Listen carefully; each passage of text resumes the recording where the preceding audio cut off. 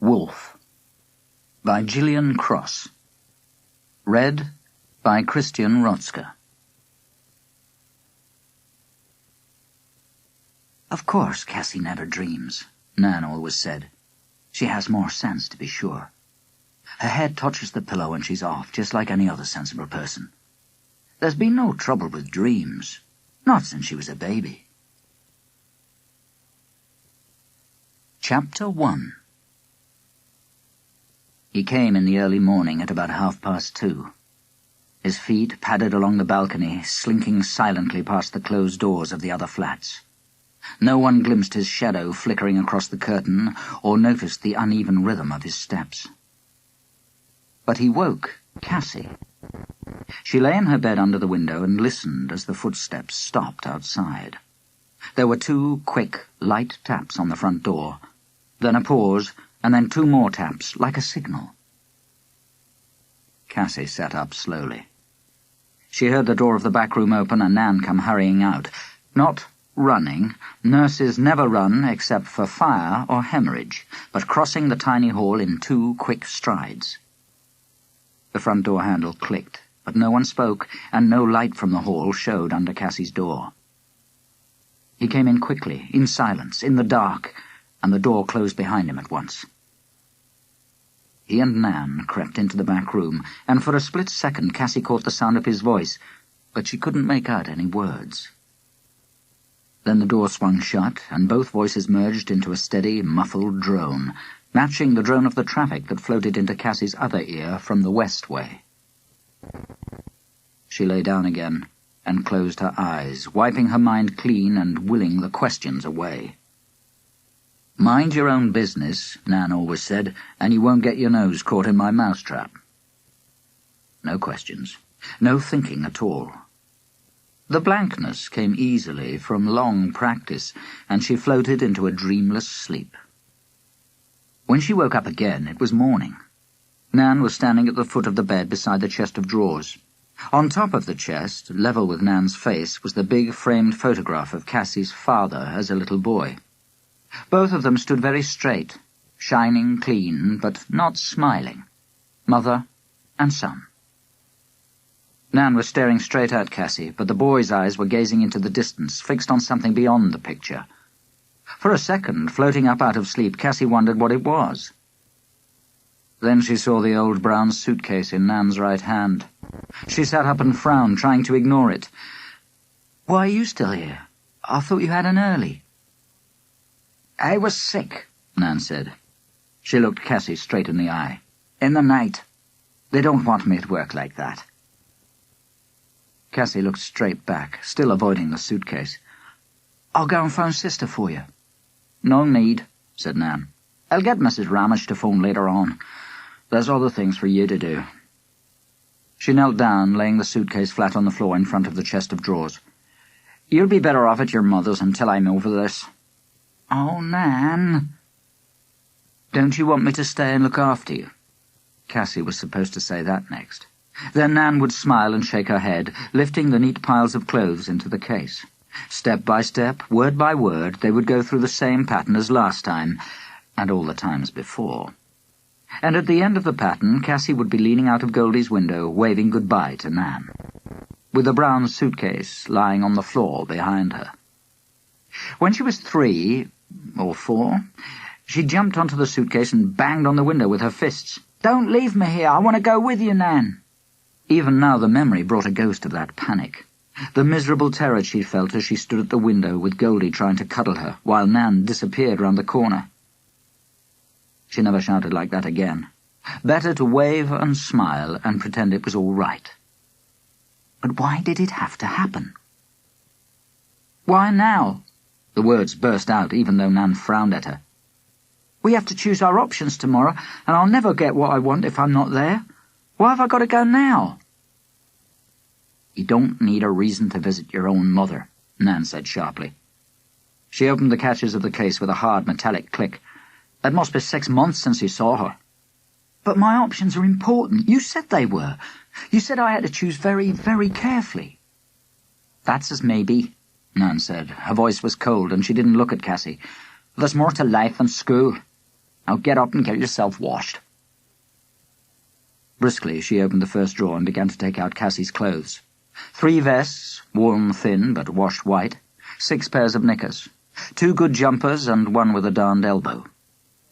But Cassy wasn't ready to give up yet. She stared stubbornly down at the half-packed suitcase. "I want to know what this is all for. Why have I got to go so suddenly?" "There's no time to spare for chattering," Nan said. She folded a navy blue school skirt into 3, precisely, without looking at Cassy. "Stop asking questions and get yourself washed." Cassy pushed her feet into her slippers and padded towards the bedroom door. As she stepped into the hall, she glanced quickly at the door of the back room. It was shut. Of course. She'd never said anything to Nan or tried to work out the connection in her own mind, but she knew that the strangeness of the closed door went with the strangeness of the suitcase. She couldn't remember when she'd first noticed, but it was always like that. Usually, Nan insisted on keeping the back room door open to air the room. It was her bedroom as well as her sitting room, and she hated it to smell of sleep. Even though it faced the front door, it was always wide open. Except when the brown suitcase appeared. Then suddenly the back room door would be closed, and Cassy knew that she must leave it alone. The only time that Nan had ever smacked her was when she'd touched the handle once to see what would happen. Today, because she was angry, she stood and stared at it. The back of her neck tingled. She wanted to march across to that door and fling it wide open to let in the fresh air. But out of the corner of her eye she could see Nan watching her. She was sitting back on her heels with her hands in her lap, looking at Cassy with narrowed eyes, waiting for her to turn away from the back room and go into the bathroom. Cassy shut the bathroom door tight and glared at her reflection in the mirror. Sensible brown eyes. Sensible, short, brown hair. You only had to look at that face to know that she wouldn't do anything wild. If everyone was like you, Nan said, the world would be a simpler, sweeter place. Sometimes Cassy wished being sensible wasn't so important. She washed twice as fast as usual, but even so Nan was calling before she'd finished. "What are you doing in there, child? Your breakfast's ready." "Coming." Cassy folded her towel and hung it on the rail. Then she walked out of the bathroom. "What shall I do with my pyjamas?" "Put them in the wash," Nan said from the kitchen. "I've packed some clean ones. Then get dressed and come to have your porridge." By the time Cassy walked into the kitchen, her porridge was out and her tea was poured. Before she'd even sat down, Nan was pushing the milk and sugar at her and talking about the next thing. "I've put up a bag of food for you to take. Will you manage that as well as your suitcase?" Cassy stopped with a spoonful of sugar in mid-air. "Why have I got to carry them both? Aren't you going to come with me? And why would you need me to hold your hand? You may not be very big, but you're almost 14. Nan turned away quickly and began to run water into the porridge saucepan. "I don't want to be running around on trains, not in my state of health." "But you always take me." "Maybe it's time you were growing up then," Nan said.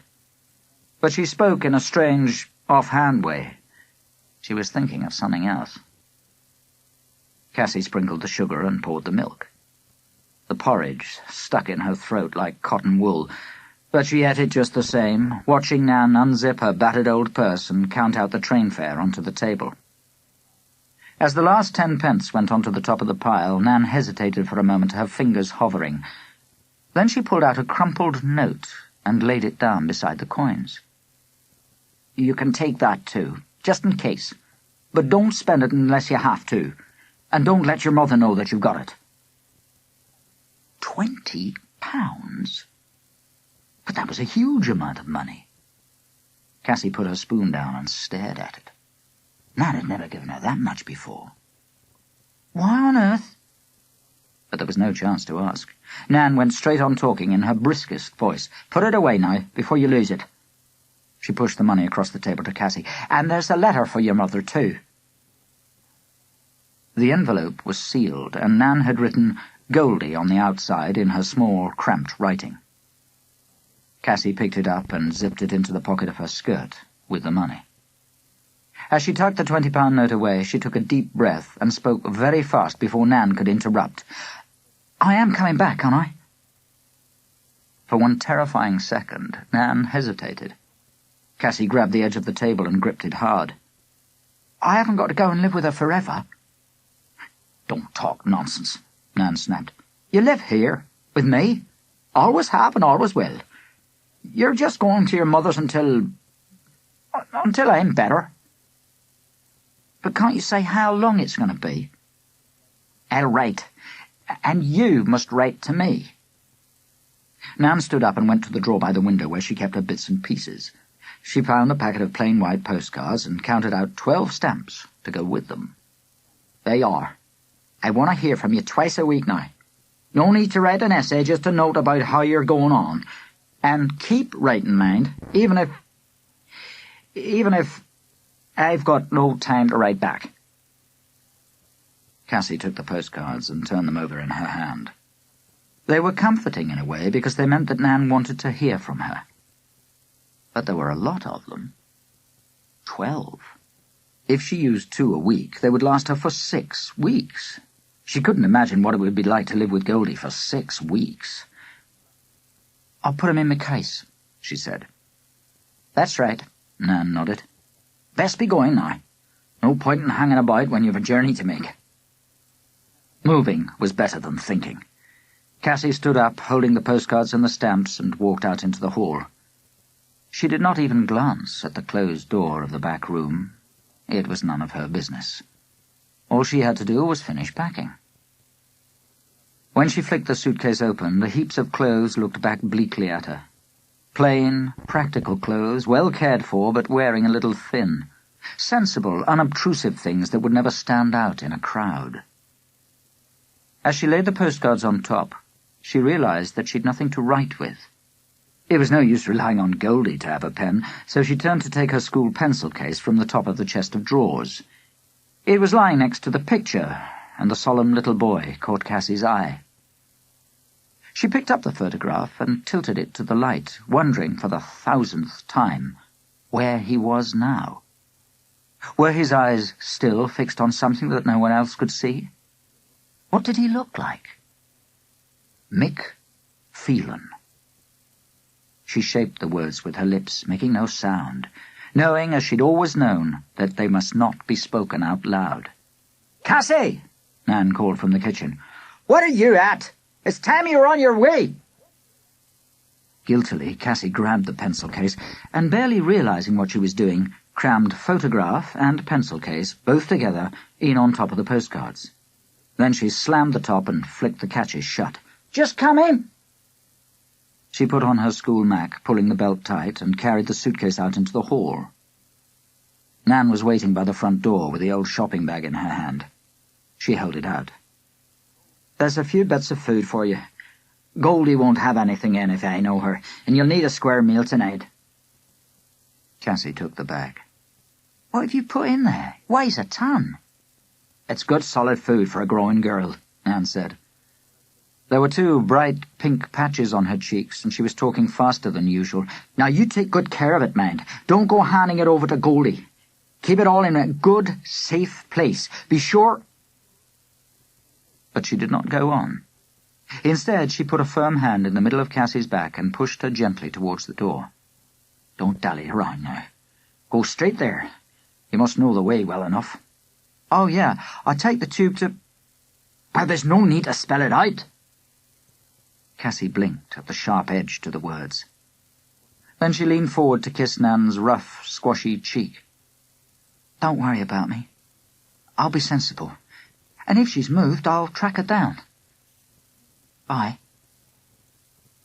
"You're a good girl." Nan laid the back of her hand softly against Cassy's cheek. "Be patient," she said in a low voice. "Things'll work out."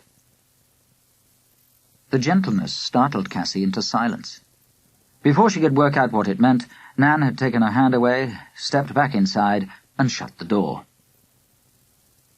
For a second, Cassy stood staring at it, but all she could see was her own reflection in the little glass pane. There was no point in waiting. She had more sense than to knock on the door again. A couple of years ago, she'd quarrelled with Goldie and run away home. When Nan saw her standing on the doorstep, she'd sent her straight back, even though it was getting dark, without a meal or a cup of tea to warm her up, without even letting her through the front door. Pulling up the hood of her school Mac, Cassy buttoned it firmly under her chin. Then she picked up the heavy suitcase and the shopping bag and set off, a short, determined figure with her head held high.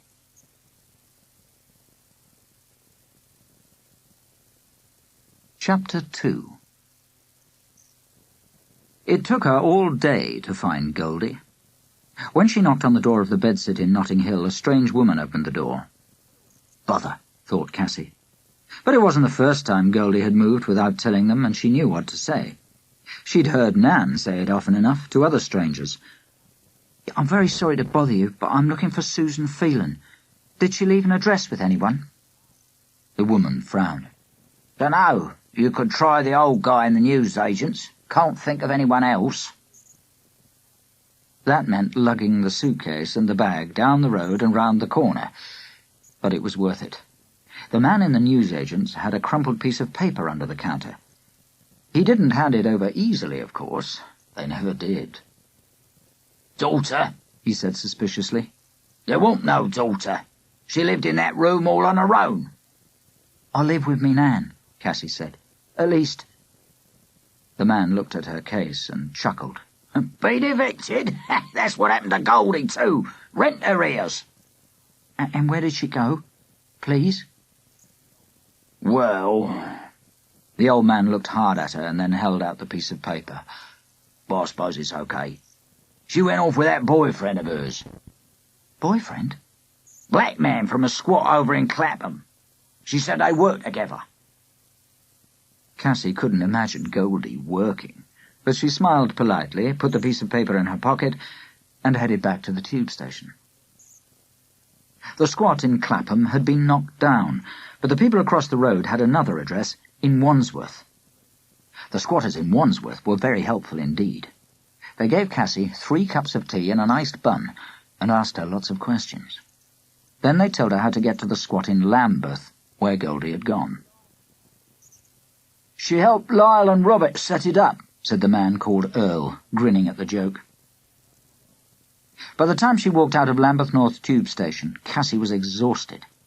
She'd been bumped on the escalators, sworn at as people pushed past her case, and followed by an old man with a dirty beret. She was cold and hungry and thirsty, and it was getting dark. But she kept walking. The sides of her hood, like blinkers, shut out the view on either side, and her feet moved steadily with a rhythm of their own. She was beginning to feel that she would never find Goldie.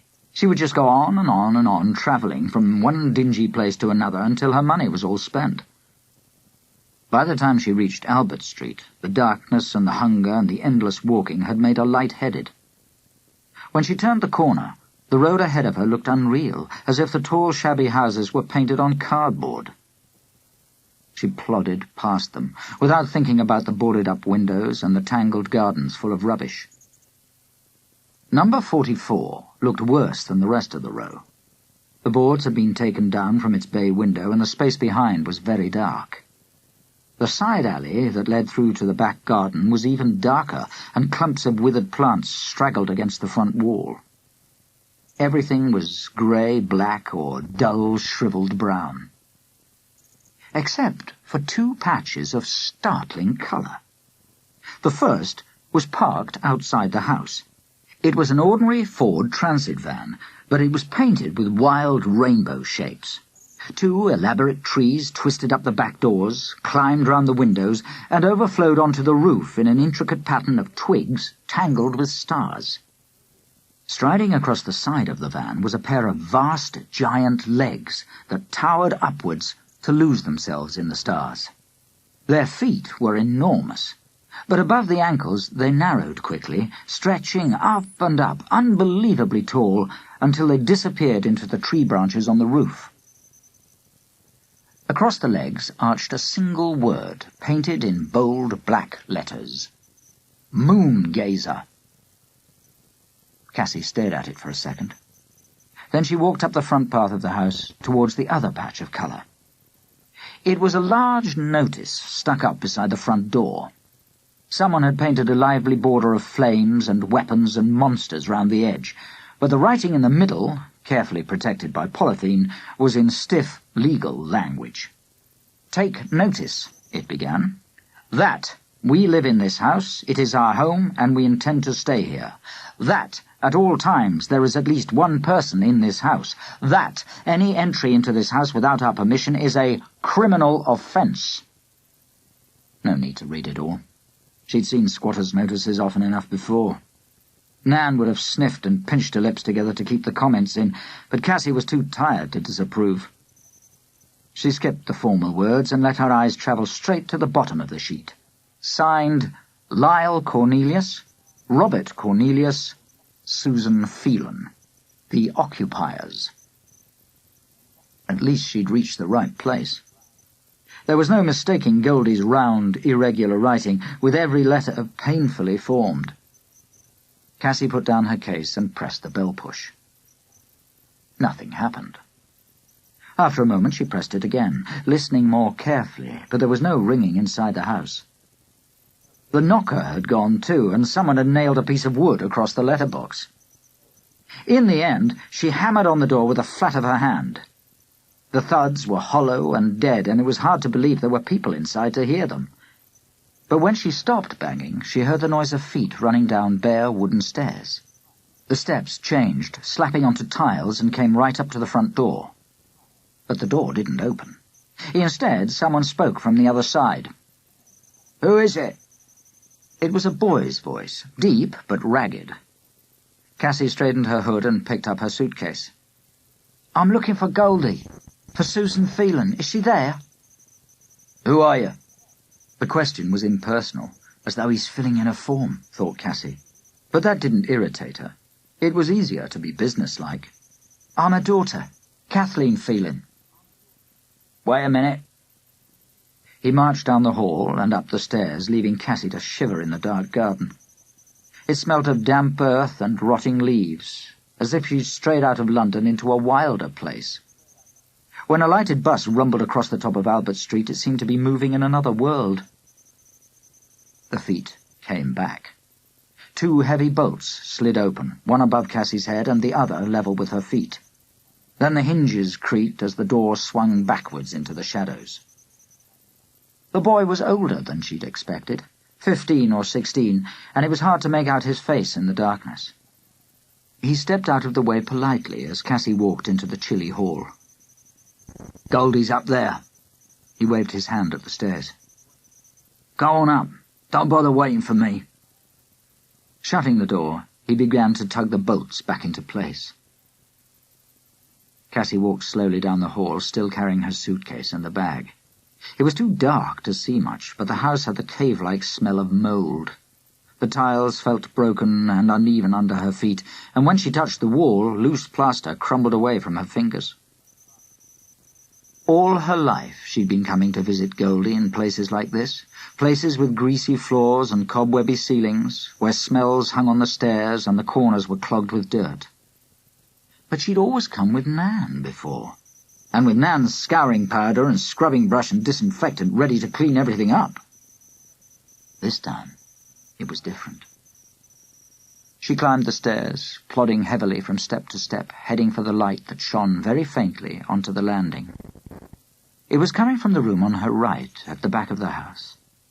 Heaving her case another couple of feet, Cassy tapped lightly on the door. "Come in!" That was Goldie's voice, giggly and excited. Cassy pushed the door open, took one step, and stopped in confusion. It was like walking into an infinite forest full of fireflies. The darkness flickered with points of flame that dipped and swelled all round her, retreating endlessly. Between the flames were dark flowers and flashes of colour that defied her eyes and teased her mind. Were they large or small, near or far? The room had no limits. Left and right, behind and in front and above, the lights and the flowers surrounded her with patterns that destroyed her sense of space. The shock of it froze her brain, and she gripped the handle of her suitcase, standing completely still as she worked out where the boundaries were. It took her more than a minute. Slowly, she realized that she was looking at reflections. The only real lights were 2 candles standing in bottles in the middle of the floor. Their flames were reflected backwards and forwards, over and over, up and down, in 100 fragments of mirror. There were pieces of mirror stuck all over the walls and the ceiling. Some were coloured, some were engraved or beveled or painted, and some were plain. Some were stuck flat to the wall, and some were set at an angle. In every piece, the flames danced differently. Dozens of pieces of cloth were draped round the mirrors, hiding the sharp straight edges and filling the gaps with shadowed images. Sombre flowers were overlapped by plain, dark cloth, and dim leaves twined in and out of dusty velvet. Here and there a few silver folds gleamed white, like silver birch trunks in a wood of yew and holly. Behind the flames, between the tree trunks, among the shadows, there were human shapes, infinitely reflected and repeated like the candles. But like the candles, only 2 of them were real. Slowly, Cassy turned to face them.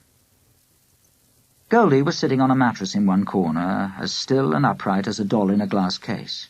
A black fringed shawl lay round her shoulders, and her long golden hair was combed over the silk, straight and gleaming. Beside her, cross-legged on the floor, sat a tall man. A stranger. Old, thought Cassy first. Not a boyfriend at all, but a man of 50 or more with a lined black face and a fringe of grizzled beard. And thin. Bony ankles and bare, long-toed feet. Long, long fingers spread suddenly wide as he smiled at her out of the dark forest. "Hello, Little Red Riding Hood." For a moment she could not take her eyes off him. His narrow lips were taut round the dark cave of his mouth, and his body was as tense as a hunting animal's in the moment before it springs. He was waiting for some answer that she did not know how to give. She put down her case and the bag, and tugged the hood back briskly off her head. "I'm Cassy," she said, and then to Goldie, "Hello, Mum." Goldie clapped her hands. "Oh, Cassy, how lovely! I wanted you to come. Do you like my beautiful room?" "Very nice," Cassy said. She marched over to the mattress, delivered a firm, sensible kiss, and suffered the strangling hug that Goldie always gave her. This time it was shorter than usual. Goldie glanced past her, nervously watching the door. "Where's Granny feeling? You haven't left her downstairs, have you?" "She's not here." Cassy tried to ignore the smile and the way Goldie relaxed suddenly into the cushions. "But she sent you a letter." Unzipping her skirt pocket, she held out the envelope. Goldie smiled again, but she made no effort to take the envelope. Instead, the man beside her leaned forward and tweaked it out of Cassy's hand. "That's not for you!" But he'd ripped the letter open and was reading it, peering at the words in the half-light. As he reached the end, he snorted and looked up at Goldie, his face twisted with disgust.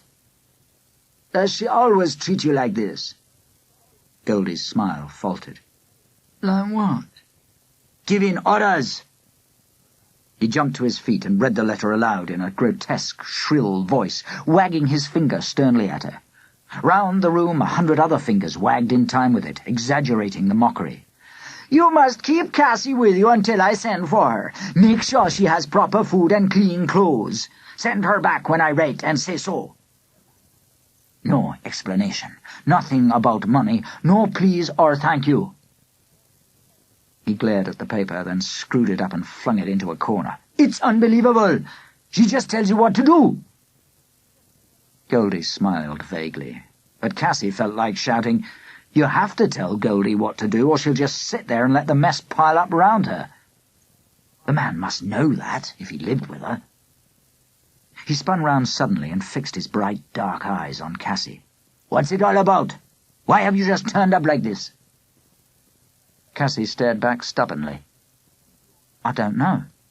"You don't know?" He raised his eyebrows and spread his hands wide. "You mean you woke up this morning and, wham, you were sent out to stay with Goldie, out of the blue?" "That's right." "And you didn't ask why?" "It's none of my business," Cassy said flatly, meaning, "It's none of yours." Goldie yawned. "Oh, don't fuss, Lyle. It's always like that. Cassy comes for a bit and then she goes away again. It's always happened, ever since she was old enough to walk and talk. Why should I mind? I like having her." "But you never wondered about it." Suddenly, Lyle was very still, and the room was still with him. "Why should I?" Goldie shrugged and smiled. "Does it matter? She can stay, can't she?" "Of course she can stay," Lyle said impatiently. He strode to the door and bellowed, "Robert!" Feet thudded on the stairs, and the boy was there in the doorway. "Yeah?" "Cassy is staying." Lyle flung an arm round her shoulders, catching her off balance. She staggered against him, feeling the ridged hardness of his ribs and the warmth of his body, and automatically she shrank away. "What's the matter?" he said, glancing down at her. "Tired?" It was an easy excuse, and more true than Cassy had realized. "I've been travelling round and round looking for Goldie. All day." "Then you need a bed," said Lyle. He waved a hand at Robert. "Fix it up, Rob." "It's all done," Robert said calmly. "I put the spare blankets in the front room downstairs." "Brilliant! Give her a hand with her bags, then." Robert picked up the suitcase in one hand and the shopping bag of food in the other, and nodded at Cassy to show that she should follow him. She stepped out of the door and peered into the shadows on the stairs. Robert was sure-footed in the dark, but she had to feel her way carefully. By the time she reached the bottom of the staircase, he was already in the room at the front. She walked warily after him, prepared for more strangeness. But it was an ordinary, empty room. Some blankets were piled on the bare boards, and the fireplace gaped dustily in one wall. Robert had hooked an extra blanket across the bay window, but the upper panes were uncovered, letting in the dull glow of the street lamps. Automatically, Cassy reached out and clicked the light switch. Nothing happened. "We're working on the electricity," Robert said. Not apologetic, but proud. "They won't connect us, but Lyle thinks he knows a way." Cassy smiled weakly, trying not to look disapproving, but Robert didn't seem to notice. He put down her bag and her case and went on with enthusiasm. "It'll be a really good place if we get that. We've already got water, and a toilet down the hall that sort of works." "Oh," said Cassy. She knew all about toilets like that. "Her kitchen's not very well organised, but we've got lots of food in. You're welcome to raid it if you're hungry." Not now, thanks." But the mention of food reminded Cassy of the shopping bag. "Don't go handing it over to Goldie," Nan had said. But Robert was different. She picked up the bag and held it out. "You ought to have this. It's some food that Nan sent, to help with my keep." "Great. Thanks." Robert took the bag and peered inside, spreading the handles wide. Cassy had a momentary glimpse of carrots and baked beans and tinned ham, and at the very bottom something smooth and yellow that she couldn't identify. Bananas? But Nan wouldn't have put those under the tins. "Brilliant," said Robert. He grinned and slung the bag over his arm. "Anything else you want now?" Wearily she slid her feet out of her shoes and opened her suitcase to find the things she needed straight away. Sponge bag, pyjamas, towel. The photograph on top slid sideways, and she caught it just before it hit the floor. It had better go on the mantelpiece at once, out of harm's way. She stood up and put it right in the middle, so that the solemn boy's face stared down towards her makeshift bed. But not quite at it. However Cassy shifted the picture, she'd never been able to make those eyes look at her. They were still gazing across and beyond her as she settled under the blankets, wriggling to get herself comfortable on the hard floor. And when she closed her eyes, the solemn face jumbled with the rest of the day, making strange pictures as she sank into sleep. The sweet smell of pine trees was all round her, and the ground under her feet was soft with needles, layer upon layer upon layer. There was no path through the forest. She turned slowly, gazing down alleys of trees. The lower branches barred her way, and the higher ones shut out the light. The clearing was like a shout, raucous and shocking. Bright blue sky, bright green grass, and a patch of bright yellow at the far edge. With the basket dragging at her arm, she began to push her way towards it, through the sharp branches. The flowers sat close to the ground in their ruffs of frilled green leaves. Against the darkness of the pine trees, the yellow cups were as sharp as a challenge. Winter aconites. She stared at them, knowing, in her dream, that they had some other name, some meaning that she needed to understand. But the words slid away like soap as she tried to grasp it, and she could not remember. She began to pick the flowers.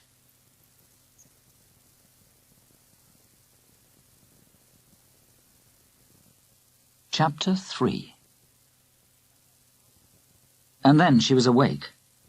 Quite suddenly, so that for a moment the dream stayed with her and she could smell the sharp scent of the pine needles. As the forest faded, she opened her eyes to the bare room with its peeling wallpaper and the blanket across the window. It was bleak and dusty in the cold morning light, and her breath hung in clouds in front of her. She sat up and began to wriggle out of her blankets. The moment she moved, she realized that she was ravenously hungry. Unrolling her mat, which she'd used as a pillow, she stood up and pulled it on. Breakfast was what she needed. She opened the door and stuck her head out into the hall. Everything was very quiet upstairs, but someone seemed to be moving around in the kitchen. There was a strong and appetizing smell of frying. Cassy walked down the hall and pushed open the kitchen door. For a second, she thought she was in the wrong place. She'd been expecting dirt, because Goldie's kitchens were always filthy, but she hadn't been expecting rubbish and ruin. The room looked as though it had been wrecked by a maniac. Half the floor was covered with smashed wood, fragments of lino, and twisted pipes. All the kitchen fittings had been ripped out systematically and left in a heap, with a broken sink on top. The back door was barricaded. Heavy strips of wood had been nailed across the frame, and dozens of plastic bags and cardboard boxes were stacked in front of it. Even from the doorway, Cassy could smell stale cabbage leaves and rotten meat. The only permanent, fixed thing was a tap. It hung in the air, about 1/2 meter above the ground, attached to a new copper pipe that stuck up from the floor. In front was a plastic bowl with a dirty cloth in it, placed to catch drips. Taking another step, Cassy saw the stove. It was a small gas camping stove standing in one corner on the floor. There was a black frying pan on top, with 4 rashers of bacon arranged in it. Robert was kneeling beside the stove, turning the bacon with a knife. "Hello," Cassy said. He looked up. "You're an early riser, are you? Bit different from Goldie." Cassy imagined the list in his head. Early risers, Robert Cornelius and Catherine Phelan. Late risers, Susan Phelan and Lyle Cornelius. "No point in lying around," she said. "Not when there's things to do. Is there something I can have for breakfast?" Robert looked at the 4 rashers of bacon. "I'll put some fried bread in." He settled his knife on the edge of the frying pan and went to the nearest cardboard box to fetch the bread. Cassy pulled a face, thinking of food and rubbish side by side. But she knew what Nan would have done, so she did it.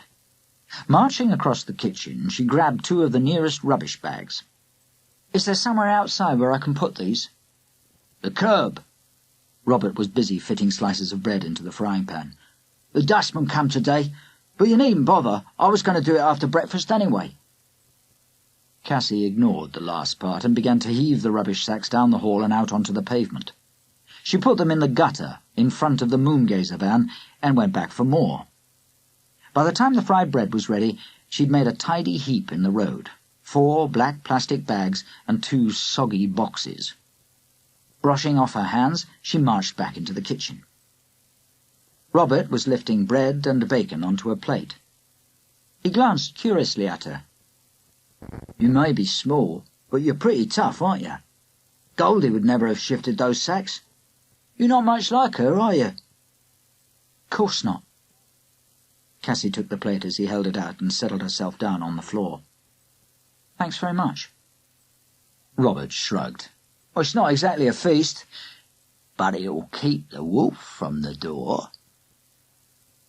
He spoke the last words with a strange emphasis, like some kind of joke, but it obviously wasn't a joke for Cassy to share. She made a neat sandwich with her bacon and fried bread and glanced at the battered kettle beside Robert. Any chance of a cup of tea? Sure. He picked up the kettle and turned on the tap. The water came out in a great rush that set the pipe juddering. Putting the frying pan down on the floor, he balanced the heavy kettle on the little stove. Sorry there's no chairs. We've only been here 2 or 3 weeks and we've had a lot to get straight. What sort of things? As far as Cassy could see, they'd spent all their time sticking up bits of mirror. Robert put his sandwich down in the frying pan and began to tick things off on his fingers. Floorboards. Half of them were ripped up to stop people using the house. Lyle almost fell down to the cellar when we first broke in. Roof. That was leaking quite badly. Water. We had to connect that before we moved in, because Goldie wanted a proper toilet. Of course she did. Robert grinned. When we moved into the Wandsworth squat, the toilet was blocked up with concrete, and we had so many shows booked that we couldn't clear it for 2 weeks. He took another bite of bacon and fried bread. Cassy made herself go on eating, but she changed the subject. Shows? What sort of shows? Well, in schools, of course. Moongazer shows. Robert looked at her. Don't you know what we do? Of course I don't. I never even heard of you till I got here. Well, Robert looked down at his feet for a moment, eating steadily, before he went on. Lyle runs workshops, mostly in schools. Drama workshops, writing workshops, thinking workshops. It's hard to explain exactly what they are, but they're absolutely fantastic. And Goldie works with him? Cassy couldn't imagine Goldie in a thinking workshop. Sometimes she does. And I do as well if he needs me. But mostly I do the research and keep track of the bookings and the money and all his tax. But how do you have time? What about school? I don't go to school much. Robert grinned again. Only when they catch up with me.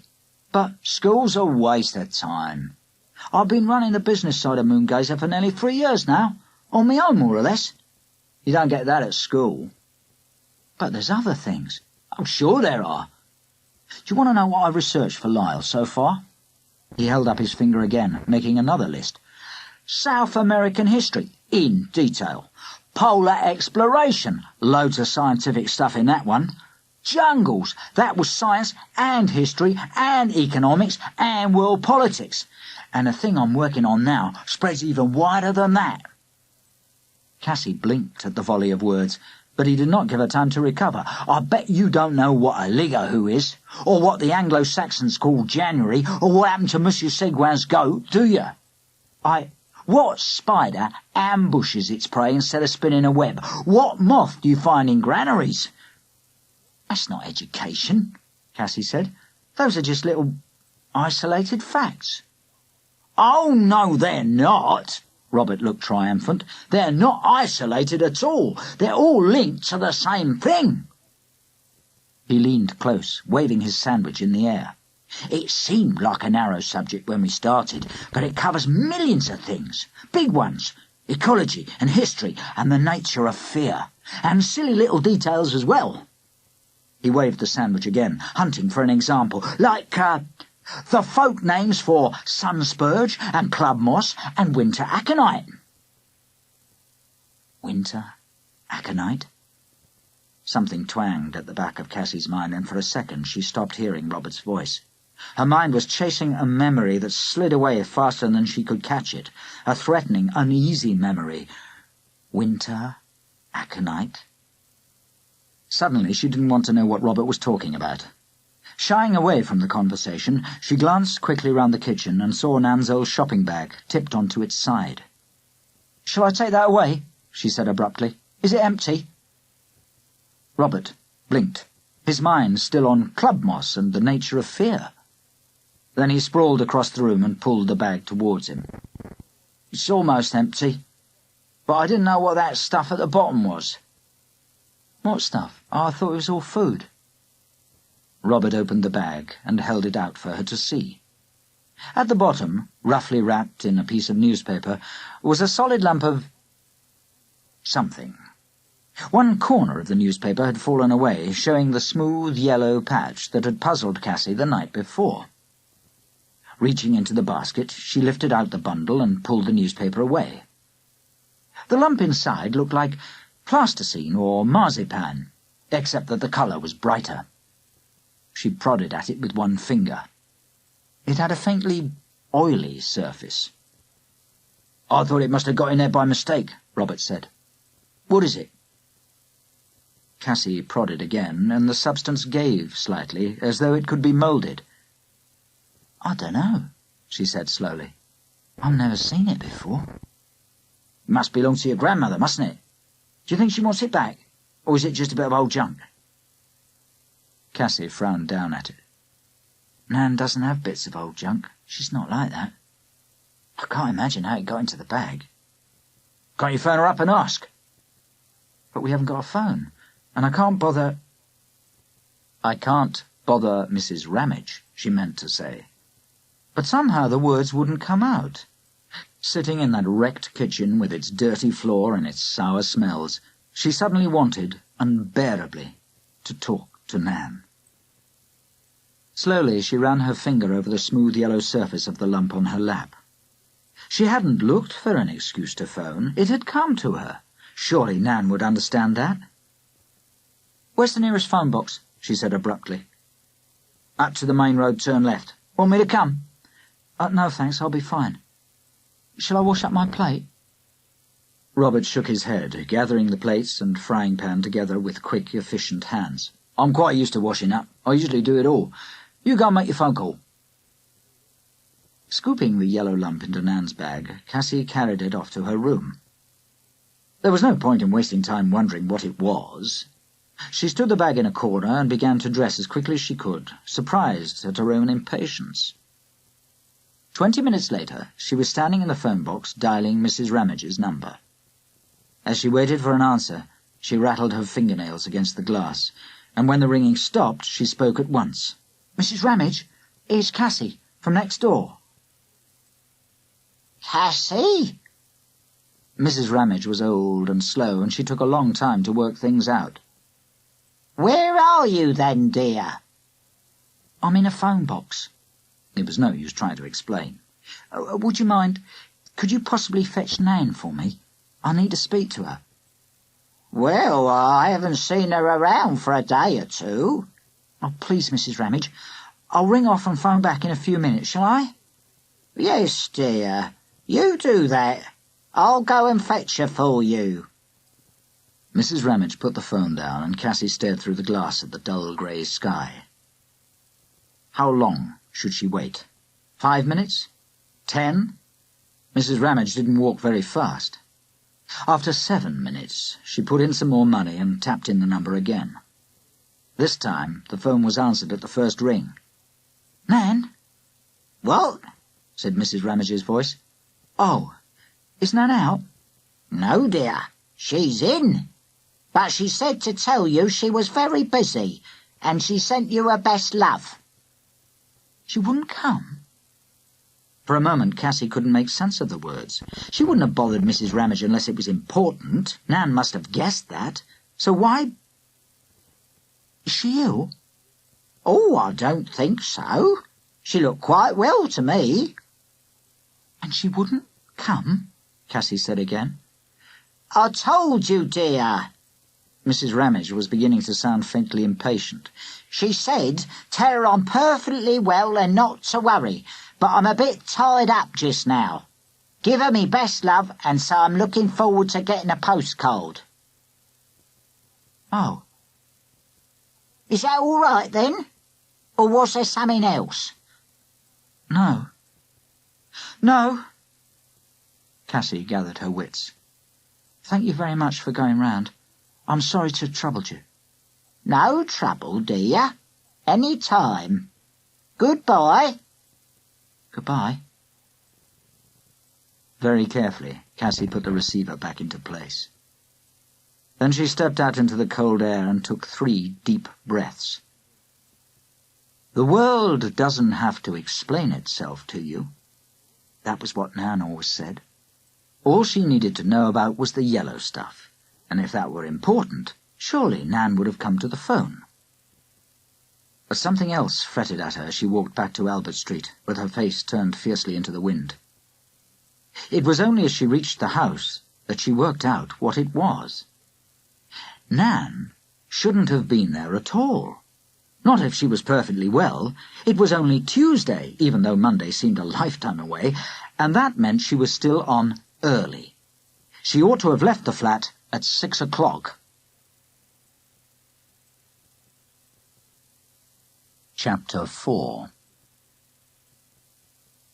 2 strange things, the yellow stuff and Nan. Cassy was still wondering about them when she got back to the house. "Did you find it okay?" Robert said as he opened the door. "What?" Cassy said vaguely. "Oh, yeah, thank you." He stepped back to let her in. "And what is the stuff? Is it important?" For an instant, Cassy was on the verge of telling him all about it, asking him what he thought. But how could he understand when he'd never met Nan? He didn't know how reliable and unchanging she was, and he must be used to much stranger things, being Lyle's son. "No, it's nothing important," she muttered. "But thanks for saving it." She gave him an absent-minded smile and went into her bedroom, shutting the door behind her. Then she opened her suitcase and found a neat packet of white postcards. It was certainly time to send Nan one of those. Nan still thought that Goldie was living in the bedsit in Notting Hill, and that Cassy was with her, instead of which... Cassy looked down at the blank side of the postcard and shook her head. How could she fit everything onto that? She'd only been away one day, but she could have written pages. About hunting for Goldie, about the house, about Lyle and Robert. But all that would have to wait for the next postcard, or the one after that. This time she had to concentrate on what was really important. Her new address. "Never put your own address on a postcard," Nan said. "It's just a waste of space." But this was different, of course. Nan had to have her new address so that she could tell her when to come home. Cassy made sure that she wrote it large and clear. Everything else had to be squashed together underneath. It sounded very jerky, but it was the best she could manage. "This is a squat. Goldie is living with a man called Lyle and his son Robert. She's working, ! It's not too bad. A bit messy. What shall I do with the yellow stuff that was in the food bag? See you soon. Love, Cassy." As she was writing her name at the bottom, she heard feet on the stairs. "Cassy!" Goldie flung the door open and looked round it. "Oh, there you are! Hurry up or you'll be late." "Late for what?" "Well, making the masks, of course." Goldie danced into the room. "I am pleased you've come. It's lovely having you here to join in." She flung her arms wide and Cassy shrank away from the hug. "What masks? What are you talking about?" But Goldie had taken a step backwards and bumped into Nan's shopping bag. It fell over, and immediately her mind jumped to something else. "What's this yellow stuff, Cassy? Is it yours?" Cassy pushed it back into the bag, out of sight. "Mum, what about the masks?" "What?" "Oh, yeah," Goldie said, brightening. "You must come and help." Cassy gave up trying to talk sense. "I'll come in a minute. I've just got to go to the post." "Oh, no," Goldie pouted. "It's miles and miles to the post box, and we've got ever such a lot of work to do." It was like arguing with a nagging child. Goldie never gave up once she had an idea in her head. If Cassy set off down the road, she would probably follow, tugging at her sleeve. "Oh, all right. Hang on a minute." Cassy pushed the postcard into her Mac pocket, ready to post when she next went out. Then she picked up the bag and stood it neatly beside her suitcase and the folded blankets. The room might be bare, but it didn't have to be untidy. "Aren't you coming?" Goldie said from the doorway. "Yeah, I'm ready now."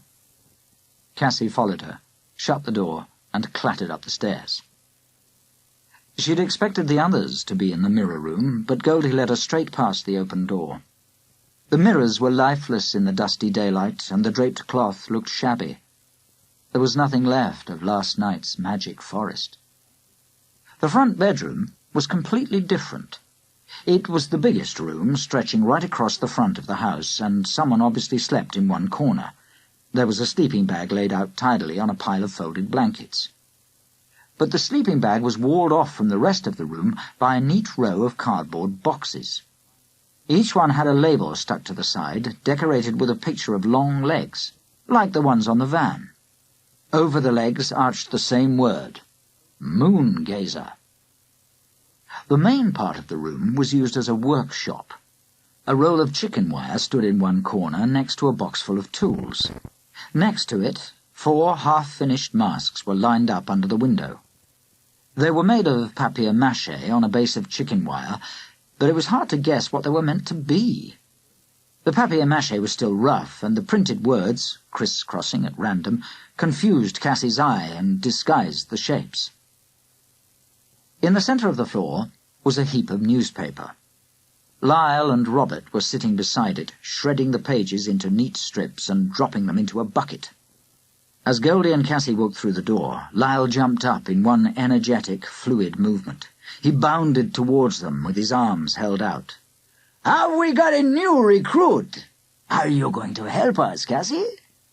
Cassy took a step backwards as though he might engulf her. "What do you want me to do?" "You could help me tear up the paper," Robert began, but Lyle held up a hand. "She's not slave labor. We want her to share, and she can't do that until she understands. Read all about us, Cassy." Cassy would rather have torn up paper with Robert, but she smiled politely and took the leaflet that Lyle held out. Goldie beamed. "It's the most fantastic thing. Moon-gazing. I like it best in the whole wide world." She stretched out her arms and spun round the room on tiptoe until she was dizzy and Lyle had to catch her. Cassy looked at the leaflet. On the front was a photograph of Lyle in a scarlet tracksuit. He was standing under a tree, and the photograph had been taken from ground level so that his legs and feet were huge and his head was impossibly small and far away.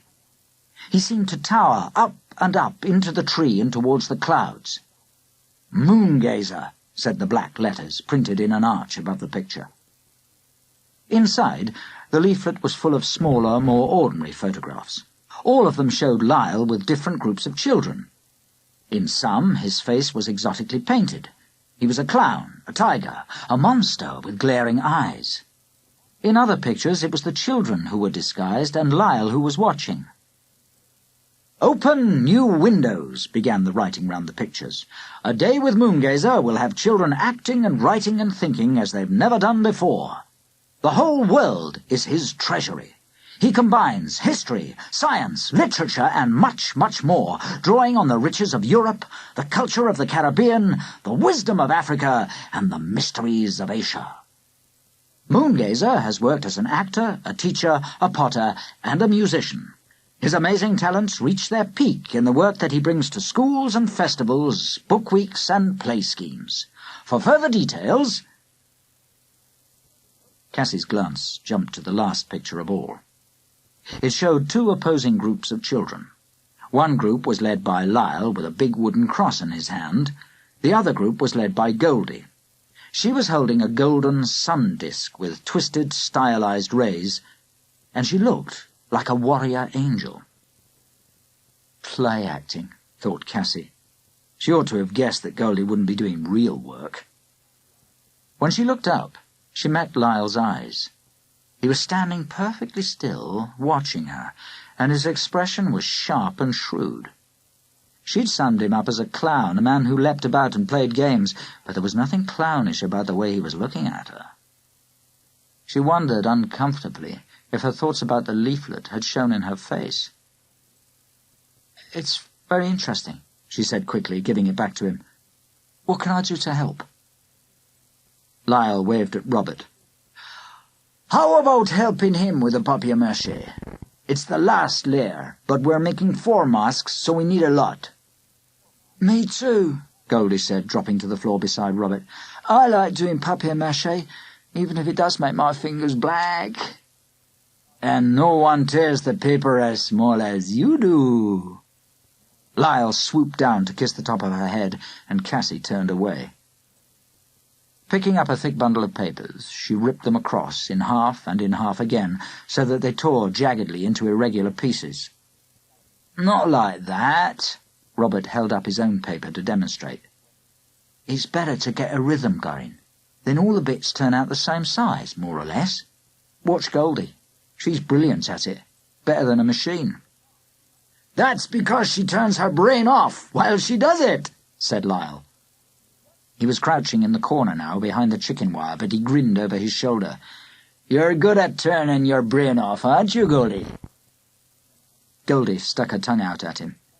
"You think I'm so stupid, don't you, Lyle Cornelius? But I'm the one who thought of this new show, aren't I?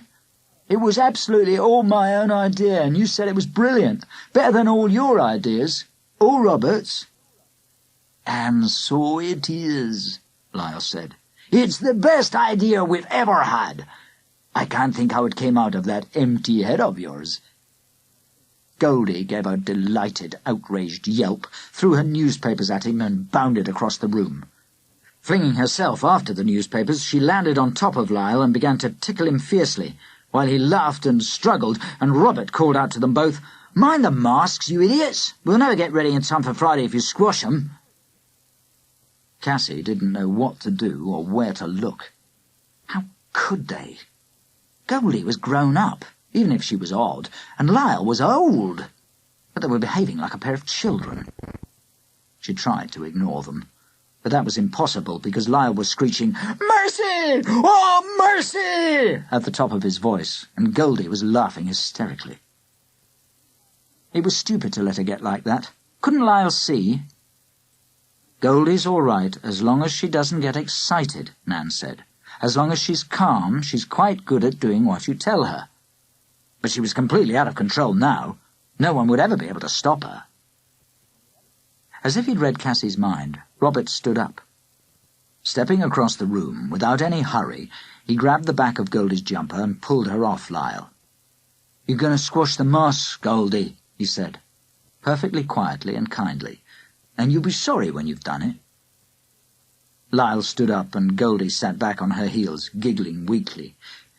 "Give in," she said. "Come on, Lyle." "I give in," he said solemnly. "Say I'm brilliant." "I'm brilliant," Lyle said. Then as Goldie screwed up her fists and growled, he ducked his head. No, I mean you're brilliant, of course, Goldie dear." "And my idea is the best idea ever?" Cassy couldn't stand the nonsense any more. "What is this brilliant idea, anyway?" she said. "No one's told me yet."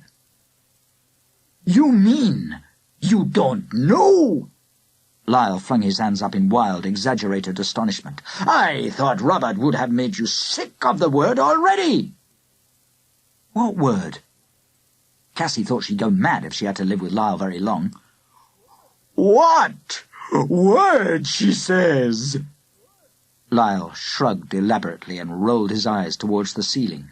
"As if the house didn't ring with it all day long. As if Robert didn't murmur it in his sleep and write it in golden syrup in his porridge every morning. As if—" "Oh, get off, Lyle," Robert muttered. "You can see she's not used to being wound up like that. It's not fair." He was still ripping paper, steadily and evenly, amid all the chaos. Without stopping, he turned to Cassy. "What we're doing is wolves." "Wolves? And winter aconite?" "Not wolves," Lyle said impatiently. "That sounds like some kind of nature talk. It's wolf, boy. That's what we're doing." He spun round and grabbed one of the masks from the floor behind him. It was an awkward, ungainly shape, about a metre long, with faces from newspaper photographs spattered distractingly all over it. He waved it at Cassy. "Look!" Cassy looked. but all she could see was something like a giant lumpy sausage, which widened out into a mask shape at one end. "Wolves don't look like that," she said. "Exactly!" Lyle beamed as though she'd said something clever. "Wolves don't look like that, but wolf." And he beamed again, leaving the sentence unfinished. Cassy hadn't got the faintest idea what he was talking about, but she wasn't going to ask. She'd had quite enough of Lyle for the time being. Bending her head, she began to tear up the newspaper, concentrating on the size of her strips and not taking any notice of anything else. But later in the day, much later, the conversation came back to her, teasing her mind. And as she lay down in her blankets that night, she wondered why she'd been so sure. Wolves don't look like that. How did she know? What had she ever had to do with wolves? She tried to make some kind of picture in her mind, but the image slid about shapelessly, splitting into disconnected fragments.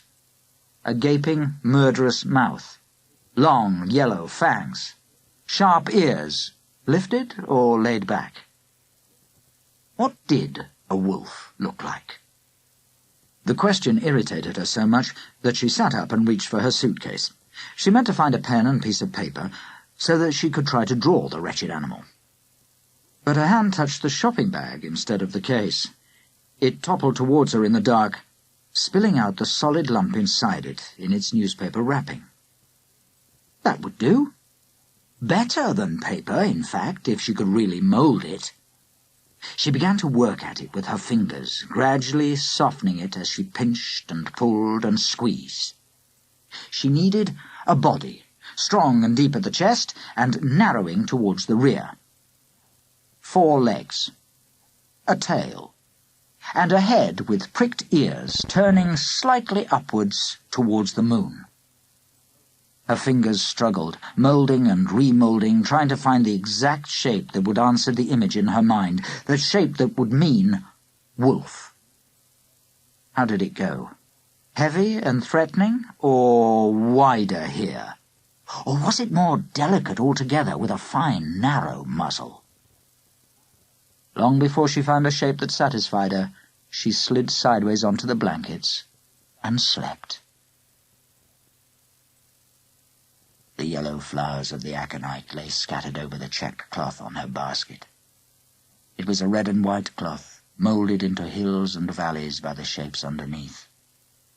The smooth hump of the new loaf, the circular tops of the custard cups, the long, smooth rod of the bottle's neck. She stood with her back to a tree, in that stillness which makes movement impossible in dreams. "Where are you going? Can I show you the way?" The whispering voice caressed her ear, familiar but unrecognized. She could not turn to see who had spoken, and her mind danced away, refusing to make a picture of the face. But she knew the huskiness and the warm breath and the slow, enticing murmur that went on and on. "Shall I show you the path? We could play a little game."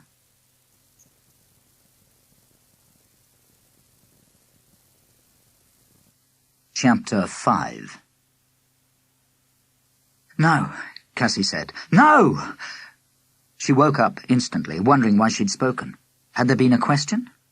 But the dream had gone, leaving only the uneasy prickling of her skin. Stupid to take any notice of that. The best remedy for peculiar feelings was to be up and doing. Scrambling out of her blankets, she gathered up the top one and shook it hard, getting ready to fold it. Something fell from the blanket onto the floor, landing on the boards with a soft, almost noiseless thud. Cassy bent to pick it up. It was the yellow lump that she'd been trying to mould into a wolf shape. There was nothing wolfish about it now. She must have rolled onto it in her sleep, because it was squashed out of all recognition into a strange, distorted shape like the map of an unknown continent, or like... Turning it over in her hands, she tried to think of a better comparison, but she could not concentrate. Nan's voice seemed to be ringing in her ears. Up and doing. You don't want to waste time mooning about. Squashing the shape together quickly into a rough ball, Cassy put it on the mantelpiece beside the photograph of her father. Then she dressed, tidied her blankets, and went down the hall. She could hear Robert already moving around in the kitchen. He was up and doing too, was he? So much the better. There were plenty of things for them to sort out, and two people could get through a lot more than one. Perhaps she could persuade him to get on with clearing the kitchen this morning. She hoped the kettle was already on. "Hello," she said brightly, striding into the kitchen. The kettle was certainly on, but Robert wasn't ready to start clearing the kitchen. He looked up at her from the middle of a sea of papers. There was a box file open in front of him, and all round, in neat little piles, were newspaper cuttings and pages covered with close, neat writing. "Whatever are you doing?" Cassy glanced down at the nearest pile, and she had her answer before Robert could say a word. There, gazing up at her, was a wolf. It stood alert in a blur of green shadows, its pale black-rimmed eyes staring sharp and cold. The speckled coat spread in a ruff round the triangle of its face, and its ears stood erect. Below the photograph, a headline screamed, "Wolf explosion in Spain. Wolves return to Cantabria. Farmers in the Picos de Europa, Spain's Alps, are up in arms about the sudden increase in the wolf population." "Wolves," Cassy said slowly, looking round. Robert grinned. "Yeah, I know it's a mess, but that's because I'm putting it all in order. We've got a booking next Monday, and Lyle wants to try this out." "Try what out?" said Cassy. How could all those tatty scraps of paper turn into a show? She squatted down, peering more closely at the little piles. There were photographs of wolves, maps and charts to show how many wolves lived where and at what time in history. A long book list with most of the books ticked off, and a coloured wall chart of how wolves communicate, with dozens of wolfish faces threatening or cringing or grinning. Disconnected snippets danced up at her, listed in careful handwriting. Wolf, English. Loup, French. Lupus, Latin. Lichos, Greek. Lobo, Spanish. Lobo, Portuguese. No matter how much you feed a wolf, he will always return to the forest. Russian. The wolf loses his teeth, but not his inclinations. Spanish. The wolf is kept fed by his feet. Russian. Wolfmanoth, January, Anglo-Saxon. Wolf spider. Ambushes prey instead of spinning web. Wolf's milk. Sunspurge. Wolf's claw, club moss. Wolf bane, winter aconite. Wolf's head, outlaw.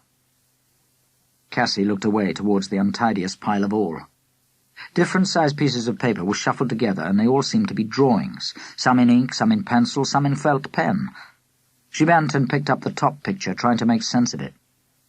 A huge black circle had been scrawled in the very centre of the paper and roughly shaded in. Round the edge of the circle were jagged triangular shapes, some pointing inwards and some pointing outwards. The triangles had been drawn so fiercely that in one or two places the pen had gone right through the paper. "That's Lyle's favourite," Robert said. It would be, Cassy thought. She shook her head. "I must be stupid. I can't even see what it's meant to be." "Wolf, of course." "Wolf?" Cassy looked at him to see whether he was joking. "But it's nothing like a wolf." "Not a wolf," Robert said patiently. "We've got lots of photographs of those. This is something quite different. Lyle said wolf, and then he got people to draw the picture that came into their head. Goldie drew that one, the big gaping mouth with the terrible teeth. Lyle was thrilled to bits." "Oh, it's Goldie's, is it?" Cassy put it to the bottom of the heap and went on leafing through. There were about 30 pictures. Wolves running or leaping or baying at the moon. Long-muzzled wolves that belonged in cartoons, and long-legged wolves that looked more like horses. She picked out the most sensible one she could find. A proper wolf, with a head and a body and a tail and 4 legs. shaded in pencil so that you could almost feel its fur. "That's what a wolf looks like," she said, holding it up for Robert to see. He frowned. "You haven't really got the idea." He slid a paperclip onto the cuttings he was sorting and put them on the floor. "Earl did that drawing, our friend from the Wandsworth squad. He's a painter and he does lots of work for Moongazer. I was looking forward to his wolf picture. He was furious when Earl gave him that."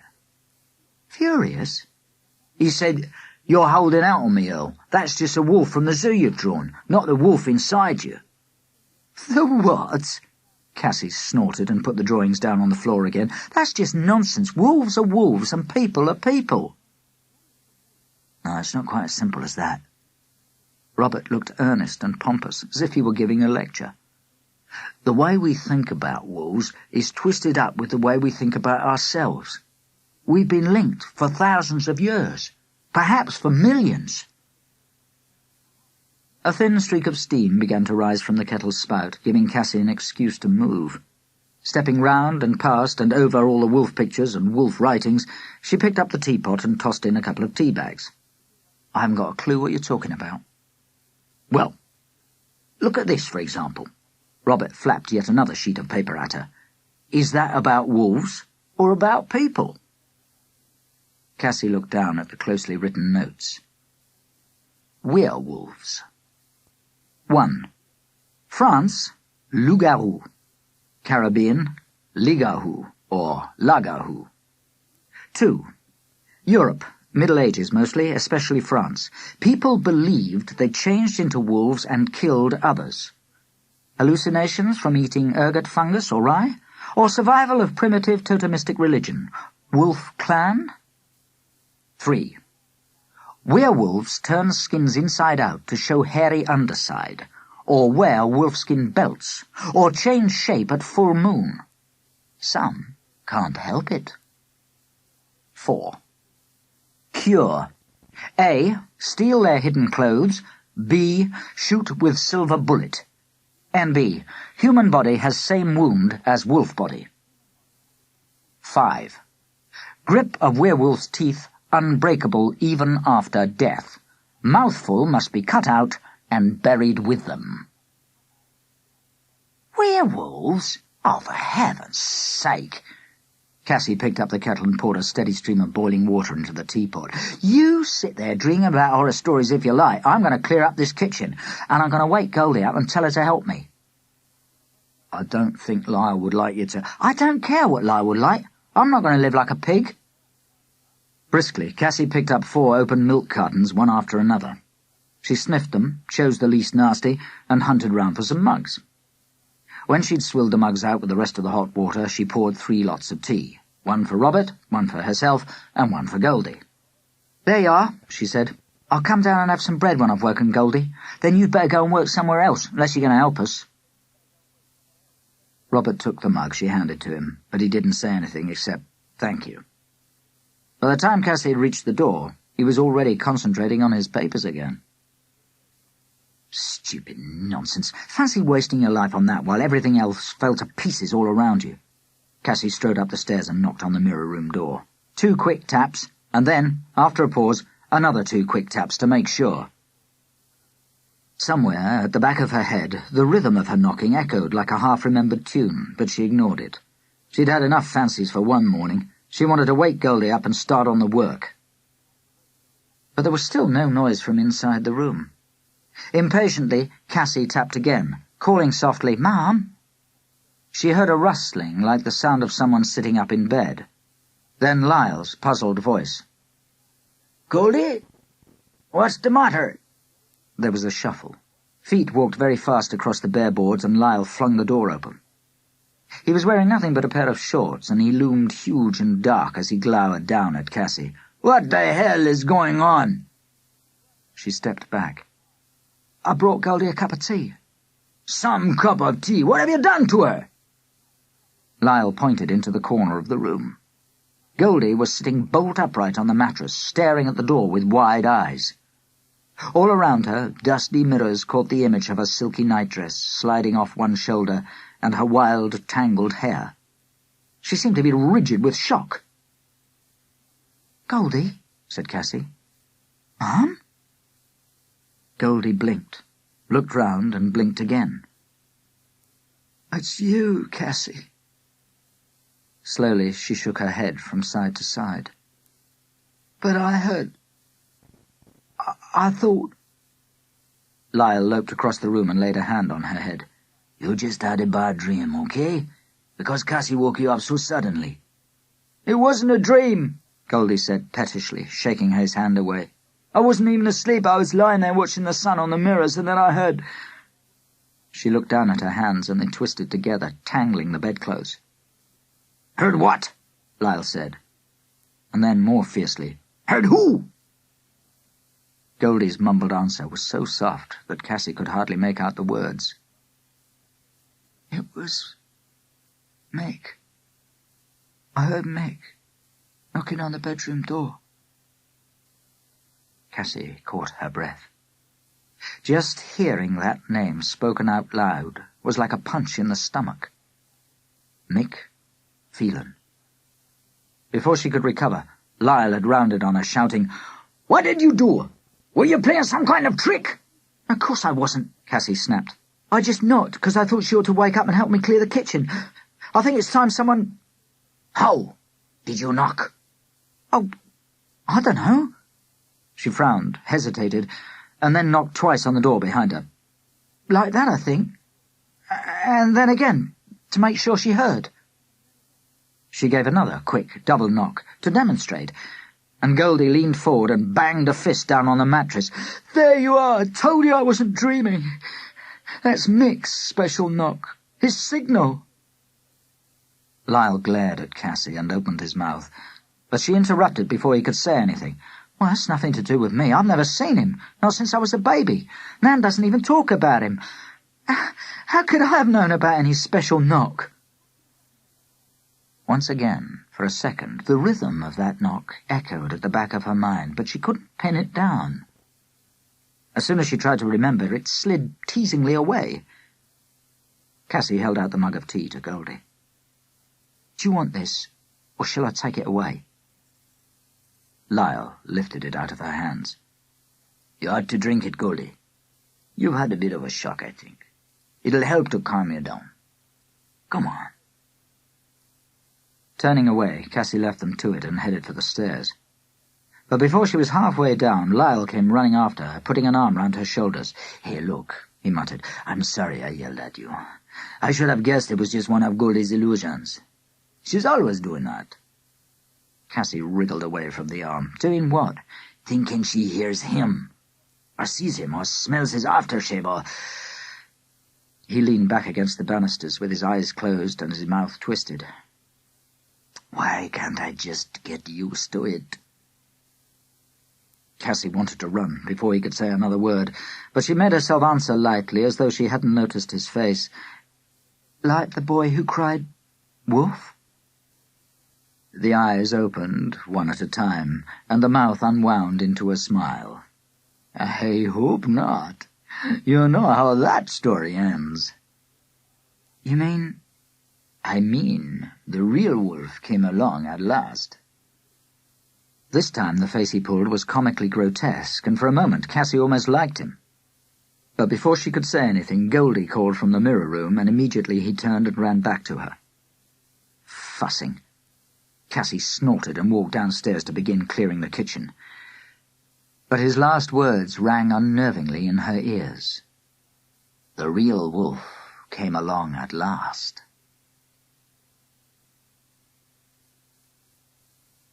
Chapter 6.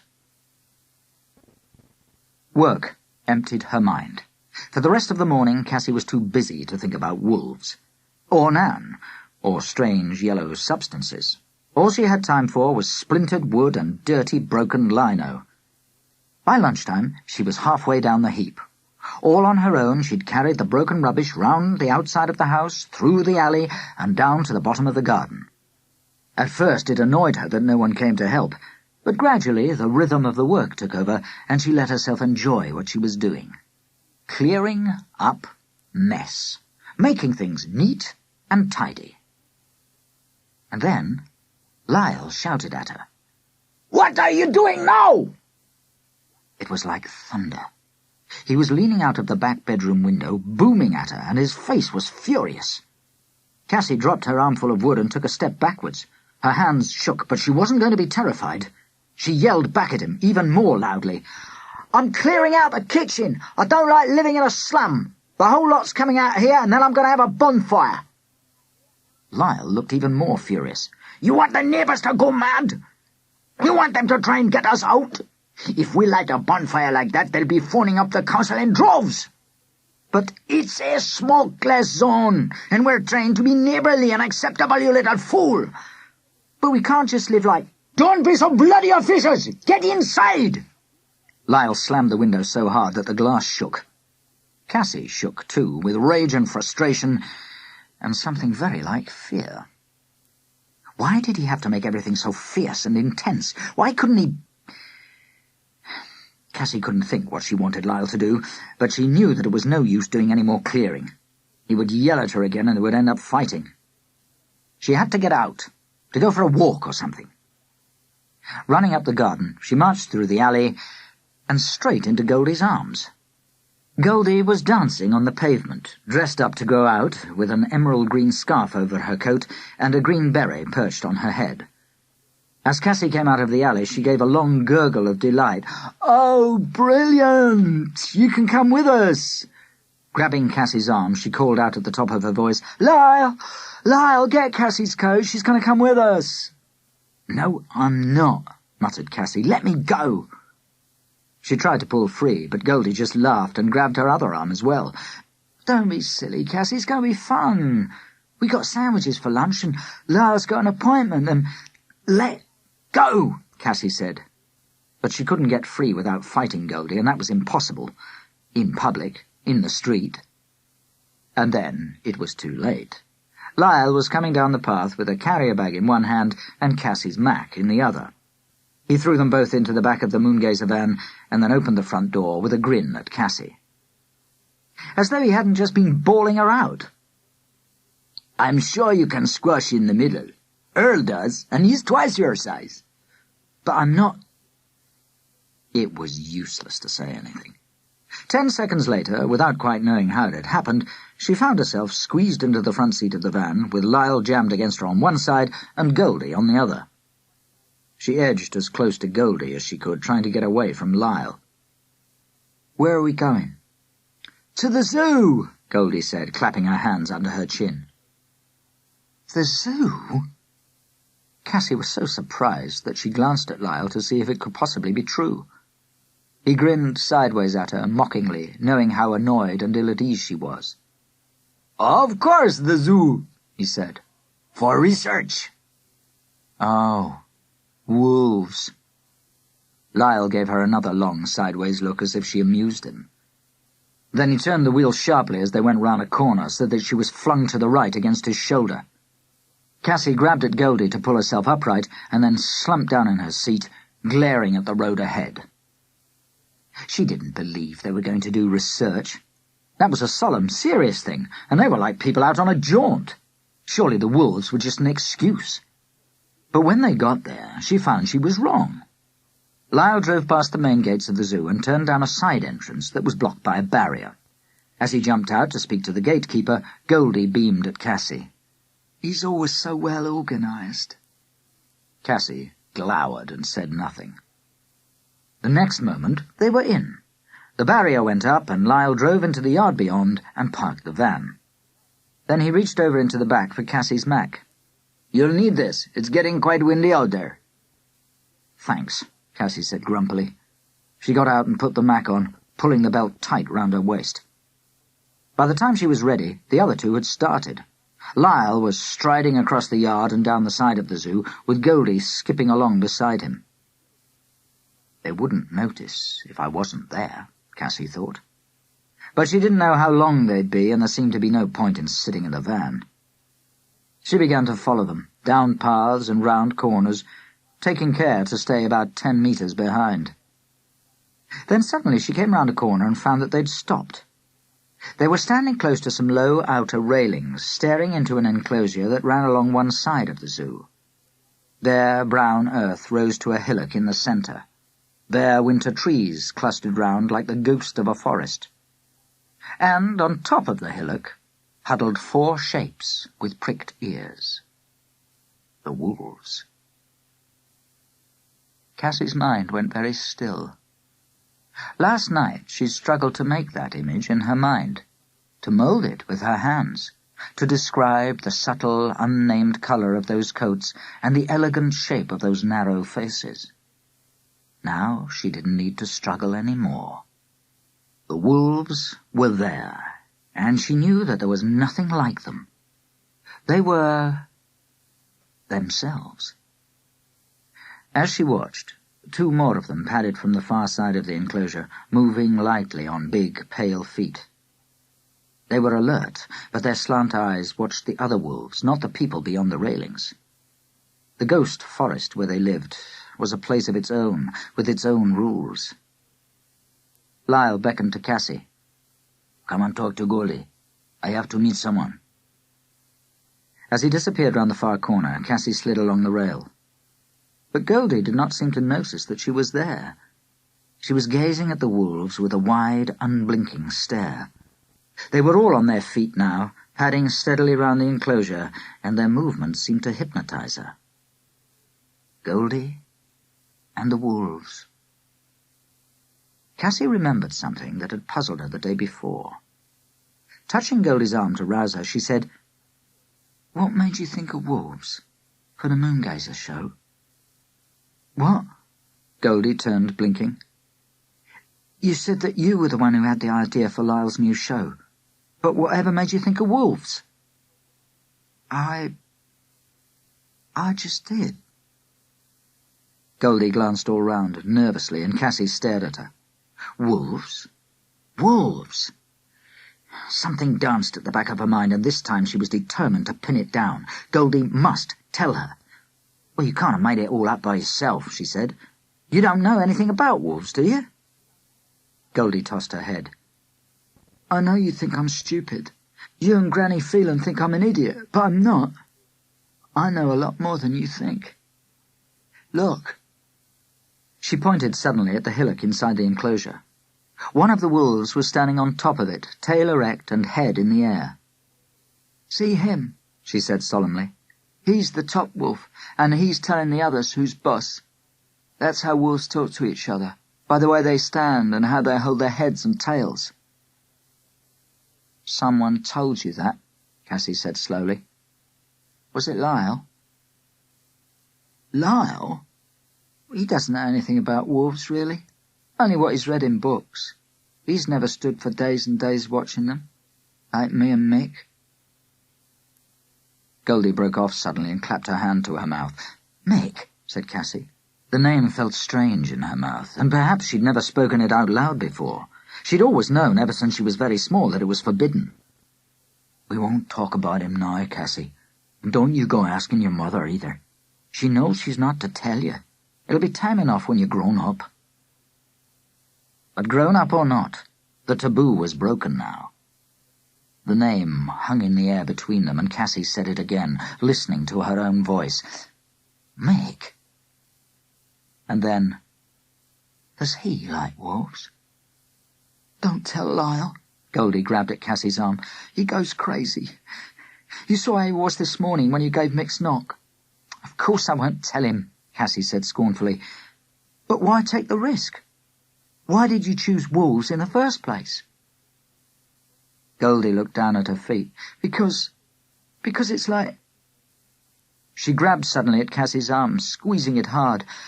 Don't you remember coming here with us in your pushchair to look at the wolves, before Granny Phelan took you, when Mick went away?"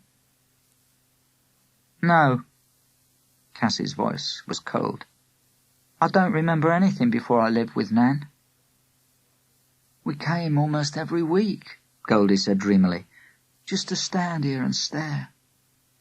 You were so sweet. You loved seeing the wolves. But not as much as Mick did. They would look at him, and he would look at them. On and on and on. Sounds really wild, Cassy said dryly. But that's what he's like, you see. He never gives up. He never goes away until he gets what he wants. Goldie tossed her head and the emerald green berry bobbed defiantly. So later on, when everyone turned against him, I understood. It was only like a wolf, fighting for his own territory. What territory, for heaven's sake? Cassy gripped the railings in front of her. What happened? Goldie tilted her head back and the winter sun glinted on her hair. And the way they've never managed to catch him all those years. Not even Special Branch. That's like a wolf, too. One of those lone wolves he was always going on about. Custer Wolf, or Traveller, or Three Toes of the Devil. But why don't you tell me? Cassy's heart pounded and all the years of not speaking clogged her tongue.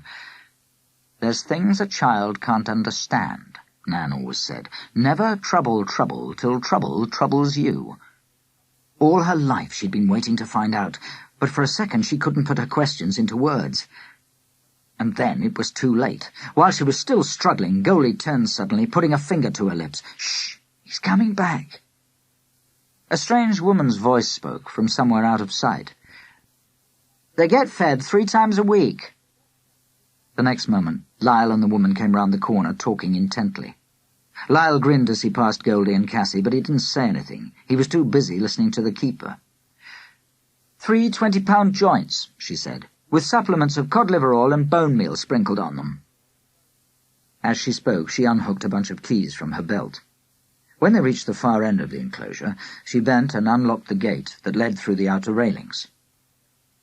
"What's happening?" muttered Cassy. "Oh, Lyle will be pleased." Goldie clapped her hands, innocent and delighted, as though she had no secrets. "He was hoping they would do that."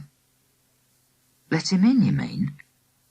Cassy stared as Lyle and the keeper walked towards the inner enclosure. "Is that safe?" "Of course it's safe," Goldie said, like a child repeating a lesson. "Wolves aren't really fierce and horrible. They're brave and clever and they work together." This time, Cassy did not ask where the words had come from. Instead, she turned and watched as Lyle stepped through the second gate and the keeper locked it after them. The wolves had all turned to stare as the lock clicked. Now, still moving with steady, unhurried paces, they padded to the far fence and stood watching as Lyle and the keeper walked towards the hillock. As soon as the two of them were clear of the fence, 3 wolves slunk behind them, covering the way back to the gate. Pacing backwards and forwards, they sniffed carefully at the tracks on the ground, crossing and recrossing them. Cassy gripped the outer rail. They wouldn't have taken him in there if it weren't safe. Lyle wasn't worried. Goldie wasn't worried. The keeper wasn't worried. But she couldn't drive the pictures out of her head. Grey shapes, moving like water under dark trees, tireless feet padding on and on across the snow, yellow eyes gleaming beyond the campfire. Lyle and the keeper were completely ringed by wolves. 6 sharp wolf faces watching every step. 6 wolf bodies moving constantly to keep their distance and the shape of their circle. As though they had somehow planned it. Cassy knew with her rational mind that there was no threat, but that did not silence the primitive voice crying in her head, "Danger! Danger!" "Mick would be dead jealous if he could see that," Goldie muttered in her ear. "He always wanted to go in there."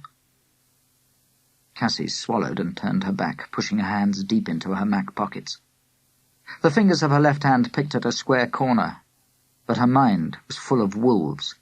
Wolves and fathers and solemn little boys who did not meet your eyes. It took her a moment to realize what she'd found. When she did, she pulled it out and frowned. This is a squat. Goldie is living with a man called Lyle and his son, Robert. She had forgotten to post her card to Nan, and the message was already out of date. It should have said something quite different, something like, "We are at the zoo. Goldie's boyfriend is in the wolf cage, and Goldie is talking about wolves. And my father. I didn't know he was interested in wolves. You never told me anything about him." and it's time you did." For a minute she almost grinned. How would Nan look if she got a postcard like that? Angry? Amazed? She certainly wouldn't send back any answers. Cassy looked down again at the postcard in her hand. At least it had the right address on. It was time she told Nan where to find her. She'd better make sure it got posted. She clutched it firmly, not putting it back in her pocket. There was no postbox in sight, and she couldn't wander off to find one, but she wasn't going to let herself forget again. She was going to make sure that she sent that postcard before she went to bed. It was a signal that meant, "Here I am, come and get me." By tomorrow, Nan will know where I am, she thought that night. It should have been comforting to know that the postcard was on its way, but the idea niggled at the back of her mind as she lay down to sleep. Here I am, come and get me. There was something wrong, but she couldn't work out what it was.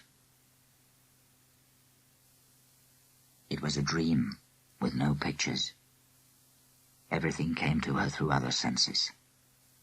The sugary freshness of the pine trees was all around, but under that, half-hidden and confusing, was another, wilder smell. Strong and animal. Her right hand gripped the handle of the basket, feeling its familiar smoothness. But under her left hand was thick hair, springy and strange. It was so deep that she could run her fingers through it. Those things were very close, vividly real. The voice was much fainter, remote and indistinct, so that she heard it rise and fall without catching any of the words. But because she was in a dream, she knew that it was her own voice, telling the way.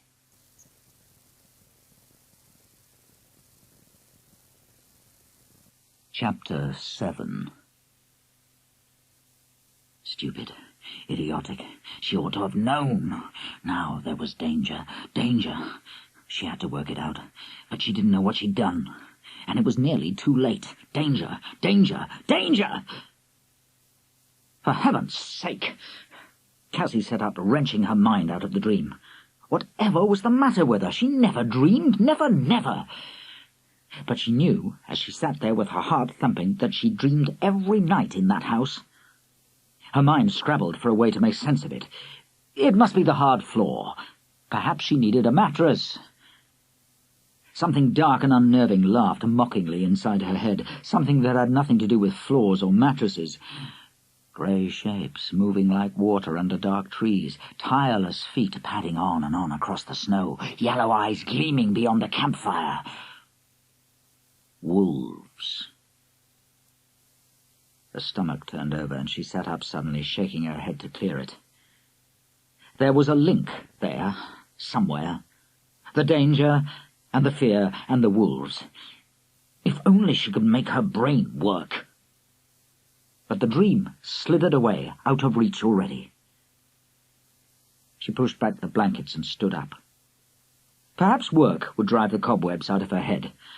Had she got time to finish clearing the kitchen? She glanced at her watch, blinked, and then stared. 11 o'clock.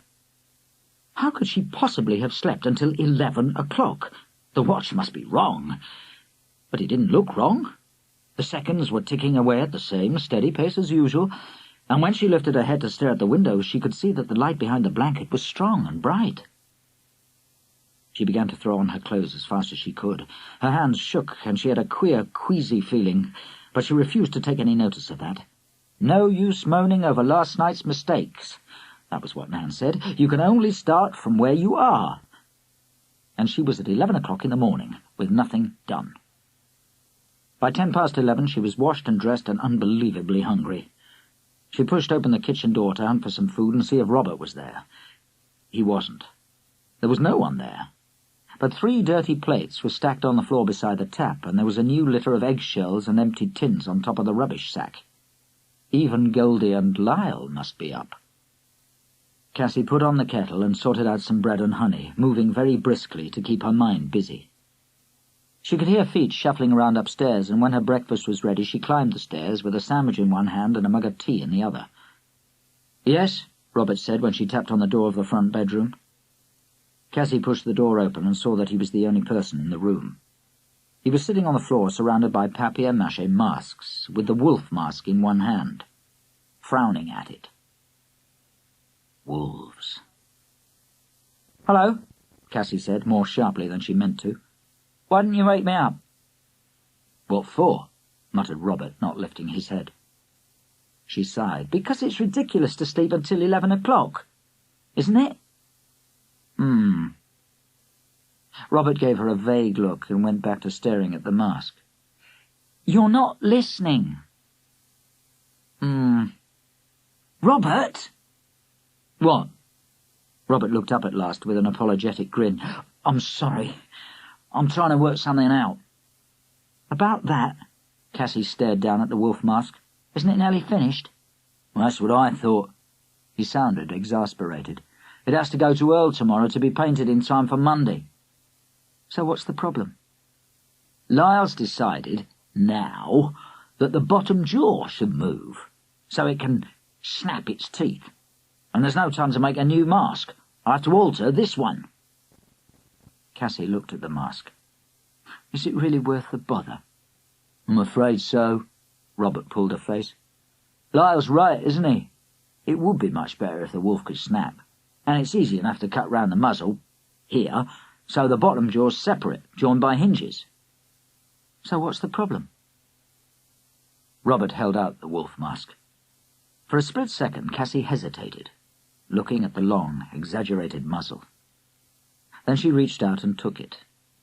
Immediately she saw what was worrying him. The muzzle was so long that the whole head tilted forward, off balance. "See," Robert said, "Lyle's going to have trouble managing this as it is. It'll be impossible with extra bits on the front. And how do we stop the bottom jaw flopping open all the time?" Cassy grinned. Robert's methodical organisation was rather daunting. It was nice to find out that he wasn't very practical. "You need a counterweight," she said briskly. "Something heavy fitted into the back of the head and the back of the jaw too. Then it'll balance, even though the front sticks out much more." "Hey, yeah!" Robert's frown vanished. "What can we use?" "It'll have to be something heavy that we can mould." Cassy ran her fingers round inside the mask. "There's not much spare space in here." "Cloth?" Robert said. "Not heavy enough." "Clay?" "No, there isn't time. It would have to dry out before the mask could be painted." "You haven't got any plasticine, have you? Or something like that?" Robert shook his head. "No, I don't think we—" Then he grinned. "What about that yellow stuff of yours, from the bag of food? Was it precious, or could we use that?" Cassy's mouth went dry, for no reason that she could understand. Instinctively, without being able to explain it, she wanted to refuse. But that was ridiculous. "Why not?" she said firmly. "Let's see if it'll do." The two of them ran downstairs, with Robert in the lead. He pushed open the door of Cassy's room and saw the yellow lump straight away on the mantelpiece. "Looks like you've been playing around with it already. Does it mould okay?" "Fine," Cassy said. "And it's heavy too. It's just what we want."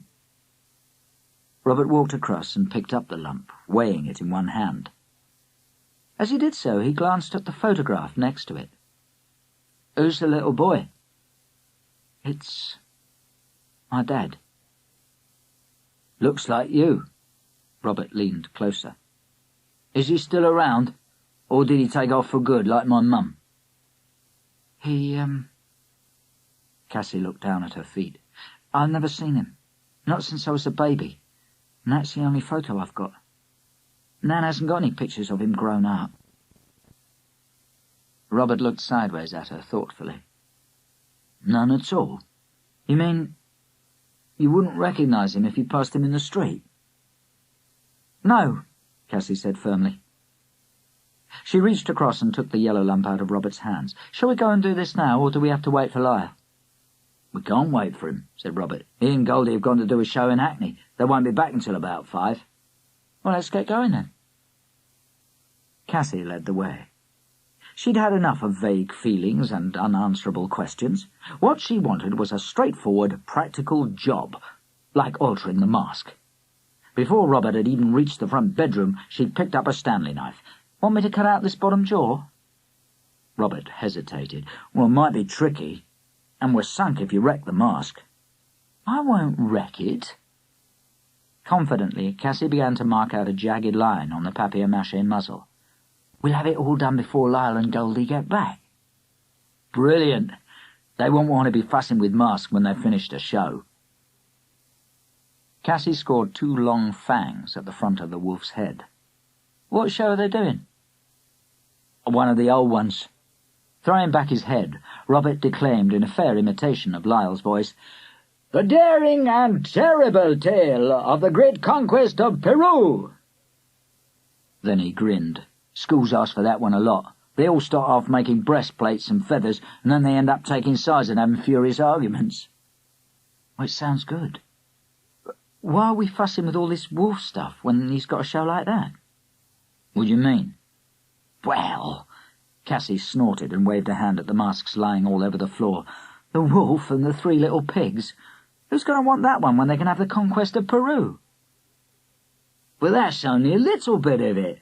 Robert stared as if she were feeble-minded. "You've seen all the stuff in my file, pictures, facts, ideas. The thing's enormous."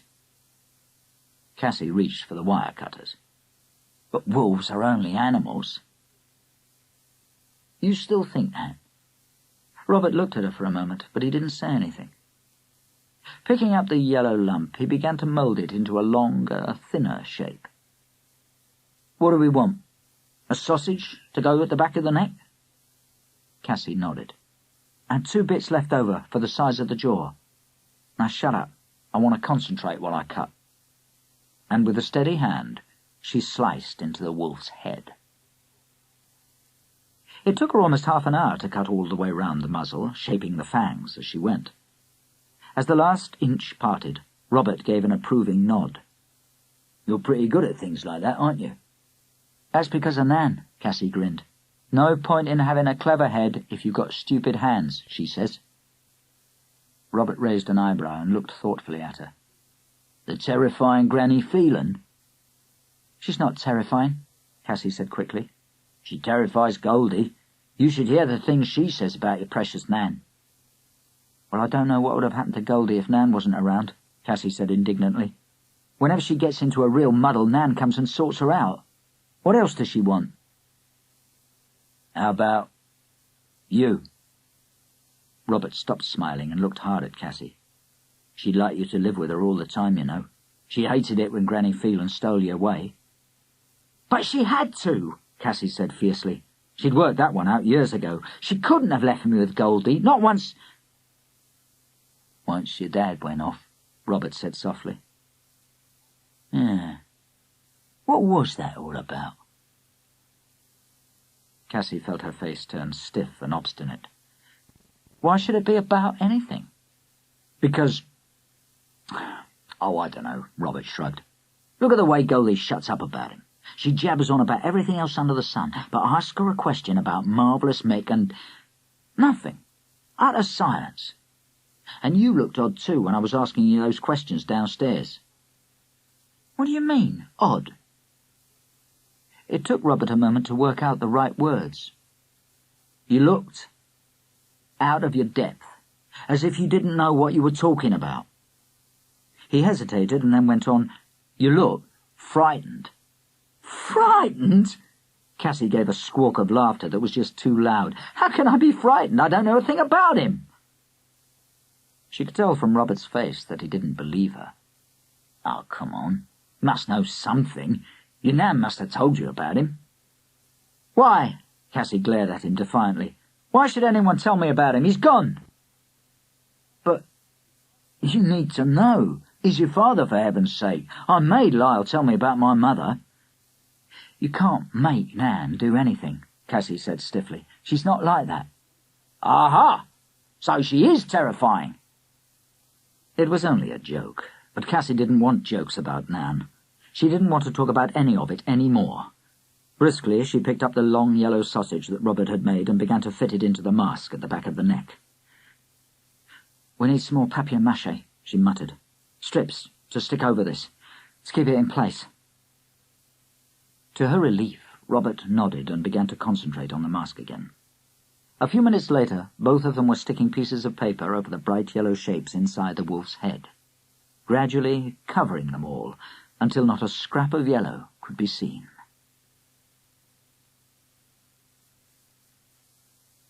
Chapter 8. By the time the mask was finished and put to dry, it was well after lunchtime. "What we need after all that work," Robert said, "is a good old fry-up. And don't you dare tell me that Granny Phelan doesn't approve of fried food."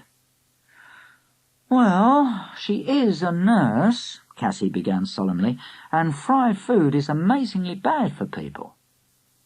Robert pulled a rude face and ran down the stairs. By the time Cassy reached the kitchen, he'd already got the stove going and was slitting open a pack of bacon.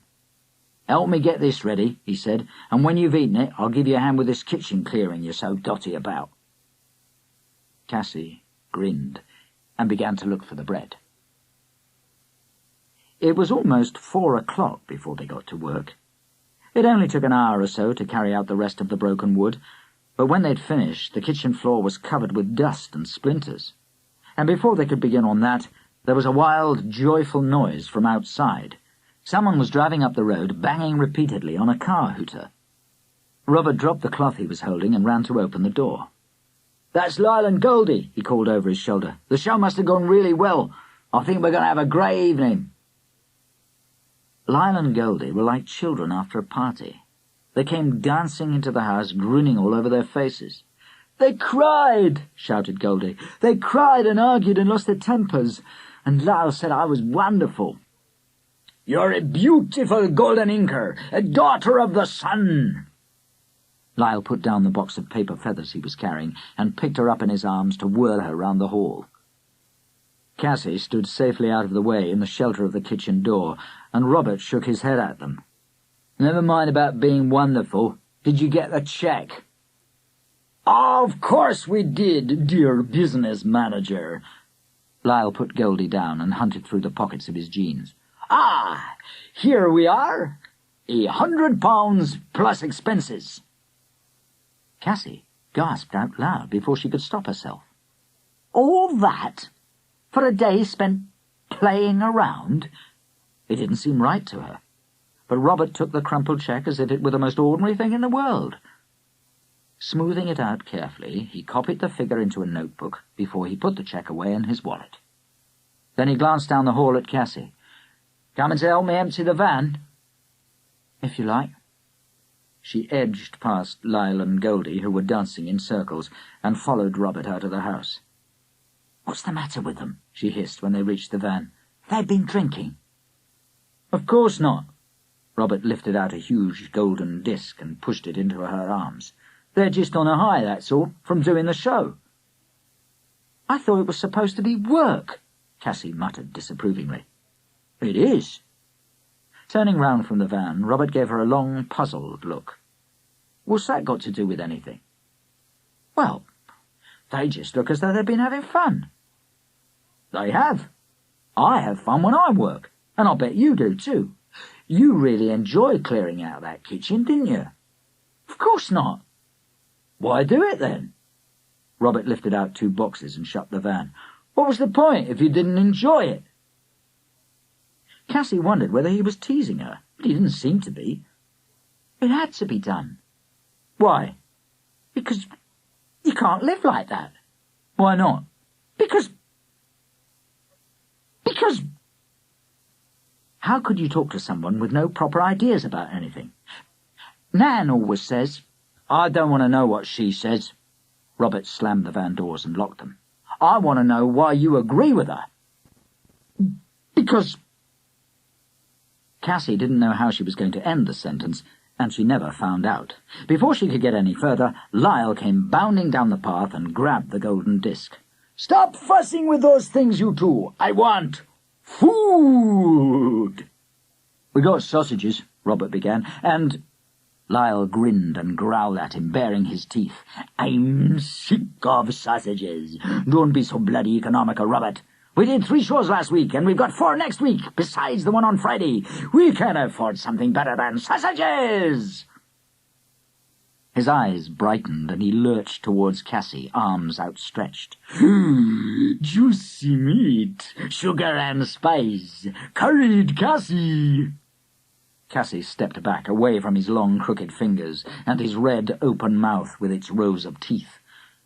But that only made matters worse. Lyle lurched closer with a wicked leer. "No escape! No escape! Unless you have a silver bullet to shoot me with. And even then, no power will free your flesh from my fangs." How could he? In the street? Cassy stepped sideways into the shelter of the van and glared at his mocking, contorted face, hating him.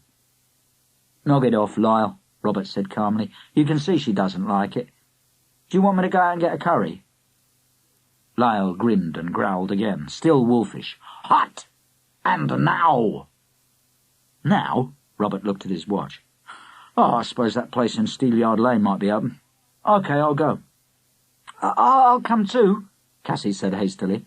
She didn't want to be left alone with Lyle and Goldie. "Wait till I get my coat." It was when they were coming back that they saw the man. As they hurried round the corner of Albert Street, carrying warm, heavy paper bags, Robert suddenly laid a hand on Cassy's arms. "Look." "What?" He put a finger to his lips and nodded down towards the moon-gazer van, pulling Cassy into the shadow of a hedge. Then he whispered, with his lips right up to her ear, "We've had trouble with a band before. Looks like they're back again." The street was already dark, and it took Cassy a moment or two to make out the dark shape. He was round behind the van, on the roadside, a crouched figure in a tracksuit, with a hood pulled up close round his head. "I don't think he's fiddling with it," she muttered back at Robert. "He's tying up his shoelace or something, isn't he?" "Shh!" Robert laid his hand lightly over her mouth, and the two of them peered round the hedge, straining their eyes to see what the man was doing. For several moments he did not move at all. Then, just as Cassy was losing patience, he darted. He glanced up and down the empty street, and then ran forward into the alley at the side of their house. "Come on," said Robert. He was away down the road before Cassy had taken in what he meant. By the time she caught up with him, he was coming back out of the alley, shaking his head. "Too late. He must have got over the wall at the back." What? Who?" Robert shrugged. "Someone from the owners, I expect." "The owners?" "Well, of the house, of course, trying to get us out." He said it quite casually, as though it were a normal thing. "Owners always want you out, even if they're only waiting to knock the house down." "But I thought they had to take you to court." "Well, that's too slow for some of them, and not personal enough." Robert narrowed his eyes, but Cassy did not want to know what he was remembering. "What are you going to do about it?" she said quickly. "Not a lot we can do. Only tell Lyle." But Lyle wasn't interested in their intruder. They both started to explain at once as soon as he opened the door, but he refused to be serious about it. "You didn't see his face? Are you sure it wasn't grey and hairy under the mask? Perhaps there were long, pointed teeth snapped together like a trap and—" "Oh, don't be silly," said Cassy. But Lyle didn't take any notice. "The Liga-oo," he whispered, drawing out the last syllable like a distant howl, "with his great mouth gaping and his silent, shadowless feet. How can you be sure?" Robert grinned, but Cassy was in no mood for games. "I don't believe in ghosts," she snapped. "Nothing ghostly about the Liga-oo." Lyle gave her a wide, angelic smile and lifted the bag of curry out of her hands. "It chases you with real feet and bites you with real sharp teeth." Still grinning, he padded past Cassy and made for the stairs. Robert went after him, so that Cassy had no choice but to follow if she wanted her dinner. The candles were lit again in the mirror room for the first time since her arrival, and there, in the magic forest, sat Goldie, cross-legged on the mattress. She wore a purple and gold muslin skirt draped over her knees and down to her ankles, and her hair hung down her back in a single thick braid. She smiled dreamily as the others came in. "Oh, let's eat now. I'm starving." "The feast is prepared," said Lyle. Putting down the bag he was carrying, he began to lift the cartons out onto the floorboards. Cassy glanced round. "I'll go and get the plates and the cutlery." "No more school dinners!" Lyle pulled a face, spreading his hands wide with distaste. "Goldie and I have suffered one today, and that's enough. Now we will have a magic feast to take away the taste of cabbage." "But how are we going to eat it without plates?" Cassy said. Robert put his bag down beside Lyle's. "Out of the cartons, of course, with our fingers and the chapatis." "Eat with our fingers?" Cassy was horrified. "But that's—" "Wild?" Lyle said mockingly. "Savage?" Very lightly he flicked the tip of her nose with one thumb. "What's the matter, Cassy? Will civilization be destroyed if we don't use a knife and fork? Shall we drop down onto all fours and tear the food with our teeth?" Goldie went into peals of laughter, but Robert looked sympathetically at Cassy. "It's just another way of eating, you know. You don't grab handfuls. You use the thumb and the first two fingers of your right hand, very delicately. Look." Opening a carton, he demonstrated for her, neatly scooping rice in his crooked fingers. And grudgingly, Cassy saw that it wasn't uncivilized. It was even elegant in a strange, alien way. But she knew that she could never eat like that herself. "I'm going to get myself a plate," she said stiffly. "And a knife and fork. Does anyone else want one?" There was no answer, except a grin from Lyle. Cassy marched out of the room and down to the kitchen, feeling her way in the shadows. The dirty plates from the morning were still heaped by the tap, covered in wood dust now, as well as tomato sauce. She washed one angrily and rummaged in the box of cutlery for a knife and fork. She was even angrier by the time she began to climb the stairs again. Lyle's voice met her halfway. Not his ordinary speaking voice, but something richer and darker and deeper. Even before she could make out the words, it sent a long, fascinated shiver across the back of her shoulders. And then, as she reached the last few steps, she heard what he was saying. "And you must do it at the next full moon," said the wise woman. "For it is Bzu, the werewolf, who troubles your sleep, and he cannot be destroyed except by this silver bullet." Cassy hesitated for a moment, her hand on the stair rail. What was going on now? "But be warned!" Lyle's voice was sharper now, every word distinct. "You must not speak of this, not even to your dear father. If you do, the bullet will lose its power, and there will be nothing to save you." Creeping up the last few stairs, Cassy moved carefully into the room and sat down beside Goldie. Lyle's voice did not waver, and neither of the others looked round as she scooped food onto her plate. Goldie was sitting spellbound, her hand halfway to her mouth, and Robert was rolling a piece of chapati in his fingers as he stared at Lyle. "The girl thanked her and went home," Lyle continued. "She hid the gun and the silver bullet under her pillow and spoke of them to no one, not even to her father. But at the next full moon—" He paused, not teasing, but drawing them into the story. Slowly, Cassy put down her fork, watching his eyes. "At the next full moon," he murmured, "she was woken by the soft, heavy footsteps under her window. They padded to the door, and there was a muffled tap, low down. 2 taps, and then a pause, and then 2 more. Cassy's breath caught suddenly in her throat, and time stopped, so that the words went on and on, repeating themselves in her head. 2 taps, and then a pause, and then 2 more. She forgot the warm plate on her knees, and the tangle of flames and mirrors all around her. All she could see was the picture that leapt into her mind.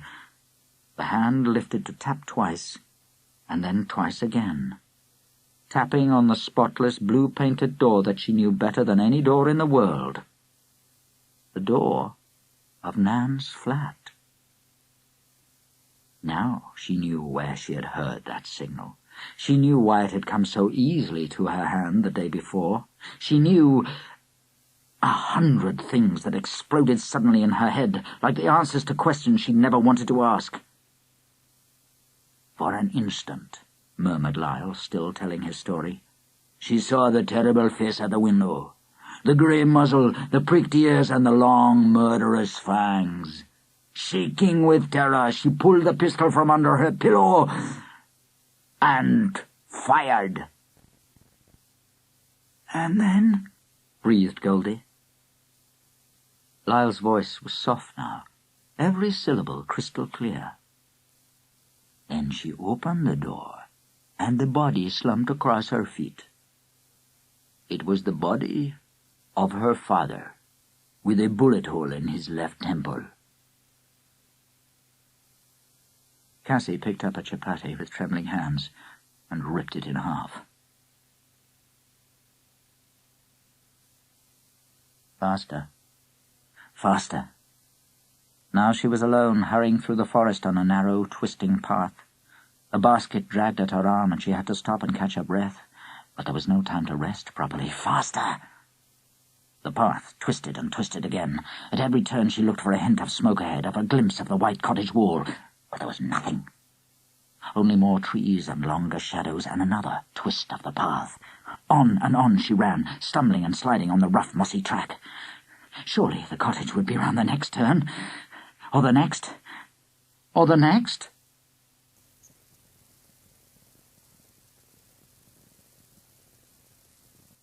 Chapter 9.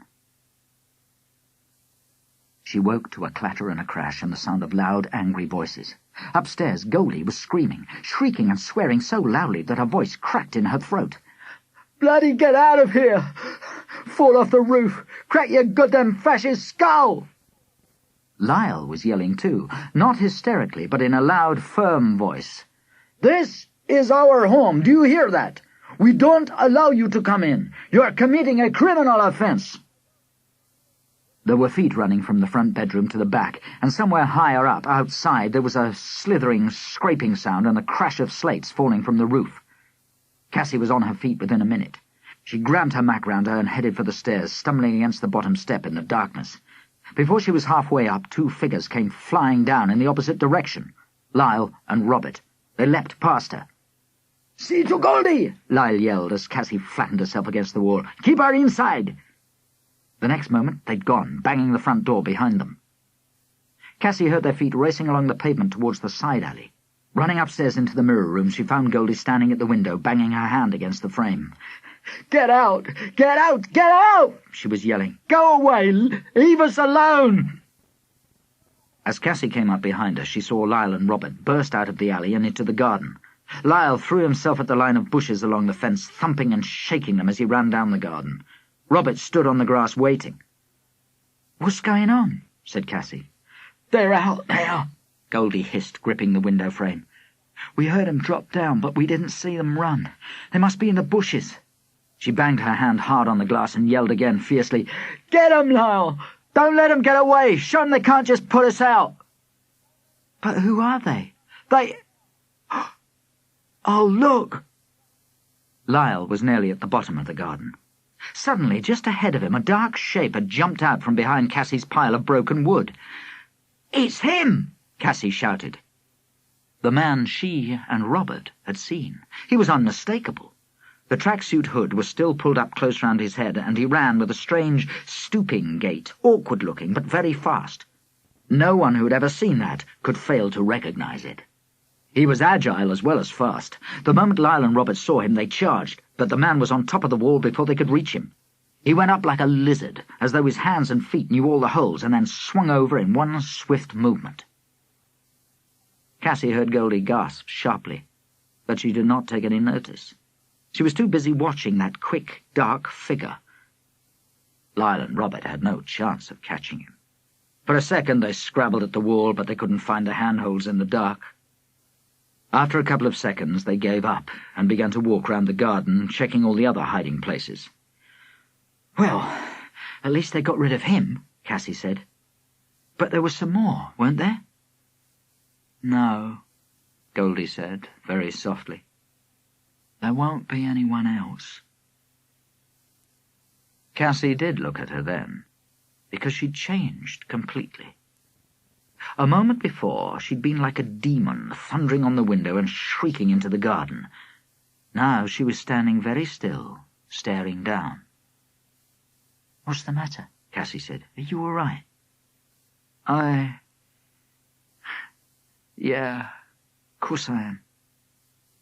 Goldie took a step backwards, swayed slightly, and grabbed at Cassy's shoulder to stop herself falling. Her voice was expressionless, and her eyes were wide and unblinking. Shock. Cassy seized on the idea because it gave her something useful to do. She put her arm around Goldie's waist and steered her across the room towards the mattress. "Sit down for a bit until you feel all right. We're quite safe here." Goldie slumped down on the mattress and sat with her head on her knees and her hair falling in a great cascade all round her, looking shrunken and miserable. "What happened?" Cassy said. "Was he up on the roof? How did you know he was there?" "He set off the booby trap," Goldie said in the same dull, faint voice. "Didn't you hear all the things falling down? He was on the roof trying to get in through the skylight. He was—" She stopped. "But what was he doing? Was he a burglar? Or someone trying to get you out the house?" Goldie lifted her head. "But I thought you recognized him." "Recognized him?" "You said, 'It's him.' I heard you." She was staring at Cassy with big, round eyes, as though she expected something special. But Cassy was baffled. "Robert and I saw him yesterday watching the house. I don't know who he is." "He was here yesterday as well?" Goldie whispered. "I didn't know." "Perhaps Lyle didn't want to upset you." "Upset me? Why should I be upset?" Cassy began to feel impatient. "Oh, well, it doesn't matter, does it? He's gone now." "He never goes," Goldie muttered. "Not until he's got what he wants." There was something wrong with that. Something out of place. But before Cassy could work out what it was, Lyle and Robert were knocking at the front door. She ran down to let them in and found Lyle fuming on the doorstep. "Missed him, did you see?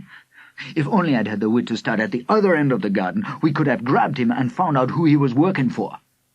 "Must have been the owners," Robert said. "It was just like that time at Wandsworth when the heavies came in. Remember? When Earl slid in the butter and let them go, and Goldie went berserk." "Like a tiger," Lyle grinned, calming down. "I bet you had to hold her back when he went over the word, Cassy." "Well—" Cassy hesitated, and his grin vanished. "What's the matter?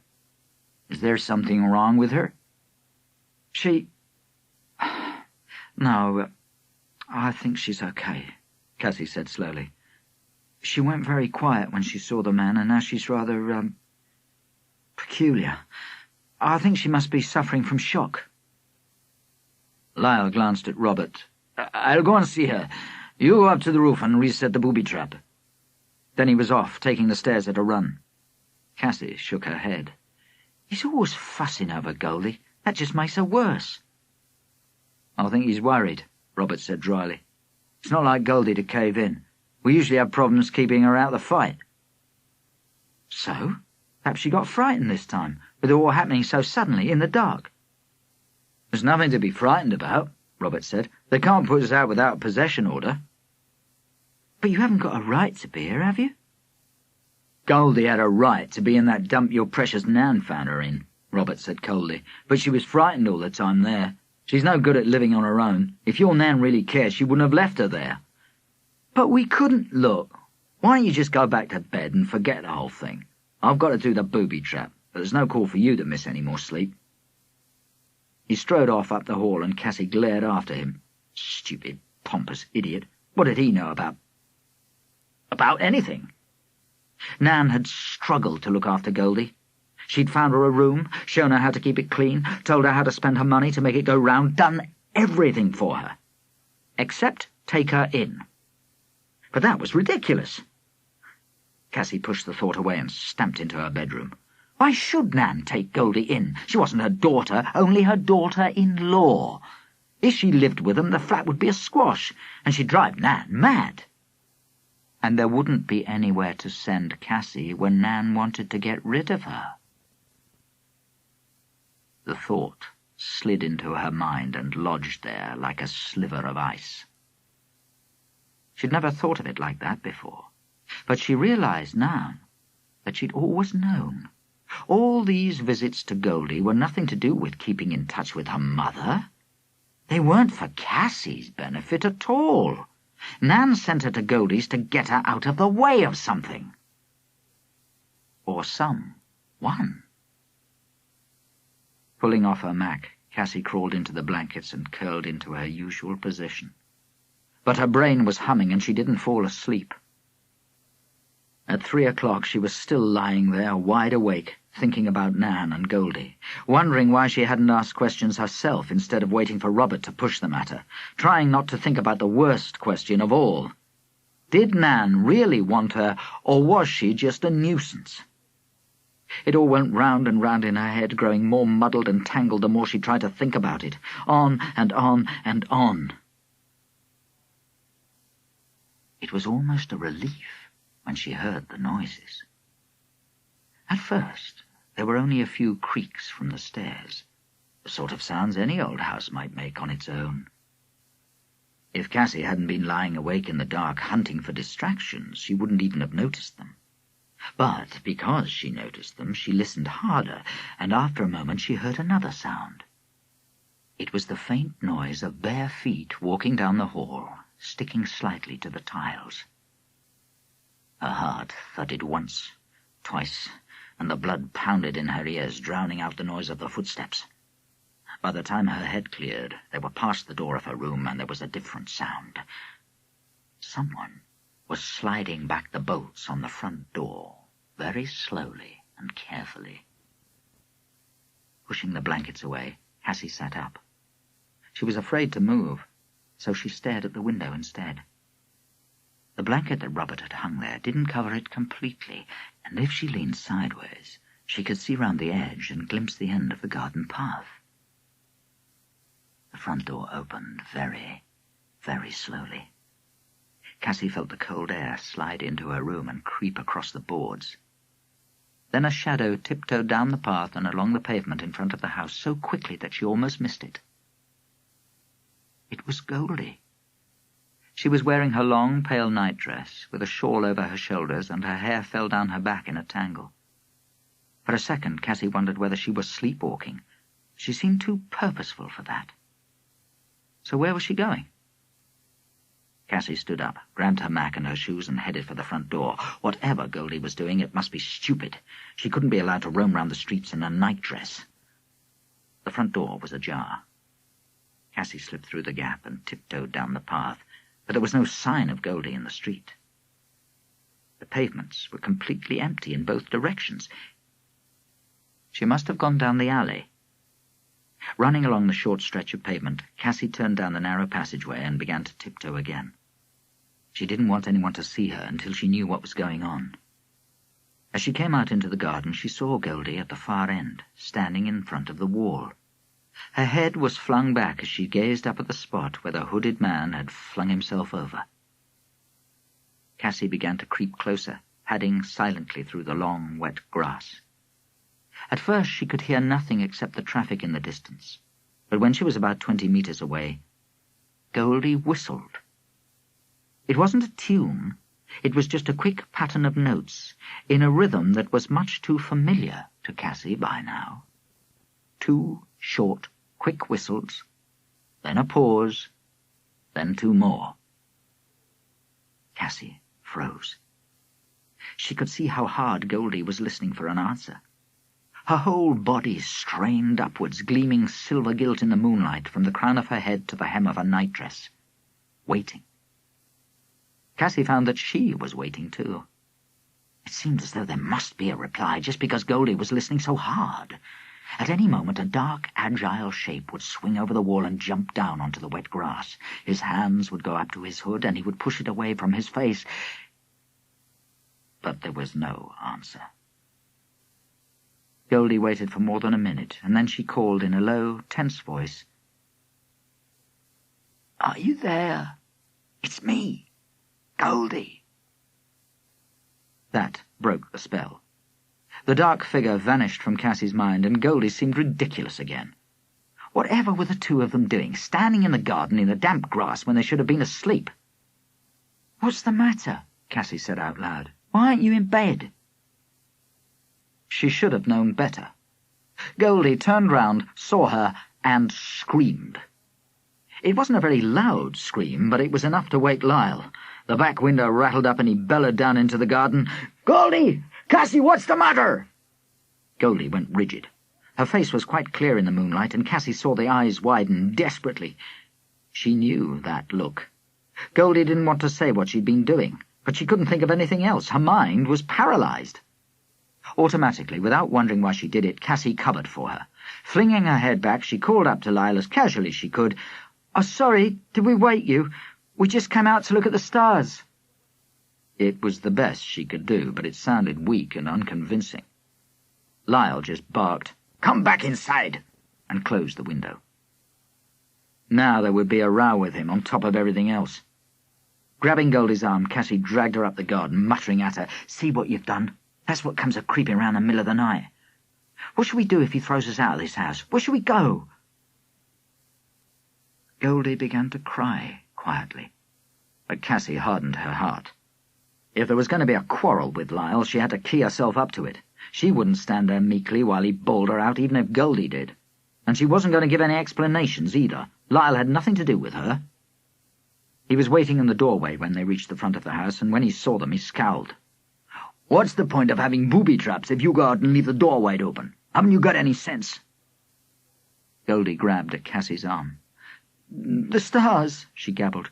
"They're so pretty, Lyle. I really wanted to see the full moon." "The full moon's not until Monday." But the sharpness had gone out of Lyle's voice. He came down the path and put an arm round Goldie's shoulders. "It's not a good night for stars. Go back to bed, Goldie." She glanced up and down the road, and then nodded and ran for the stairs. Cassy and Lyle stood side by side, listening to her bare feet slap against the tiles. "I think she may have been sleepwalking," said Cassy. Lyle looked at her. "No, you don't. You know what she was doing, just as well as I do." Crying wolf. Crying Mick. Cassy closed her eyes for a second and then walked quickly into the house with Lyle behind her. They could see Goldie turning the corner at the top of the stairs, almost hidden by the shadows. Lyle pulled the door shut with a thud. "I bet you think I'm a bloody fool." The bitterness in his voice shocked Cassy into answering, "Why?" "Living with a woman who sees another man behind every bush." Lyle gave a sharp, unlovely snort of laughter. "It's more than 12 years, you know, since she really saw him." But he was here tonight? Was it true, or was it just a notion of Goldie's? Before Cassy could make up her mind, Lyle pulled a harsh, sarcastic face. "And what a man! Perhaps we ought to have his picture hung on our wall to inspire us. A real hero." His voice caught in his throat, and he turned away towards the stairs. But Cassy could just hear the last few words he muttered to himself. "Michael Phelan, the Cray Hill bomber." Her ears rang as though he'd boxed them. For a second the words were all round her, tingling in the air. The Cray Hill bomber. All the questions that had swirled round in her head suddenly came together, clustering round those 4 words, and a pit of chaos and terror yawned at Cassy's feet. Michael Phelan. But in that terrifying instant, Nan's voice was in her head, like rope pulling her to safety. "You don't want to take any notice of Goldie. She's always telling fairy stories." That was it. That had to be the explanation. And everyone knew that fairy stories weren't true. "Don't be silly," she said to Lyle's retreating back. "You can't believe everything that Goldie says." Then she marched into her room and shut the door without looking behind her. But the pieces had slotted together in her head, and she couldn't disconnect them. It was all beginning to make terrible sense.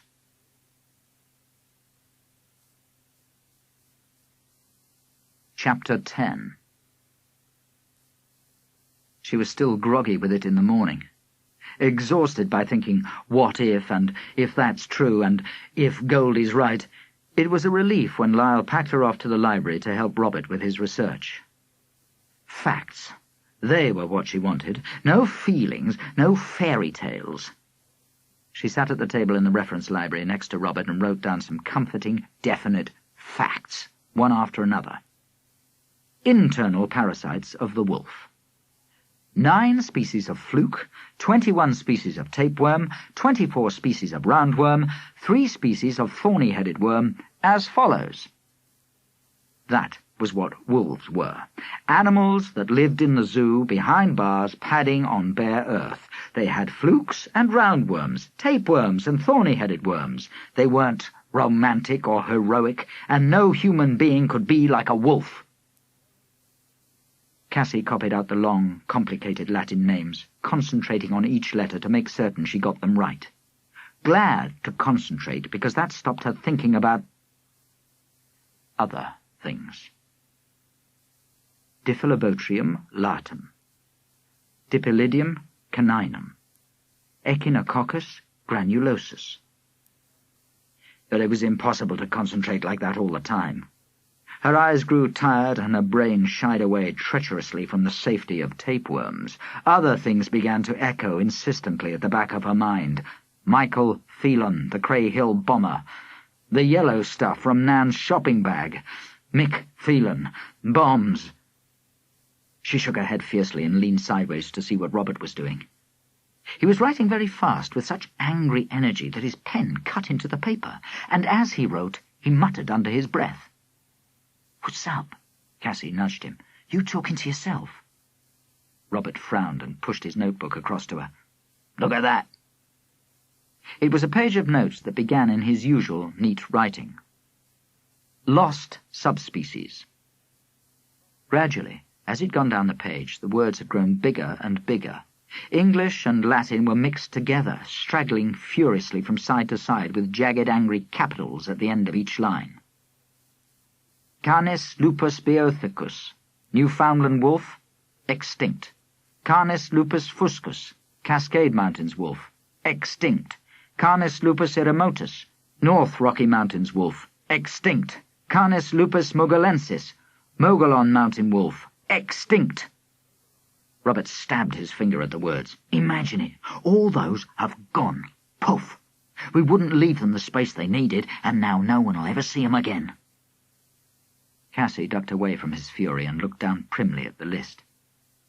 It is a pity, isn't it? A pity? Don't you realise we're talking about death? Massive, huge deaths of whole groups? Look at this. She didn't want to think about that. She wanted to think about little things like tapeworms and liver fluke and roundworms, ordinary, everyday miseries. But Robert was pushing a book under her nose, and she couldn't escape from the photograph without making a scene. So she looked. There was a deer lying in the foreground, and behind it, in grotesque, twisted positions, sat 30 or 40 wolves arranged in rows.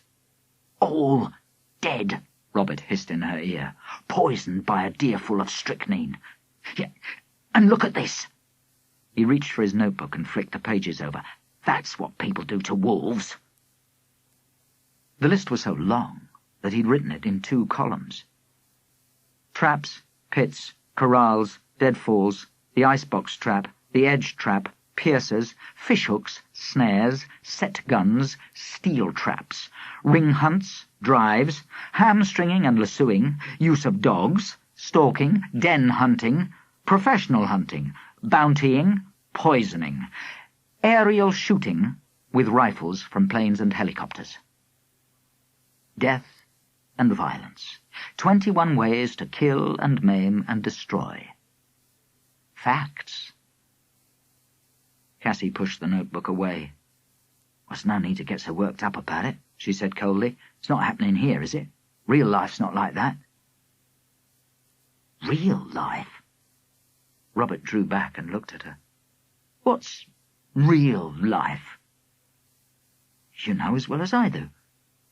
Ordinary things like us sitting here in the library writing, and school and shopping and cleaning." Robert raised an eyebrow. "And nice fitted kitchens, fathers who go out to work and mothers who stay at home and do the cooking, electric lights that turn on and rooms without broken mirrors on the walls. Well, is our house really part of real life?" "Of course it is," snapped Cassy. "Don't be silly, you know what I mean." "Do I?" Robert stared thoughtfully at her. Would it go on being real life if... He stopped for a moment, hunting for the right example, and then finished triumphantly, "If a gang of terrorists walked in and took us hostage." "Shut up," Cassy said fiercely. She grabbed her notebook and began to write again as fast as she could. "External parasites of the wolf. 2 species of lice, 1 species of flea, 7 species of tick, 1 species of tongueworm, 1 species of mange mite, as follows." But the facts didn't work anymore. The question was out in the open now, filling her brain. It pounded away behind everything she read and everything she wrote. By the end of the day, she was exhausted with fighting it. 20 times the words were on the tip of her tongue. "Robert, do you know what colour plastic explosive is?" But it was stupid to ask him. He wouldn't know the answer, and he would wonder why she had asked. Over and over again she peered round at the library shelves. There must be a book there somewhere that would tell her what she wanted to know. But she hadn't got a clue where to begin, and she could just imagine the librarian's face if she asked. "Why does a girl like you want to know about plastic explosive?" She had to keep the whole thing to herself until she could make up her mind, but the strain was almost unbearable. As she and Robert walked home that evening, she could hardly take in what he was saying. He was describing the big map he'd meant to make them that evening to show where wolves still lived. Cassy nodded and smiled and tried to look intelligent, but she could see him looking at her strangely. "What's up?" he asked at last. "Been working too hard? I'm so used to taking notes I forget what hard work is." "Oh, yeah," Cassy blinked. "No, it's not that." "What is it, then?" She still dared not ask the real question, but she edged as close to it as she could. I was wondering about that wolf mask we made. Is it okay?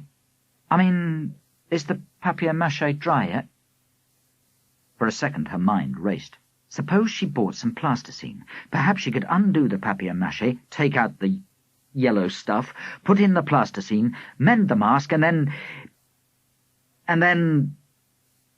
"Well, it's fine," Robert said airily. "Lars said he was going to take it up to Wandsworth this afternoon, so that Earl can get it painted in time for Monday."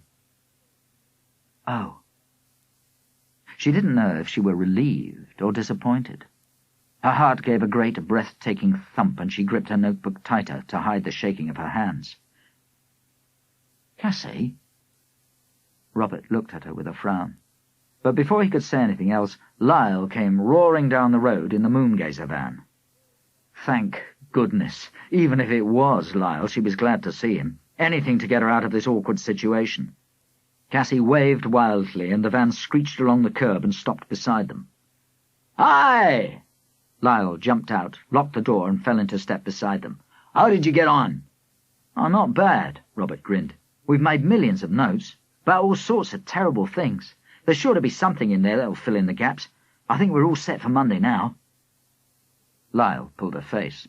"Oh, no, we're not. I've just been to Wandsworth, and Earl's broken his leg." Robert's grin vanished. "Badly?" "Oh, he's okay," Lyle shrugged. "But he's not going to be moving about much for the next few weeks." "Well, there must be someone else who can paint for us," Robert said briskly. "What about that girlfriend of Jacob's, Isabel something?" It was like living with a filing cabinet, Cassy thought, or a computer. Whatever they needed to know, Robert had a file to cover it. Up it had popped immediately he wanted it. Alternative painters to use when Earl breaks his leg. Had he got one labelled, "What to do about plastic explosive inside masks"? But Lyle wasn't interested in Robert's efficiency. He flapped it away impatiently. "Oh, it's not that. A bit of plaster won't stop him waving a paintbrush around.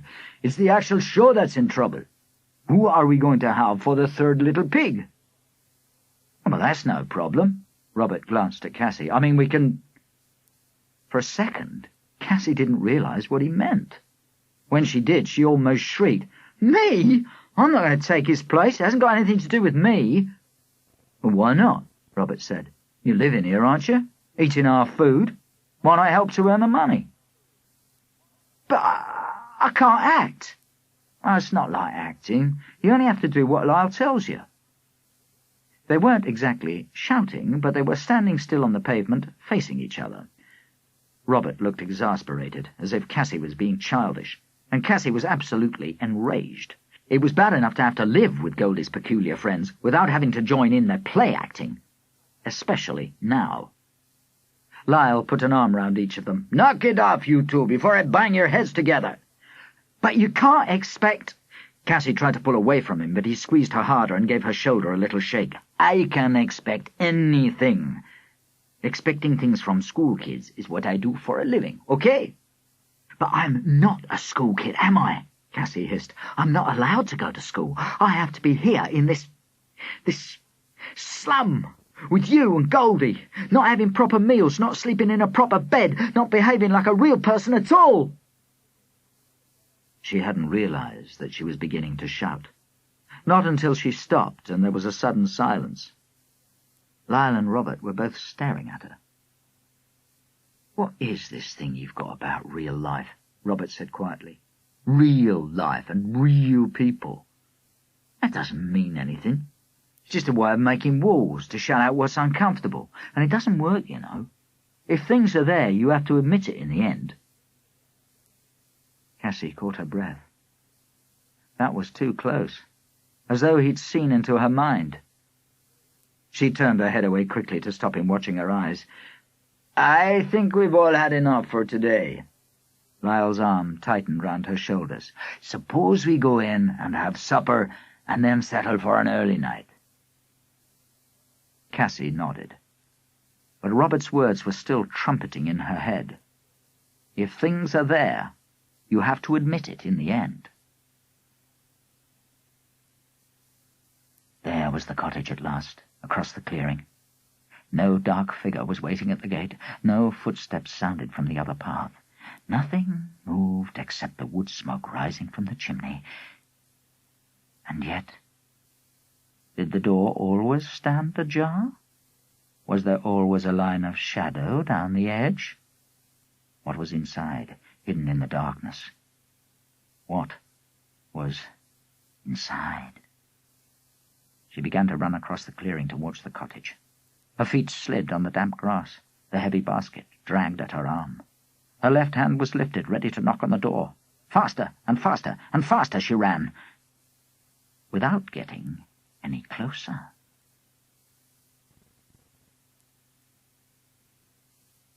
Chapter 11. "Cassy!" It was Goldie. She was kneeling on the floor, tugging at the blankets. "What's up?" Cassy muttered, sitting up sleepily. "Nothing's up," Goldie said. "We're just ready to start." "Start what?" "We're rehearsal, of course. How are we going to get you ready for Monday unless we practice and practice and practice?" She jumped to her feet and began to dance round the room with small, neat steps, clicking her fingers. Her hair swished and her bare feet thudded softly on the floorboards. Cassy frowned. "I never said I was doing it." "Don't be silly. Who's going to do it if you don't?" "That's not my problem." "And we have to have the money." Goldie gave a hop, a skip, and a jump that took her across the front of the window and round towards the fireplace. "No moon-gazing, no food." She stopped with her back to the room, staring at the mantelpiece. Slowly, Cassy pulled on her clothes, translating what Goldie had said into Nan's language. "You've got to pay your way in this world. You can't just sponge off other people." "But you don't understand," she said crossly to Goldie's back. "I'm no good at things like that." "Like what?" Goldie's mind had flitted on. She spun round, smiling and holding out the photograph from the mantelpiece. "Can I have this, Cassy? Please. I haven't got any photos of Mick, and this one's so sweet." She beamed at the photograph and gave it a little pat. "You looked like that when you were a baby, you know. I did hope you'd grow up like him, and I always wanted us to be a real family." Cassie's whole body tightened. "Why did you want me to be like him? He's not sweet now, is he?" Goldie's smile vanished. She shrank back warily, as if Nan were telling her off and she didn't quite understand what she'd done. Cassie clenched her fists. "Tell me. Why won't anyone tell me? He's my father, and I need to know about him." "Granny Phelan said I mustn't." Goldie's voice came out in a whisper. "She said I'd never see you again if I did." "Tell me," Cassie said relentlessly. "Michael Phelan, the Cray Hill bomber, that's what Lyle called him. Did he kill people?" Goldie hesitated. "Oh, come on, it would have been in the papers, on television." "But he said not to believe those." Goldie spoke so softly that Cassie could hardly hear. "Remember, it's war," he said, "and the enemy runs the papers and the television." "But what did they say?" "I'm sure it was all lies." "What was?" "All those people. All the women and babies and—" Cassie closed her eyes, struggling not to make pictures, wishing she'd never asked. She knew just what Nan would have said. Happy now, Miss Need to know it all. But she did need to know. "Was it the IRA?" Goldie giggled nervously. "Granny Phelan was furious. She didn't speak for 3 days when she found out. She kept us in her flat, you and me, but she never said a word." Cassie opened her eyes and saw the smile that went with the giggle. It was completely blithe and innocent. Goldie's mind had flitted over the dead babies as if they were part of a story. And the next moment it flitted again. She skipped over to the door, still clutching the photograph. "Come up as soon as you're ready. Lyle wants to start now, and he hates hanging around. I'll get Rob to make you a bacon sandwich." There was no time to refuse, and it seemed pointless to argue anyway. Goldie smiled and slid out, shutting the door behind her. Cassie stood facing the mantelpiece, shivering as she stared at the empty spot where the photograph had been. And not just the photograph. The lump of yellow stuff had been there too, lying innocently next to it, for anyone to see. Her mind churned. Bombs and bodies and secret midnight raids. Was any of it possible? You don't want to believe Goldie's fairy stories. But the magic words didn't work today. It was Nan who seemed like a fairy story, and the most certain, the realest thing in the whole world was that lump of yellow explosive hidden in the wolf's head. 10 minutes later, she was sitting cross-legged on the floor in the front bedroom. She and Robert and Goldie were facing Lyle, and all 4 of them were chanting in loud, steady voices, banging out the rhythm on the floor with the flat of their hands. "Who's afraid of the big bad wolf, the big bad wolf, the big bad wolf? Who's afraid of the big bad wolf?" Cassie felt ridiculous. Her voice sounded thin and awkward, and her hands tapped lightly, hardly making a sound. But that didn't satisfy Lyle. He held up a hand and stopped them all. "Come on, Cassie! Screech it at the top of your voice! You're taunting the wolf, letting him know he doesn't scare you. Think of the worst thing that you can possibly imagine just outside the door. You'd yell then, wouldn't you?" Oh, no, she wouldn't. She would keep very, very still and silent. But she didn't want to explain that to Lyle, so she started again. "Who's afraid of the big—" "No! Louder, Cassie! Louder! Break my eardrums! Who's afraid—" "Louder!" He battered at her until she couldn't stand it any longer, until out of sheer rage and irritation she yelled the words back at him. "Who's afraid of the big bad wolf?" And then he was smiling. "Great! Good girl!" He waved to the others to join in with her, and when they did, Cassie was caught up in the noise. Her voice rose with theirs. Her hands battered the floor with the same relentless thuds, on and on and on, until the words had stopped making sense, until their throats were dry and the palms of their hands were red and sore. Then Lyle sprang to his feet, towering over the rest of them. "Right! Let's get going on the play. Are you ready, little pigs?" Goldie gave a long, delicious squeal. "You did tell Earl that I want to be a pretty pig, didn't you?" Lyle grabbed her hands and pulled her up. "I certainly did. You're going to be the neatest, sweetest little Berkshire that anyone's ever seen. And I'll build the best straw house in the world. You bet!" Lyle spoke over her shoulder, explaining it to Cassy. "We'll have the audience set up in 3 sections, sitting on the floor. And you'll actually be using the children to build your houses. A line of kids for each wall, okay?" Cassy blinked. "But how will they know what to do?" "They'll be led. When it's not your turn to be a pig, you'll take off your mask and be part of the other pigs' houses." "But—" "It's all right," Robert said. "It sounds impossible, but it'll work. You wait and see." Cassy couldn't believe it. If Lyle got the audience to stand up, how would he ever get them sitting down again? She imagined hundreds of children crashing around, out of control, running wild. But no one else seemed to be bothered. Goldie had pulled on a pair of high-heeled shoes and was pattering around with tiny little steps, as though she had hooves. Robert had begun a new page in his file, making notes about where everyone had to stand, and Lyle was wrapping a huge cloak around himself. And then, without any particular fuss or bother, they had begun. Goldie skipped into the middle of the room, beamed round, and said, "I'm going to build a house of straw." Robert grabbed Cassy's hand, pulling her into place, and Goldie dabbed at them, pretending to build. Then she crouched down behind the wall they'd made, as Lyle advanced on them. "Little pig! Little pig!" he boomed at the top of his voice. "Let me come in." "No," squealed Goldie. "No, no, by the hair of my chinny chin chin, you can't come in." Cassy glanced over her shoulder and saw her cower and shudder as Lyle's voice rose in a huge, deepening crescendo. "Then I'll huff, and I'll puff, and I'll blow your house down." He began to blow, miming the puffs with such force that Cassy hardly realized that he was muttering stage directions at the same time under his breath. "Huff! Just shudder a bit, Cassy. Puff! Shudder harder now. Huff! Now pull away from Robert, but don't let go. That's right. Good. Puff! Now slip your hands apart, and away."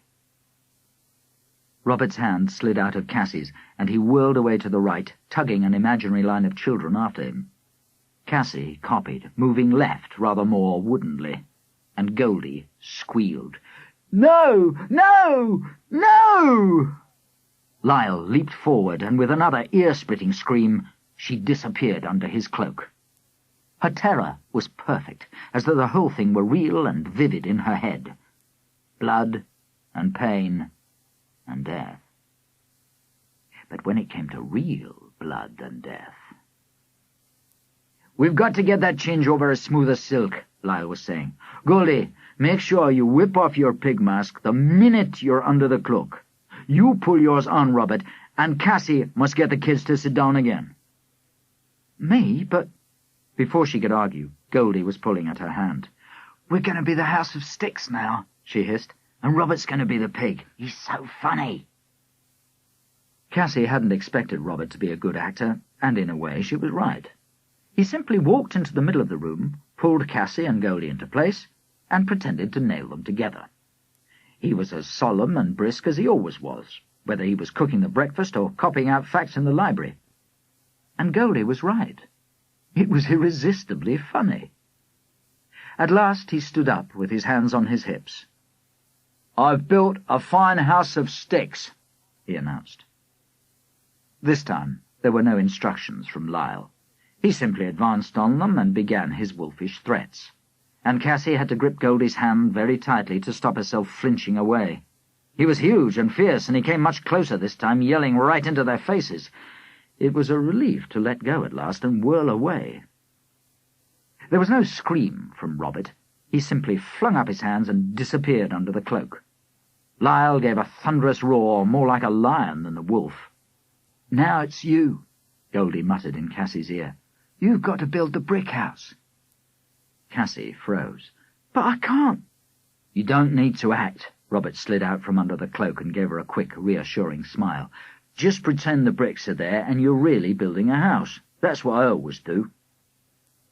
"But I'm not building a real house," Cassy said stubbornly. Lyle grabbed her by the shoulders. "For heaven's sake, girl, imagine! You might be surprised by what you come up with. Let your mind go." "Never. Never." Cassy's mind closed tight like a fist clenching, and she glared at Lyle. "But it's easy, Cassy." Goldie gave her an innocent, angelic smile. "Just be like Granny Phelan, as if you're sure your house is the best." Cassy glared again, but she could feel her shoulders straightening and her chin lifting. As she began to pull Goldie and Robert into place, she felt exactly like Nan. She made the walls of her imaginary house straight and exact, and the corners perfectly square. Then she brushed off her hands and nodded, the way Nan did when she'd finished tidying up. "I've built a house of bricks." Lyle smiled at her. "That is it, Cassy. Now get yourself inside." She dived between Goldie and Robert, pulled them close together again to shut the door, and crouched down. For a moment there was silence, and then she heard Lyle's feet padding up and down in front of the house. Automatically she crouched lower, hiding away behind her brick walls. The footsteps stopped, and the voice came at her very deep and dark. "Little pig, little pig, let me come in."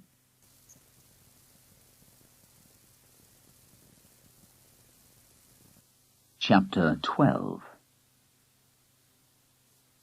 The wolf's jaws snapped outside the wall, snapped and went on snapping all through the long, exhausting morning. Whatever they did, it came back to the same murderous bite. Death, terror. The big bad wolf swallowed up the pigs again and again as they rehearsed the play. Then Lyle settled to tell a story, and the nightmare teeth of the Fenris wolf snapped shut on the wrist of the god Tyre, biting off his hand. And after that, they were into the real world, and the stories were even bloodier and more horrific. Cassy and Goldie and Robert raced in, interrupting Lyle's talk about wolves to report, like eyewitnesses, "Russian wolves are attacking Napoleon's army as it retreats from Moscow. Scottish wolves are digging up cemeteries to eat the corpses. Indian wolves are carrying off babies." On and on and on, a litany of accusation from history and myth and folk tales. Wolf, wolf, wolf, fangs and claws, terrible swift, tireless feet, nightmare voices baying at the moon. And over again they chanted, leading an imaginary audience, "Who's afraid of the big bad wolf, the big bad wolf, the big bad wolf?" It should have been better after lunch. Once they'd eaten their sandwiches, they moved on to rehearse the second section of the show. "The lecture," Lyle said, "on behalf of the wolf himself." It sounded blessedly, blissfully dull, a matter of wall charts and graphs and a single droning voice. But Cassy saw straight away that it wasn't going to be like that. The moment Lyle said lecture, Goldie gave a little skip of delight. "Are we going to have the video, the one with the baby wolves?" Lyle nodded. "The video first, and then the fights." He drained his cup of coffee and stood up. Marching across the room, he pulled an armful of paper out of a box. 4 or 5 long, white rolls, like posters. "I'll do the chat, and I want you 3 reading these under your breath. All the time. When you get to the end, go back to the beginning and start again. But just mutter, unless I tap your shoulder." "Like I did in the Jungle Show," Goldie said. "That's right. It has to be there in the background while I'm talking. And when I touch you, I want it good and loud. Here." Deftly and dramatically, he unrolled his posters and stuck them on the wall. One of them was a map of the world, coloured to show the places where wolves were extinct. The others were just words. Lists of parasites, lists of subspecies hunted to death, Lists of traps and ways of killing. "I'll do the parasites," Cassy said quickly before Lyle could give her something worse. At least the Latin names meant nothing to her. They would blot out the rest. She stared at her poster, eyes fixed, ears closed, and the moment Lyle began to talk, she started to mutter, steadily and without any expression, as if she were a machine. "The tapeworm, Diphyllobotrium latum, the tapeworm, Dipylidium caninum, the tapeworm, Echinococcus granulosus." But it didn't work. She could still hear Robert, murmuring the names of animals that had been wiped out, and she could hear Goldie's clear, low voice swelling louder as Lyle touched her shoulder. "The icebox trap, the edge trap, piercers, fishhooks." Pain, death, blood. They worked steadily until 6 o'clock, checking every tiny detail of the show. Lyle made them practice over and over again until he was certain that they had it perfect and Cassy knew what to do. Cassy was exhausted. She stared at Robert as he took neat, careful notes, wondering how he had the strength to hold a pen. "Have I got it all now?" he said. "We start with putting them in groups and teaching them the chant. Then it's the Three Little Pigs and the story of Tyre. Then the myth history, when we all run in and report." Lyle nodded. "And after that you shell out the paper and get them to do the first set of pictures. We can mount those in the lunch hour." "No problem there." Robert frowned and tapped his pen against his teeth. "But what about the second lot of pictures? There's going to be a terrible rush." Goldie tugged at Lyle's sleeve. "Have you got to do all that now? I'm starving, Lyle. Can't Robert get his boring old notes sorted out tomorrow?" Lyle ruffled her hair and grinned at Robert. "You got anything to eat? Or some bread and cheese?" "No more sandwiches," wailed Goldie. "I'm sick of sandwiches. Can't we have something proper?" Lyle pulled a face, ready to say no. Then he glanced at Cassy, and his expression changed.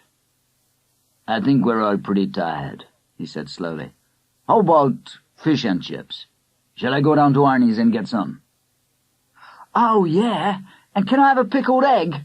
Goldie was instantly bouncy again, smiling and pulling at his arm. "And some mushy peas." Lyle glanced back at Cassy, but all he said was, "You put the stuff away, Robert." Then he and Goldie were gone, laughing their way down the stairs. Cassy levered herself up off the floor and reached for one of the posters. Slowly and listlessly she began to roll it up, struggling to keep the ends even. "It's okay." Robert took down the next poster. "You can leave that. I'll do them." No, I'm fine." "You don't look it. You look dead tired." "I said I'm fine." "Okay, don't bite my head off."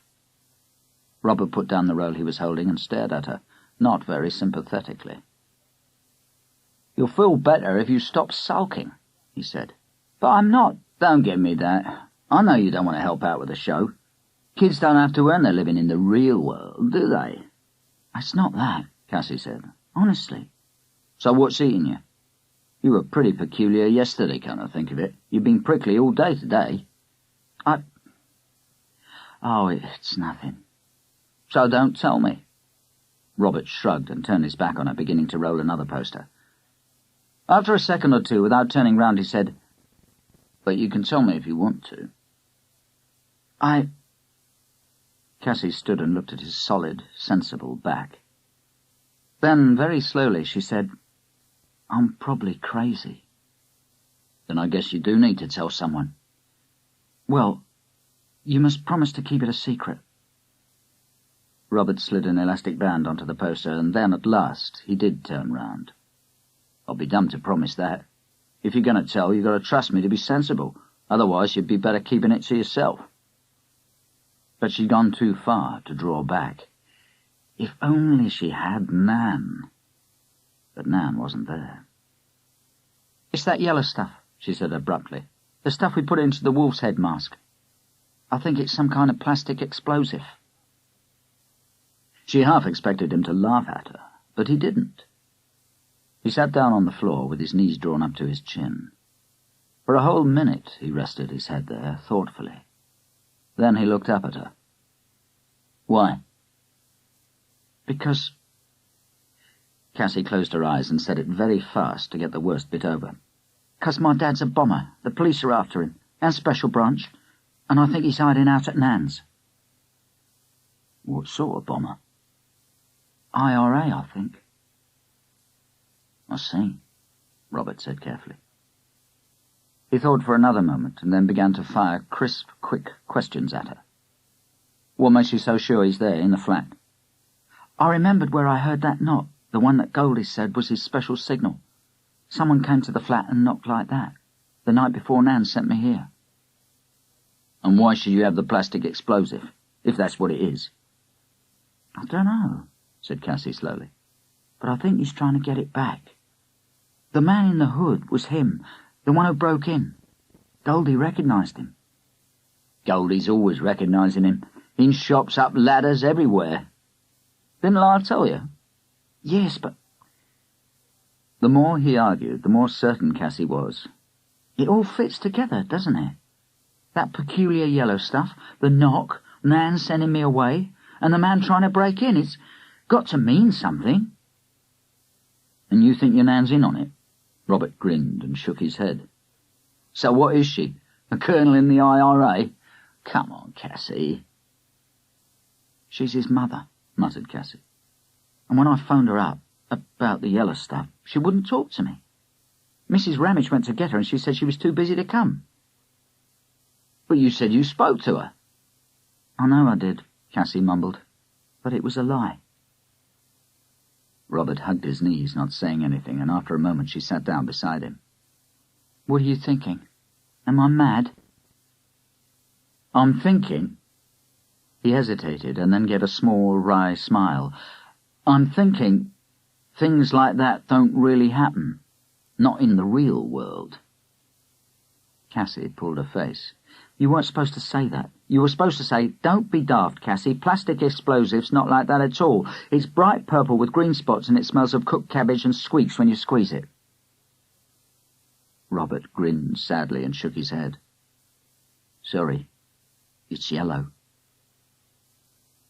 They stared at each other without speaking until Cassy looked away. "So what should I do?" she said. "Ignore it all? Call the police? Take the stuff out of the mask and leave it on the pavement for him? You're not much use, are you?"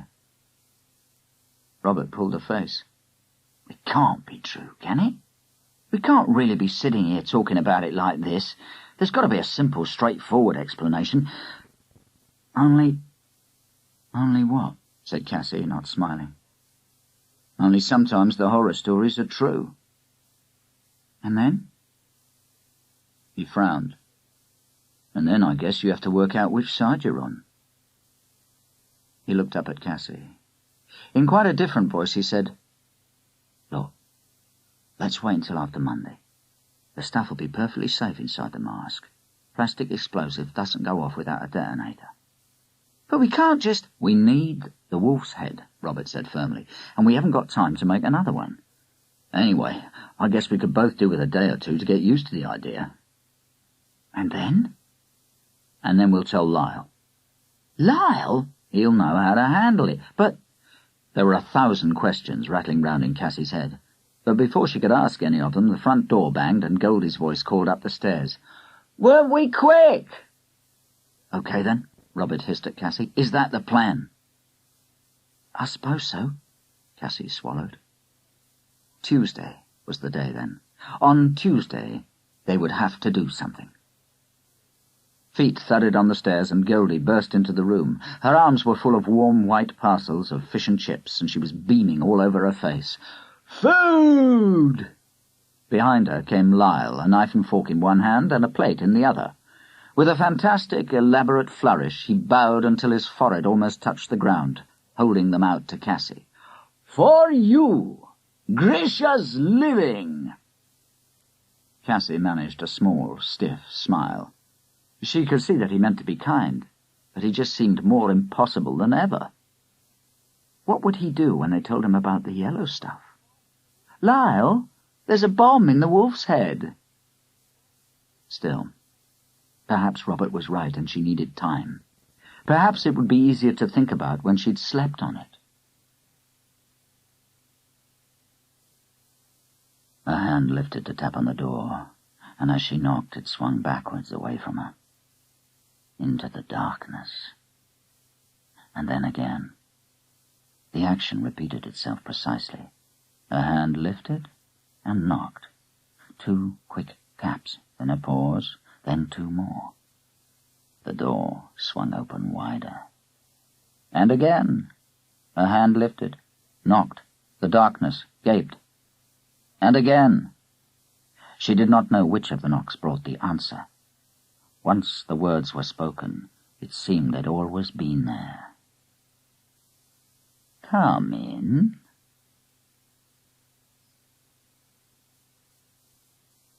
Chapter 13. The knocking carried over from her dream and woke her, so that she caught her breath and sat up in the dark. "Who's there?"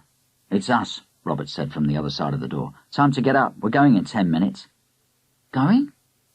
But he was already padding away down the hall towards the kitchen. Cassy grabbed her clothes and began to pull them on. What was happening? Had somebody found the explosive? Before she'd finished, there was more knocking, harder this time, and the voice that called to her was Lyle's. "Aren't you ready yet? Come on, we ought to be leaving." "Why?" But he wasn't going to tell her. He pulled the door open so that Cassy could just make out his solid, dark shape in the hall. "Hurry! You'll find out soon enough." Cassy did up the last button of her blouse. "Can't I wash my face?" "Oh, for heaven's sake, we're not going to see the Queen." She could hear how he was fuming. "You can have 30 seconds and that's it. But I'll flay you alive if we're too late." "Too late for what?" "You'll see." He marched off to open the front door. Cassy ran down the hall into the kitchen. There was a candle standing on one of the boxes, and by its dim light Robert was pushing a heap of sandwiches into a bag. "Breakfast in the van," he said briskly. "But what?" "No time to explain now." Then he was gone too, leaving Cassy to splash her face hastily with water from the tap. She'd forgotten her towel, but she didn't dare go back to fetch it because she could hear Lyle starting up the engine. Grabbing her Mac, she ran out into the dark street. The van door was open, waiting for her as she raced down the front path. She jumped into the passenger seat, and they were away before she'd slammed the door. Glancing over her shoulder, she saw Robert crouched in the back of the van. "Where's Goldie?" "You must be joking!" Lyle gave a great bellow of laughter. "We'll be back before Goldie wakes up." "Back from what?" "Never you mind." He looked back at Robert, steering wildly round a corner at the same time. "Here, give her a sandwich. She needs something to occupy her mind." Robert pushed a fat cheese sandwich over Cassy's shoulder, and she sat glowering as she chewed it, wondering why she'd come. They'd just bounced her into it, making her run around before she was properly awake. Even Robert wouldn't tell her what was going on. The van careered down the middle of roads and round corners in an eerie scramble through the back streets. There was hardly another vehicle in sight, and, looking round, Cassy realized that it was very early indeed. 4 o'clock? Even 3 o'clock, maybe. But they weren't early enough for Lyle. He drove at top speed all the way until, with one final lurch, they came up against a barrier, and he switched off the engine.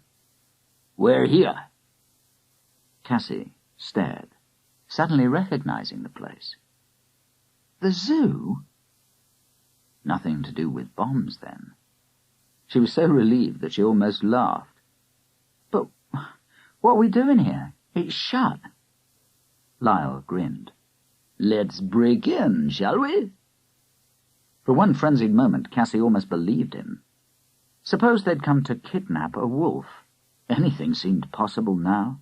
The scene that played itself over in her head was as sharp as a nightmare and horribly plausible. She could see Lyle outside the wolf enclosure with a stun gun in his hand. He fired, and a wolf slumped to the ground as the dart hit it. Then, skeleton keys to open the cage, and Lyle would bundle the wolf into a sack while she and Robert held off the other 5 wolves. Then Robert reached over the back of her seat and put a hand on her shoulder. "It's all right. It's all been properly organized." "I can sweet-talk myself into anywhere if I need to," Lyle laughed. "Just let me check in." He slid out of the van, and for the first time Cassy noticed the shadowy figure of a man beside the barrier. He raised a hand and came forward. As Lyle went to meet him, Cassy turned round and hissed at Robert, "Why can't you tell me what's going on?" He shook his head. You'll be pleased we didn't tell you beforehand. Just wait and see." "How do you know what I'm going to be pleased about?" But Lyle was back, and the next moment they were driving under the lifted barrier into the zoo. "Mr. Marriott says we must get our stuff in place fast," muttered Lyle, "to avoid disturbing them later on." What stuff? In the darkness it was hard to see what Lyle and Robert pulled out of the back of the van, but Cassy found herself holding 3 microphones and a bundle of leads. "We'll get set up," Lyle murmured. "Then we'll find somewhere to wait, out of sight." Out of sight of what? But Cassy did not expect anyone to tell her. Lyle and Robert just grinned at each other annoyingly and walked into the zoo, each carrying a large box. All Cassy could do was follow them and see what happened. An hour later, she was no wiser. She was sitting on the cold, hard tarmac round the corner from the wolf enclosure, with Robert on one side and Lyle on the other. They'd fussed over microphones, tested sound levels, and argued over the best place to wait. But nothing had happened. The only difference was that the darkness had given way to a chilly grey light. Cassy was beginning to think the whole thing was some elaborate practical joke. Perhaps they would sit there for another hour, and then Lyle would ask her what she expected to hear, and whatever she answered, she would look like an idiot. Or perhaps he was making a recording to show that wolves didn't snore. That was just the sort of crazy idea that would take his fancy. Wriggling awkwardly on the hard ground, she decided to ignore the whole thing. Instead of wondering why they were there, she began to run over the wolf show in her mind. If she had to be in it, she was going to do her bits as well as she could. So she made a mental list of all her moves and tried to remember all the words she had to say. Rumours about wolves, parasites of wolves, pictures of wolves. The real wolves took her by surprise. Suddenly, from round the corner, came a whine, followed by a long, low moan that prickled the hairs on her neck. She began to scramble up, but Lyle was ready for that. One of his huge hands grabbed the back of her neck, forcing her down again, and he put a finger fiercely to his lips. The moan broke off and started again, not alone this time. Other voices joined in, but they did not keep together. The pitches shifted constantly, each one avoiding all the others. Chords and discords formed and dissolved and formed anew in strange, mournful patterns. Cassy swallowed and sat up straight. The sound wasn't singing, but it caught at her ears like rough music with a ragged, irregular harmony. As the moans grew higher and shorter, Lyle let go of her hand and began to crawl towards the corner. Robert followed, grinning at Cassy and beckoning her until she crept into the space beside Lyle. Now they could see round the corner, into the wolf enclosure. The 6 wolves were standing in a circle on top of the mound, facing outwards. Their muzzles were lifted to the sky, and their eyes were narrowed ecstatically as they howled. Cassy dug her fingernails into the palms of her hands, willing them not to stop. She wanted the beautiful, inhuman noise to go on forever. But one by one, the voices died away until the last one drew out its final, solitary howl. Then that last wolf, too, dropped its head and trotted slowly from the mound. Cassy realized that she was trembling. Lyle took 2 quick steps to the tape recorder and switched it off.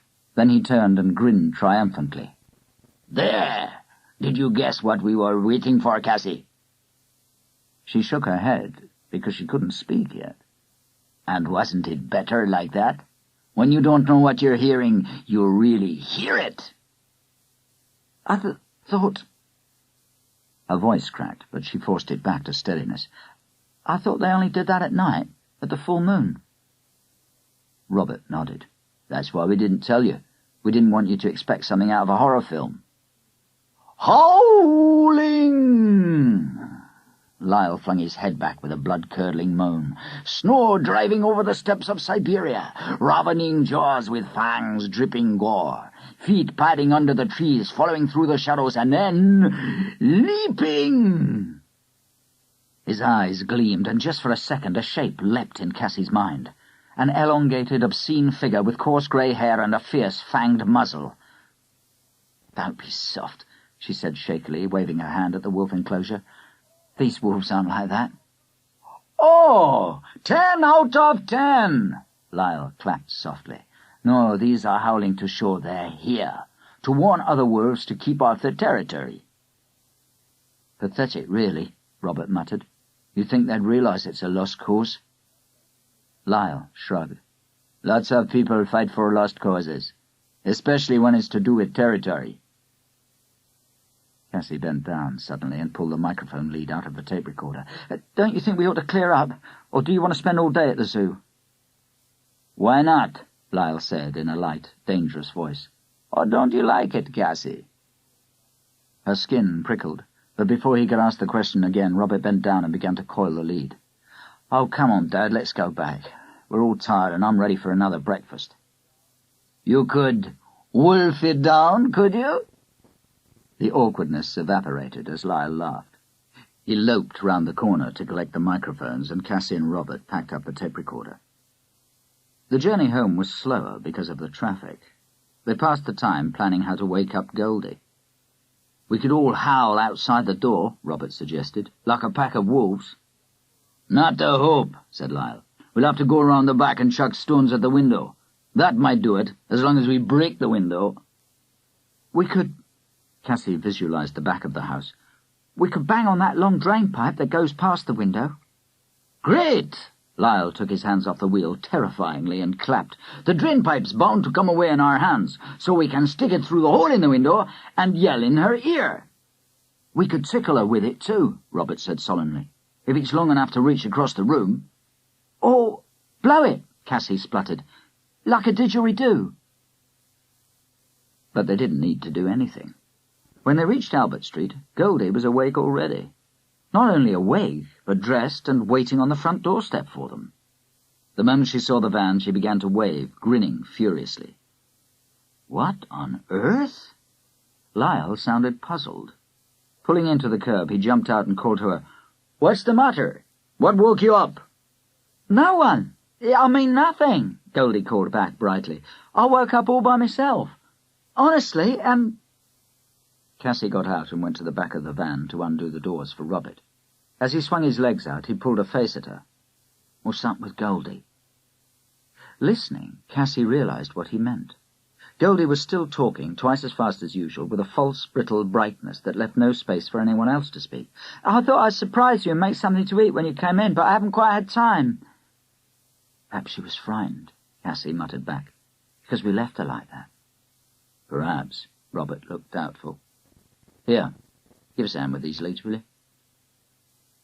He and Cassy finished unloading the van and took the equipment to the front bedroom. As they walked back down, Robert gave Cassy a friendly grin. "Lyle and Goldie are making coffee and toast. You want some, or would you rather get a bit more sleep?" "I'm not sleepy at all." Cassy jumped down the last 2 steps. "I'll just put my Mac away." She crossed the hall, pushed her door open, and stopped, dead. There was something wrong. A primitive sense, more basic than sight or smell, set the skin prickling all over her body. Someone had been in her room while they were out.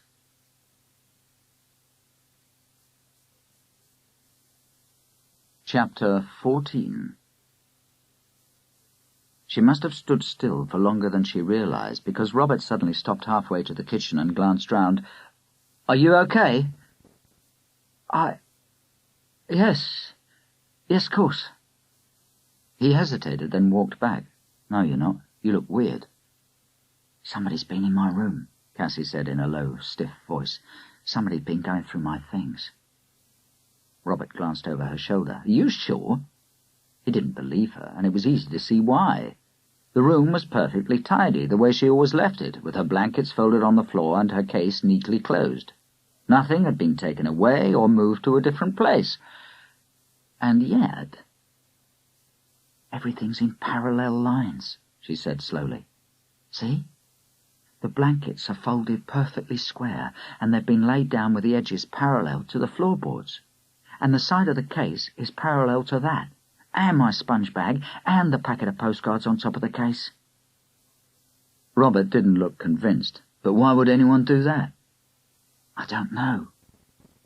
Cassy frowned at the rigorous pattern of lines. Perhaps without realizing? Just trying to leave the room tidy? You could have done it yourself, then. You're incredibly tidy. Maybe you always line things up without noticing. Then why does it look so strange to me? And anyway, Cassy realized it in a rush, even if I did fold my blankets this morning, I couldn't have lined them up like that. It was too dark to see. Robert frowned. Maybe it happened by accident. Cassy didn't bother to reply to that. She knew it hadn't, and so did he.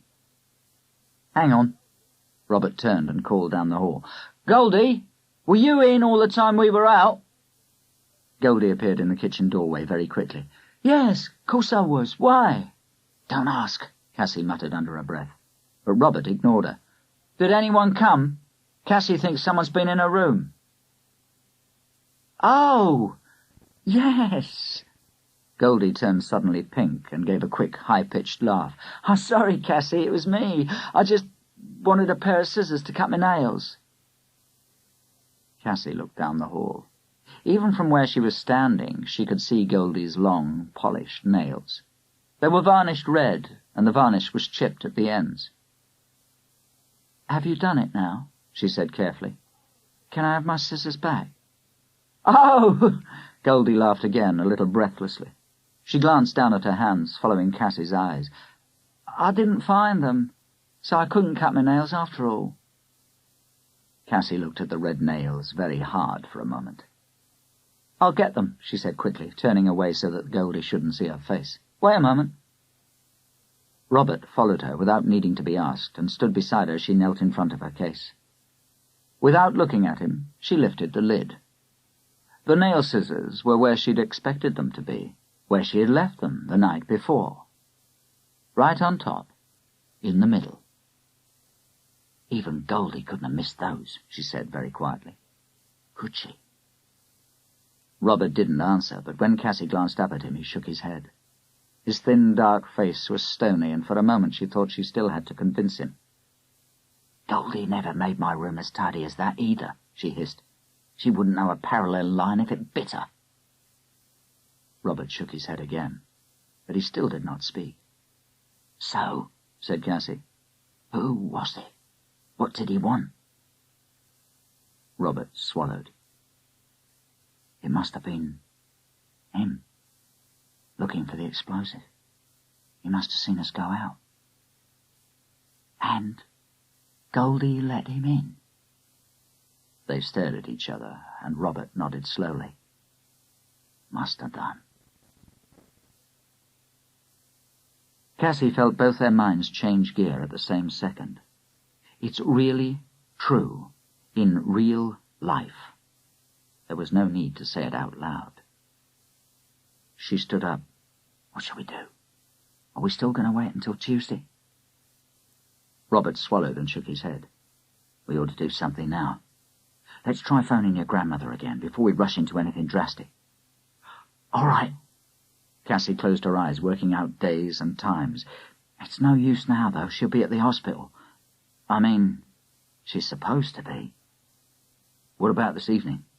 We'll go out and buy some fish and chips, and then we won't need to explain ourselves to Lyle. Okay, I suppose so.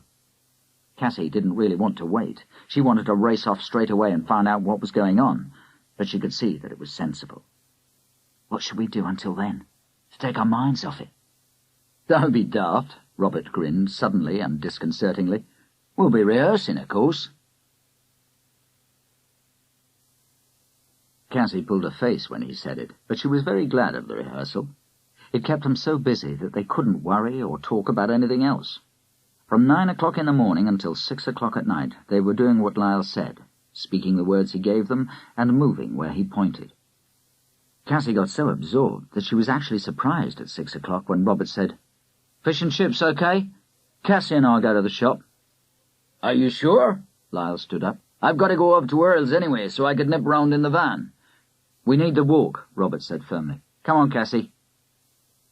He grabbed her hand, pulling her to her feet, and Lyle went down the stairs with them. Want a lift, then? Cassy gathered her wits. No, thanks. I could do with a bit of fresh air. And anyway, we don't want to be too quick. or your fish will get really cold."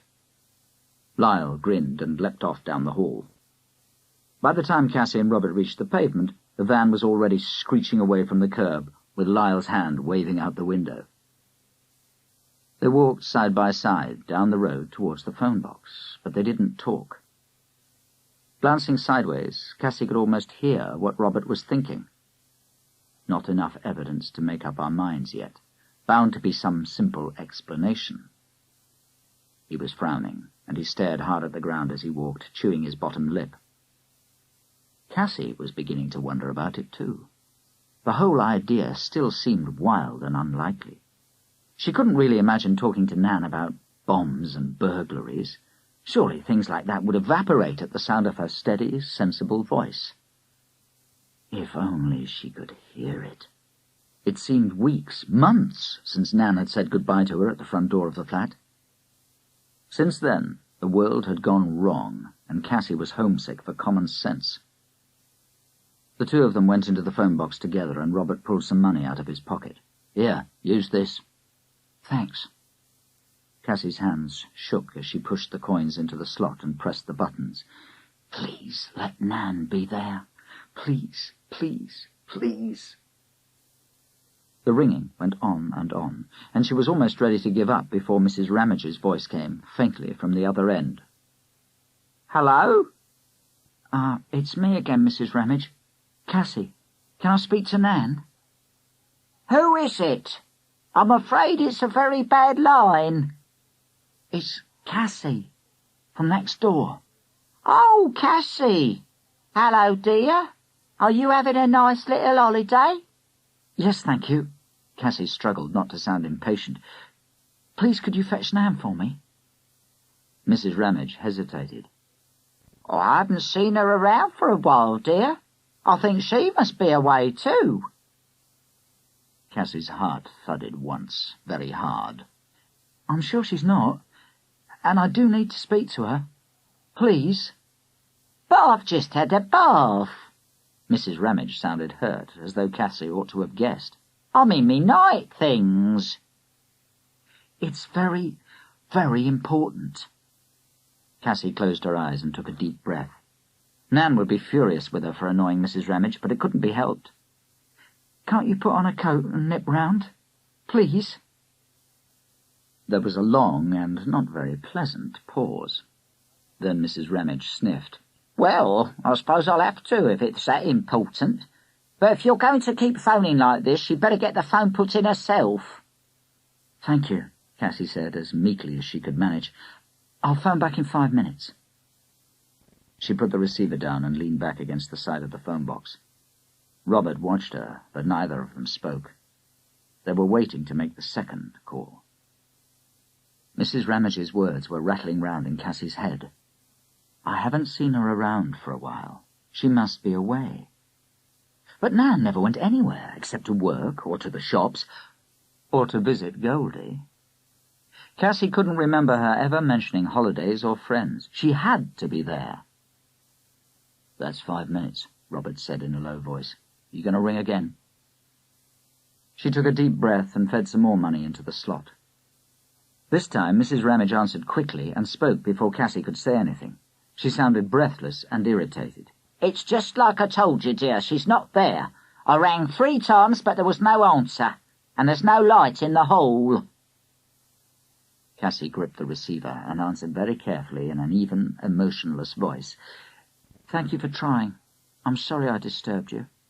"I don't mind if it's really important," Mrs. Ramage said grudgingly. And then, more sharply and inquisitively, she added, "Is there something wrong, dear?" "No, it's all right. I mean, I'm fine. I'll write her a letter. Goodbye." Cassy rang off rather too quickly for politeness and took a long, deep breath. "Not there," Robert said. "It's really peculiar." Cassy suddenly found it difficult to breathe. "Last time Nan was in, when she should have been out, and she wouldn't speak to me. This time she's out when she should be in." Maybe she swapped her duties. Or perhaps she's visiting a friend, or gone down a pub. That was so funny that Cassy actually smiled rather wearily. "Let's go and get the fish and chips.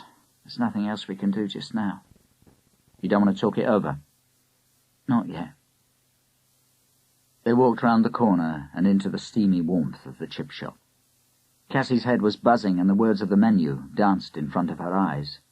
Over them, weaving in and out, her questions sprawled all over the walls. "Cod and... where can Nan be? Huss, she's never out. Chips. Is she okay? Surely he wouldn't... and chips. Place and chips. Sausages and... what on earth are we going to do?" The last question ran over and over in her head, behind everything else, without stopping. What are we going to do? What can we do? It wrote itself over the chip paper and beat with the rhythm of Cassy and Robert's feet as they walked home. Neither of them spoke until they were back in Albert Street. Then Robert nodded down the road towards the house. "Lyle's been quick. The van's back already." "Oh, good," Cassy muttered, not really listening. But it was Goldie who opened the door with her usual innocent beam. "Wonderful! I'm starving. Cassy, will you go up and get Lyle? He's in the mirror room." "Aren't we going to eat up there?" Robert took a step towards the stairs, but Goldie caught at his sleeve. "That's not what Lyle said. He said, 'Get Cassy to come up and fetch me.'" Robert looked baffled. "But why?" "It's what he said," Goldie repeated obstinately. "Go on, Cassy."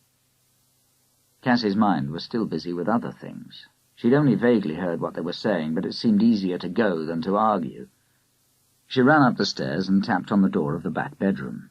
There was no answer, so she pushed it open to see if Lyle was still there. He was standing by the window with his back to her, looking out into the garden. His tracksuit hood was pulled up over his head, and he was hunched slightly forward so that he could lean on the windowsill. "Lyle!"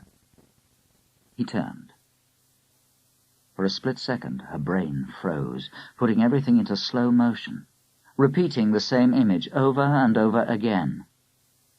He turned, and instead of his face there was a senseless nightmare shape. He turned, and the yellow teeth gnashed suddenly as his jaw snapped open. He turned, and the long grey muzzle flickered at her from every mirror in the room at 100 different angles, tinted blue, pink, or yellow. He turned. Cassy screamed. Wolf. The wolf, where no wolf should be. Behind the door, invading the house, inside the skin of a familiar, trusted person. Werewolf, Bizou, loup-garou, ligahou, lagahou, nightmare babble for a nightmare from the dark corners of her mind. Cassy's throat strangled with terror. Her body was rigid with it. Every ounce of energy, every fibre of her muscles, every breath from her lungs went into that one long, uncontrollable scream. It was only for a moment. Even before she'd run out of breath, she could hear Goldie shrieking from downstairs, "Cassy! Cassy, darling, what's happened?" Goldie was running. Robert was running. And Lyle was pulling off the wolf mask. Sensible, ordinary life was there all around her. There was no werewolf. Stupid, stupid, stupid. She staggered dizzily, but Robert was there to catch her. "That was bloody irresponsible," she heard him say to Lyle. "She's not used to playing your games, and she's got enough to cope with without that." No. Cassy gulped air, trying to give a sensible explanation. "With no werewolves. It's only... that head's so dangerous, with that stuff we put inside." Robert's arm tightened round her shoulders, but for a moment she was too muzzy to make sense of the warning. She repeated what she'd said, so that he wouldn't guess how stupid she'd been. "You know, that yellow stuff." For a second she could see them all staring at her. Robert was frowning. Lyle had his head on one side, and Goldie was in the doorway with her mouth wide open. None of it made any sense. Then Lyle bent down and switched off the tape recorder in the corner. "So what's up with you guys?" he said softly. It was Goldie who answered.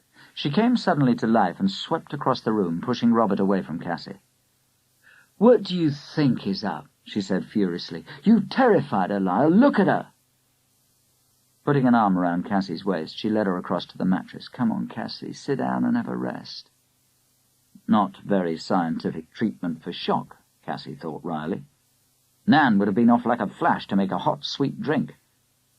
But Goldie's arm was surprisingly comforting, and she leaned against it for a moment before she sat down. Lyle grinned ruefully at Cassy. Ruefully and rather curiously. "I reckon we're all overtired. Nip down and bring the food up here, Rob, and we'll have an early night when we've eaten." "And I'll take this thing out of the way," Goldie said. With a sudden sharp movement, she bent down and scooped up the wolf mask. "I'll put it in the front bedroom." Cassy leaned her head against the wall and watched Goldie and the mask disappearing through the door. The room looked the same, but not the same.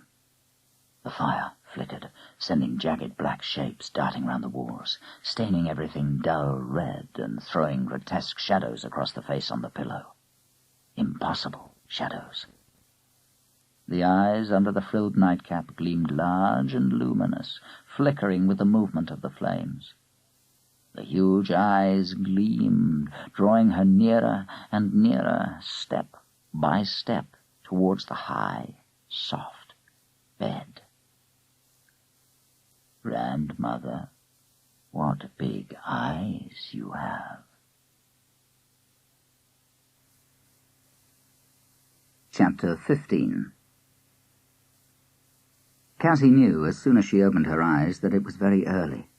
The light that filtered past the blanket in the window was thin and pale, and the air was clammy. But it was no use trying to sleep again. The huge, staring eyes of her dream had woken her up too well. Pulling the mat round her shoulders, she went across to the window and lifted a corner of the blanket. Outside, the street was grey and empty, but there was a hint of brightness in the sky. It would be a good day for their journey to Berkshire. Automatically, she glanced down the road towards the Moongazer van.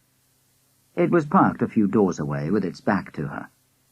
Idly, she followed the pattern of branches that twined round the rear windows, trying to spot the little differences between the painted trees. It was a moment or two before she saw the man. He must have been standing in the road beside the driver's door, bending forward over the bonnet, but when he straightened, she caught sight of the top of his head, muffled in a hood.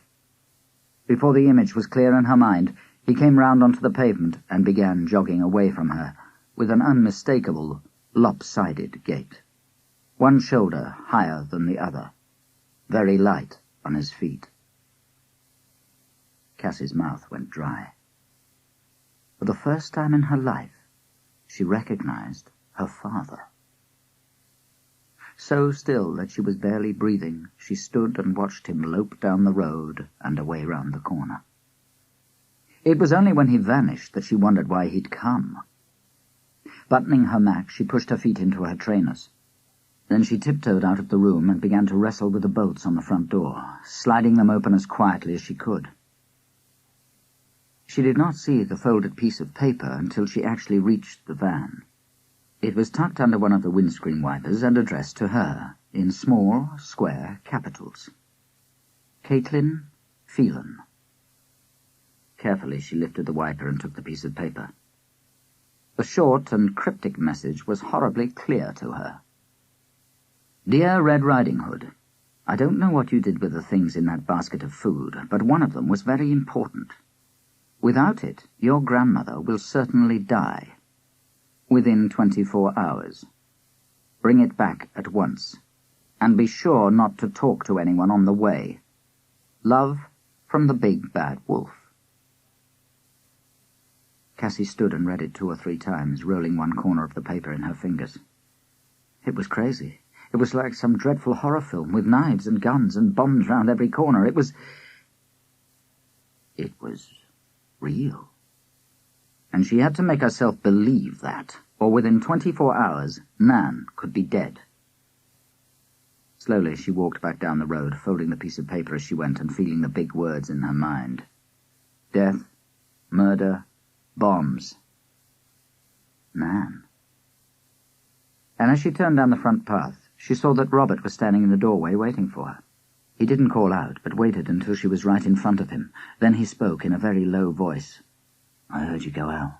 What's up? Couldn't you sleep? Cassy didn't answer. She simply handed the piece of paper to him. He glanced down at it, frowning as he saw the name written on the outside. Who? Me. Written the Gaelic way. His mouth twisted into a small, wry smile. That's as good as a signature, isn't it? Then he unfolded the paper and began to read. Cassy watched him carefully, but his expression didn't give her any clues. His eyes flicked from side to side as he read the note, and then up to the top as he read it for a second time. At last he folded it up, creasing it sharply along the original folds with his fingernails. Well, Cassy said. She wanted him to gasp with horror, to do something to match the way she felt. But she should have known better. He began working everything out in his usual, careful way. Why this cloak and dagger stuff, then? What do you mean? Well, if he really wants it back, why not get your grandmother to write and ask for it? Because she wouldn't do it, Cassy said firmly. Why do you think she slipped it in the bag in the first place? If she doesn't want him to have it, she won't do a thing to help him. Robert nodded and weighed that up. So how did he know where to find you? For a moment, Cassy floundered, and then it came to her. I told him.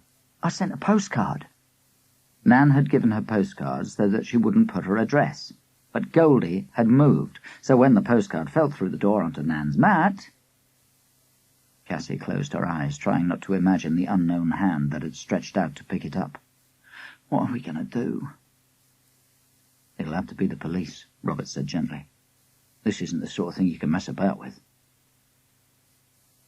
They were almost the words Nan had used after the last IRA bomb report on the news. Turn it off, Cassy, she'd said. There's enough trouble in the world without that. And when Cassy argued that she ought to know about it, Nan's voice had sharpened. That's not something for you to mess around with. Then she'd marched off into the kitchen and sat on her own for a long time with her head on the table. Just another forbidden subject like all the others. But now Cassy had to think about it, and she knew what she ought to do, what Nan would tell her to do. Yes, she said, forcing herself to speak the words. We've got to call the police. Let's do it now. Where shall we start? Better to get it over with. Better not to start thinking about Nan in danger, about the deadly yellow lump that could save her and kill someone else.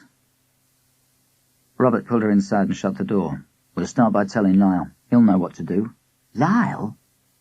Robert stiffened very slightly and stepped back. I know you don't like him, but he's no fool. You haven't seen him in a crisis. He'll know what to do, and he is grown up.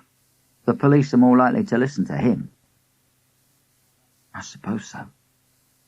Reluctantly, Cassy followed Robert into the house and up the stairs. As they reached the door of the mirror room, he waved her on along the landing. I'll wake Lyle up and explain. But he'll never believe us unless he sees the stuff.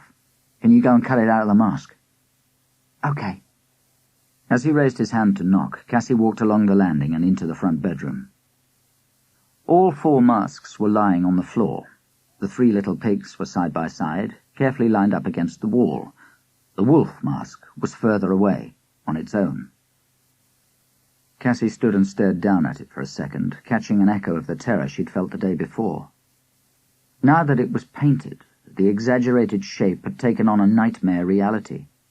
Earl had made the teeth a dirty yellow and tipped some of them with red. The bulging eyes stared, and the nostrils at the end of the long muzzle were a gaping, cavernous black. Shuddering, Cassy bent down to turn the mask over. As soon as her fingers touched it, she knew that something was wrong, but she didn't realize what it was until she'd flicked it over. Then she saw the raw, untidy patch of pink on the underside. She and Robert had covered the yellow roll of explosive with neat strips of papier-mâché formed into a smooth ridge inside the mask at the back of the neck. She was expecting to see that ridge painted grey like the rest. But the whole thing was altered. The papier-mâché top had been cut away, and the ridge inside the mask was covered with short pieces of bright pink elastoplast. They were taped untidily, crisscross, several layers deep, so that they hid whatever was underneath. Cassy stared at them, and for a moment her mind refused to make any sense of what she was seeing. Before she could gather her wits, Lyle spoke from behind her. "Come on, then. Let's see what you've got there." He knelt down beside her and took the mask, perfectly calm and practical. Goldie hovered in the doorway, just too far away to see it properly, but Robert came up to look over Lyle's shoulder.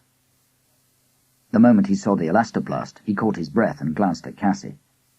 But he didn't say anything, and neither did she. The two of them watched, utterly still, as Lyle peeled the sticking plaster away. Underneath the first 3 pieces, there was just more sticking plaster. But as Lyle lifted the 4th piece, a tiny triangle of yellow gleamed, suddenly bright between the strips of pink. Cassy caught her breath. Still there. She didn't know whether she was relieved or frightened. Lyle pulled away a couple more pieces of elastoplast, and then he relaxed suddenly and grinned over his shoulder at Robert. "Well, I must say I thought you had more sense. That's not plastic explosive, Pinhead. You must have had a deprived childhood if you didn't recognize it." "What?" Robert squatted down beside him and touched the yellow patch. Cassy heard him draw his breath in sharply as he felt it. Bending his head, he sniffed at his fingers and then turned to face her. "It's plasticine, Cassy." "Plasticine?" "Feel for yourself." Cassy reached out a finger and prodded. He was right. There was no doubt about it. It was plasticine. Her heart gave a thud. Perhaps it wasn't true after all. Only it hadn't been plasticine before. It had been brighter yellow, she was sure of that, and although this stuff gave stiffly under her fingers, it didn't have the same slightly oily texture. "You must be cracking up," Lyle said lightly. "What's up, Cassy? You worried about the show?" "Of course not." He couldn't explain it away like that. "I'm worried about the explosive. It was there." Lyle shrugged, nodded towards the plasticine and said nothing. "Well, what about the note on the van, then?" Cassy said stubbornly. "If there wasn't any explosive, what's that about?" Lyle looked steadily at her. "Suppose you tell me." She didn't understand what he meant at first. Not until she saw him glance sideways at Robert, raising an eyebrow. Then she turned icy cold. "It wasn't me," she said stiffly. "I didn't write it. Why should I?" He smiled, as though he understood her better than she understood herself. Then he stood up. "Let's talk about it later, shall we? Right now we've got to get that mask mended. Don't forget, we'll have to leave in an hour." "I can fix it," Goldie said brightly from the doorway. They'd all forgotten she was there. Lyle turned round to answer her with relief and amusement. "You can?" "Of course. I've got some elastoplast in my bag. I'll do it now. Come on." Picking up the mask, Lyle followed her out of the room. Cassy looked at Robert and clenched her fists. "We can't go. How can we zoom off to Berkshire? Nan's in danger." "But Cassy, I suppose you think I'm lying too. Go on, say it. Say I wrote that note myself. Pretend you never saw the real explosive." "I'm not pretending anything," Robert said patiently. "I'm just trying to talk sense. All we've got is a piece of yellow plasticine and a letter about Red Riding Hood. The police aren't going to take any notice of that." "Oh, great! So we give up, do we?" Cassy was almost yelling now. "Let's pretend we don't believe this letter. Let's pretend it's all nonsense about dying tomorrow." Robert took a deep breath. "Look, once the show's over—" "The show?" Cassy glared. "What does that matter? How can you even mention it?" "Because I'm not being hysterical." Robert gripped her shoulders and gave him a little shake. "Why don't you listen, Cassy? I'm talking sense." Cassy stopped shouting and looked sulkily at him. "You're just saying we've got to forget about Nan." "No, I'm not. I'm saying that we won't help her by racing off to the police without any evidence. We need to make a proper plan. We need Lyle to help us. So we've got to wait."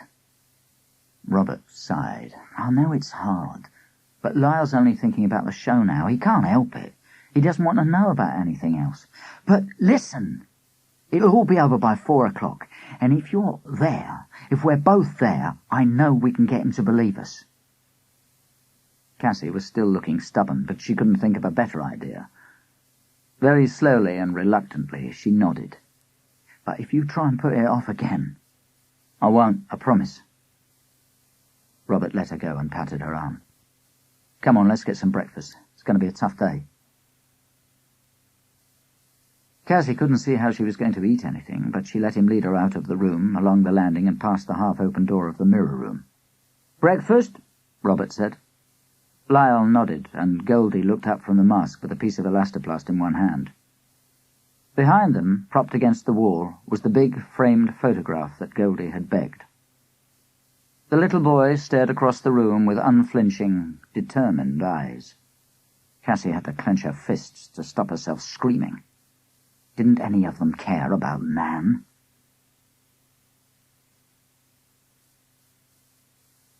Chapter 16. Only 22 hours left, and there she was, sitting in the back of the van and speeding further and further away from Nan. Cassy stared through the windows at the bridges and the lorries and the blue and white motorway signs, trying to ignore Goldie's chatter from the front seat. If only she could switch off her brain until after the show. Robert was facing her, wedged in between boxes full of paper, and she could feel him wanting to catch her eye, but she didn't turn her head. What was the use of talking to him? He didn't care about anything except this wretched wolf show. Robert wriggled closer and put his mouth up to her ear.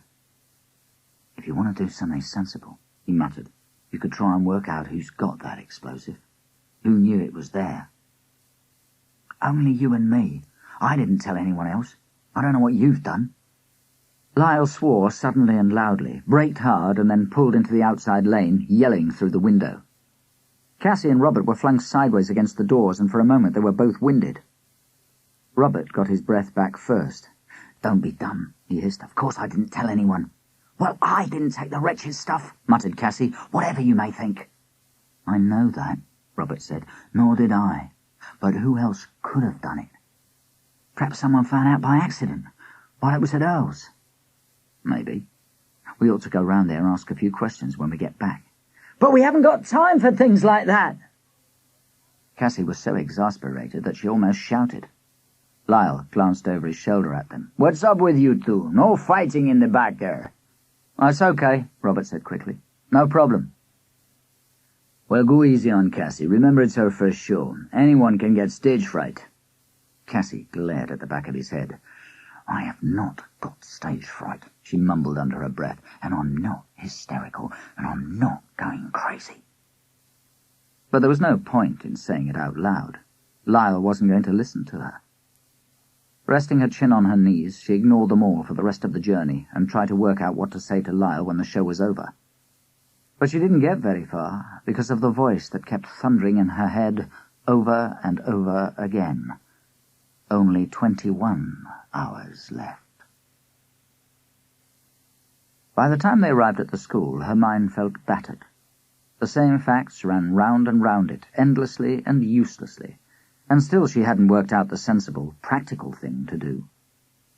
She climbed out of the van, barely noticing where they were, and began to help the others carry in the equipment. They plunged into a blur of faces as teachers held out welcoming cups of coffee, and passing children whispered, "It's the play people." To Cassy it seemed more distant than a dream, but Lyle took charge of the place at once. Drawing everyone after him into the hall, he sat them down in a huge circle, arranging and organizing so fast that she barely noticed what was going on. And then, before she'd come to, they were beginning. After all their rehearsals and research, the wolf show was starting. Lyle stood in the middle of the circle, his arms lifted in a huge, compelling gesture.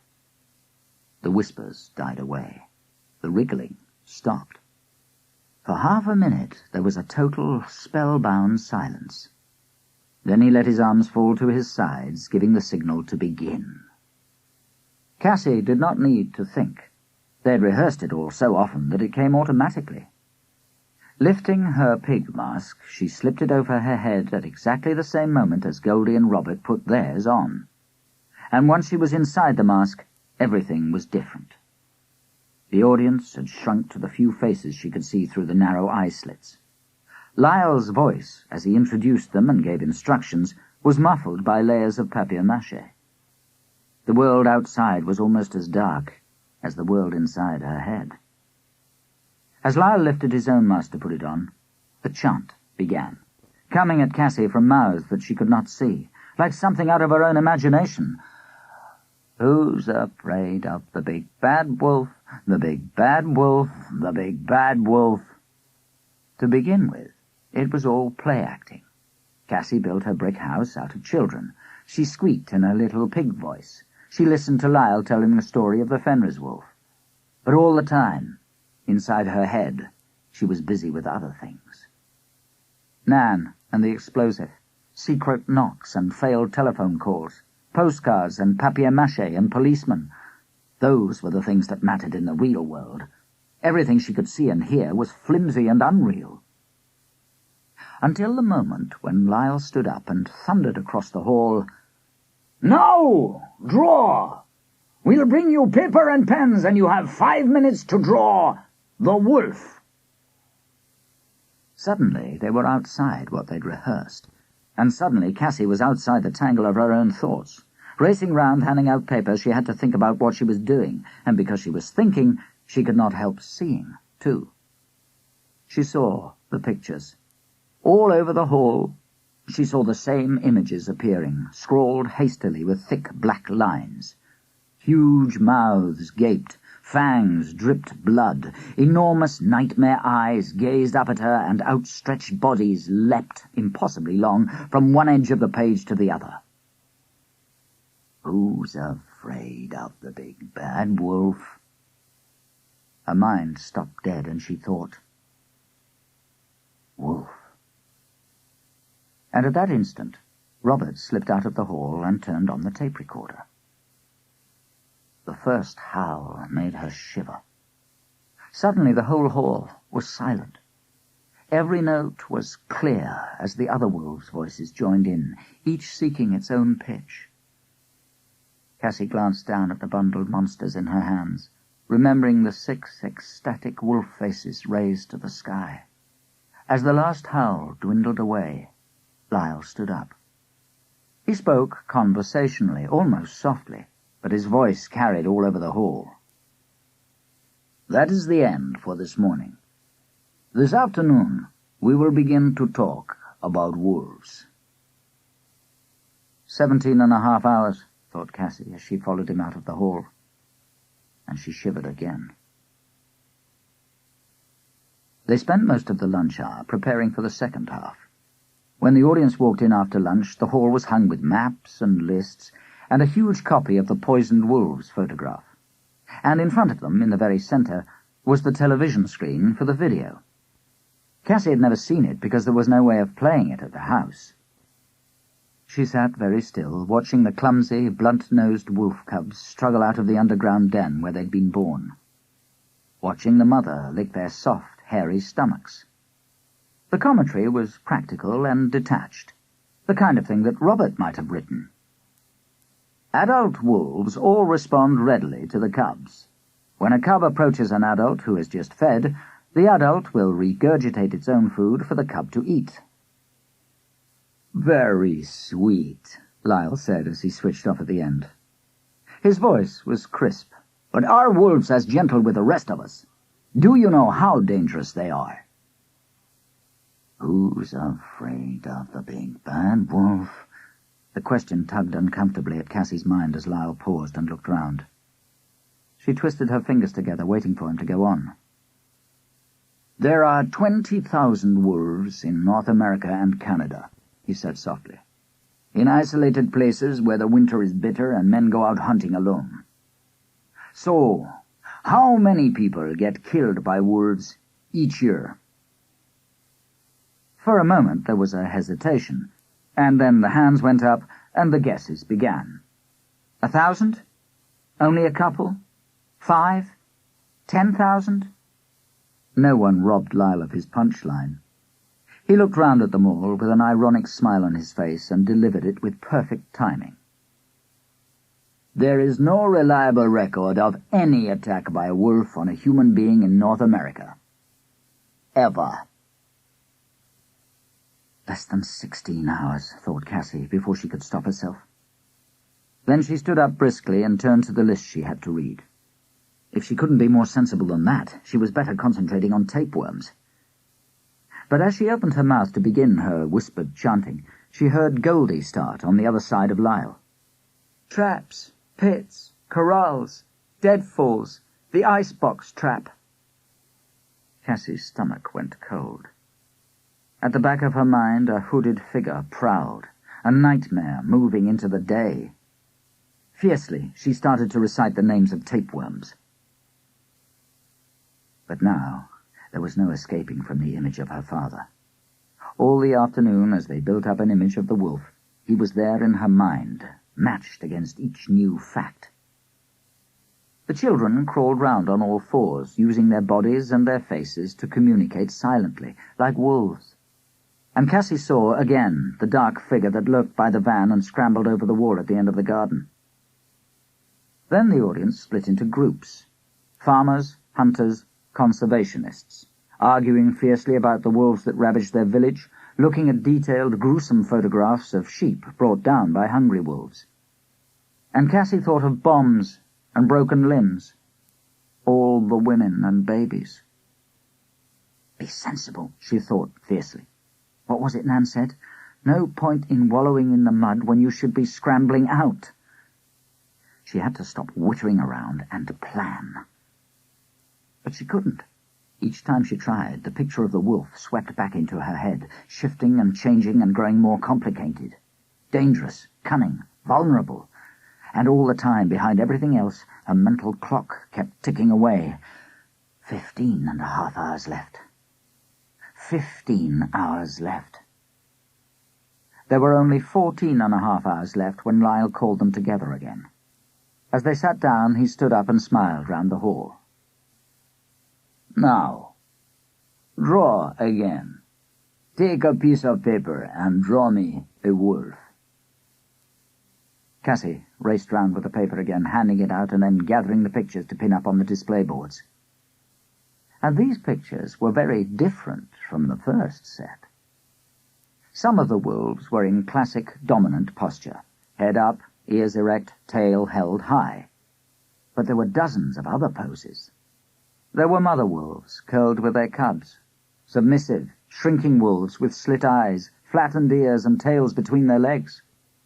There was even one diagrammatic wolf, with arrows pointing into it like darts to show where the different parasites might lurk. Each one was neatly labelled, and around the edge were sketches of the traps and snares and guns that threatened from outside. Wolves, wolves, wolves, wolves, wolves, wolves, wolves. Her head spun with them. How did you think about anything so complicated? How did you make sensible plans about something so dangerous and important and threatened?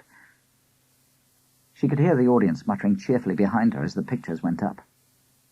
But Lyle wasn't relaxed. He sat tensely on the edge of the stage, waiting until the display boards were full. Then he stood up suddenly and lifted his arms. "Wolves!" A spontaneous cheer went up from the whole room. But he didn't smile. Instead, he tilted his head and raised one eyebrow as he looked at the pictures. "But if those are wolves, what are these?" No, Cassy thought. She'd forgotten this final twist because they'd never rehearsed it. No, I don't want to see those again.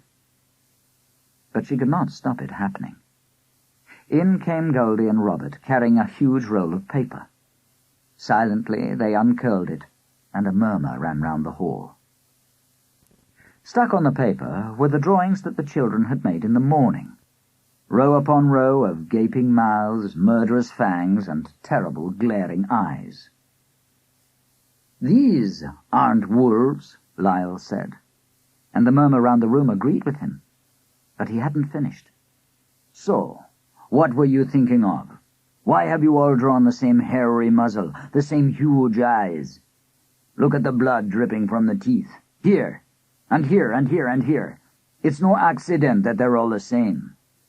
But what are they?" Cassy turned her eyes away from the pictures. "They're nothing. Nothing." Lyle waited 10 seconds. Then very softly he said, They're not wolves that you've drawn, but they're real, all right. As real as a nightmare. And what is the nightmare? Nightmares can't be real, Cassy thought, desperately filling her mind with the words. But she couldn't think loud enough to drown out Lyle's voice. What are they? The audience hesitated for a second as people whispered and looked at each other. And then the answer came in a huge shout. We're wolves! No, no, thought Cassy. Why bring them into it? They're not true. And then someone screamed. Not a fake scream, not play acting. It was a real scream from a terrified, tortured throat, and it came at Cassy like a fireball. Nothing. It's too bad to be true. You can't shut out the night. The world is full of bombs and blood and murder and death and violence. She couldn't shut it out any longer, couldn't fight off her terror by pretending to be practical and calm and realistic. The darkness inside her head was real, swelling larger and larger, choking her as it blotted out her small, comfortable world. It was her own voice, screaming.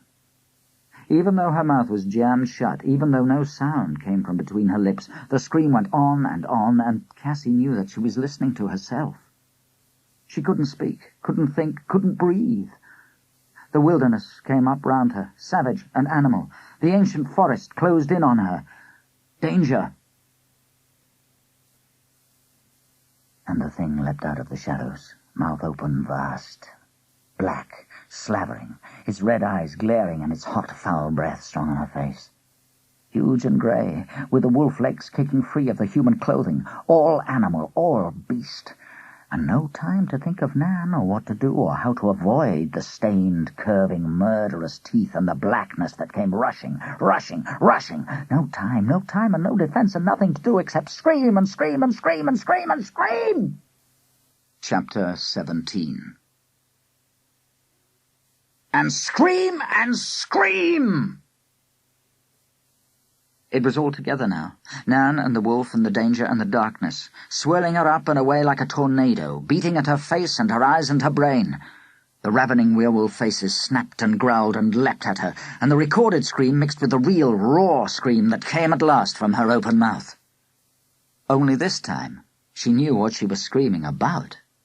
Not a story, not a dream, not a trick with a papier-mâché mask.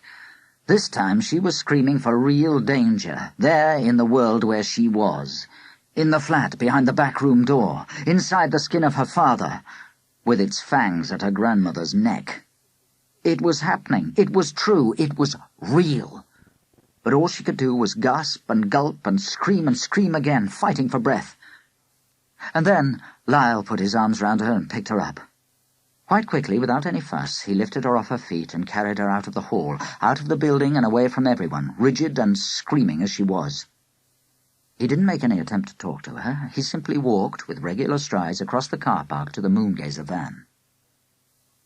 At first she was sobbing and catching her breath and sobbing again, exhausted and terrified and appalled. But gradually the rhythm of his strides began to calm her down, and she let her face flop against his shoulder.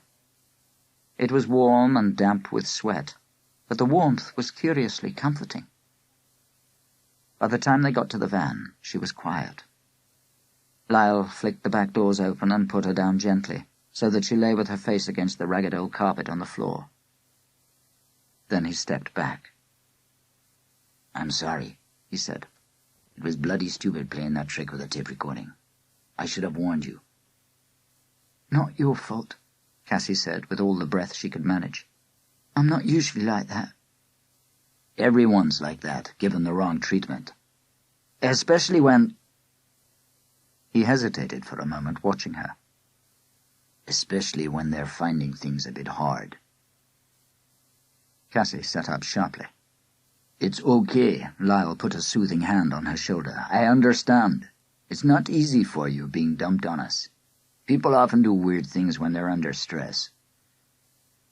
"You think I'm crazy?" Cassy looked him straight in the eye. "You think I made all that up, about the plastic explosive? But I didn't. It's true." "Okay, don't flip." Lyle put a heavy, warm hand on her shoulder. "Just sit there and have a rest." "But I didn't." "Cassy." He looked down at her, smiling and shaking his head. And suddenly, everything became very simple and easy. Sitting there, exhausted from her scream, Cassy felt the terror fall away from her. She realized for the first time what a gentle, kind man he was, underneath all the wildness and the enormous leaping gestures.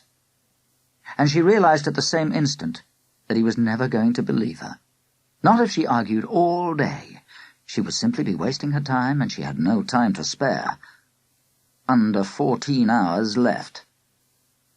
But there was a cool, empty space in the middle of her mind. She leaned back against the side of the van, grinning. "Okay, I'll think it over. And you'd better go and finish off the show. I'm sorry I spoilt it." Lyle laughed. "Don't underestimate Robert. He's bound to have a plan to cover it. He probably made them think you were the grand finale." He loped off, and Cassy sat up straight again, staring out at the playground. The terror had gone now, and her mind was perfectly clear and alert. She'd wasted too much time trying to make a sensible plan, racking her brains to think of a way to save Nan without putting anyone else in danger. They were all past that. There was no sensible, safe way out. No woodcutter was going to leap in to rescue them from the wolf. They were in the land of nightmares, where reason had no place. But nightmares had their own logic, as rigid as mathematics, and sitting there in the back of the van, she understood what was needed. She had to make a wild, dramatic gesture. Lyle would not listen to any arguments, but she knew now that he would act like lightning if he thought that she was in danger. So she had to step into the danger willfully, on her own, and hope that that would force him to take her seriously. She had to go to her father. Gazing out over the football pitches, she worked out just how she was going to do it. The hardest part was ignoring Robert. All the way home he kept trying to catch her eye, whispering suggestions about what they should do. Cassy ignored them all, staring gloomily down at the floor as though she could not hear. She wanted Robert to be able to say that she'd been very strange all the way home. She wanted him to be frightened for her, so that he could convince Lyle that she was in danger. By the time they pulled up outside the house, he'd given up, and that suited her perfectly. She let him gather up an armful of masks, and then, as he disappeared down the alley to the open window at the back, she went up to Lyle and Goldie. "Shall I go out and get something to eat while you clear the van?" Lyle looked carefully at her. "Are you sure?" "Honest, She hesitated, just for a second, so that he would remember it afterwards. "I could do with a walk. On my own."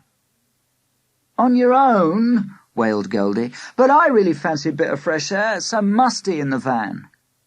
"Tough," said Lyle. "Cassy needs it more than you do." He picked up the video and pushed it into her arms.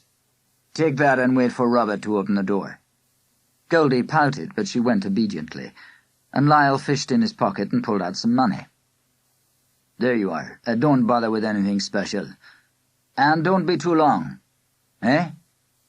"Yeah, okay," Cassy said, not looking at him. "I'll just get my Mac." Crawling back into the van, she found the Mac and fumbled in the pocket. When Lyle was busy lifting out the tape recorder, she took out the note she'd written while she sat by the football pitches. There was no need to look at it again, because she could remember every word. "I know that Nan is in danger. There was plastic explosive in the wolf mask, and I didn't write the note on the van. My father is in the flat, and he's got her. I'm going to save her myself, because none of you will believe me."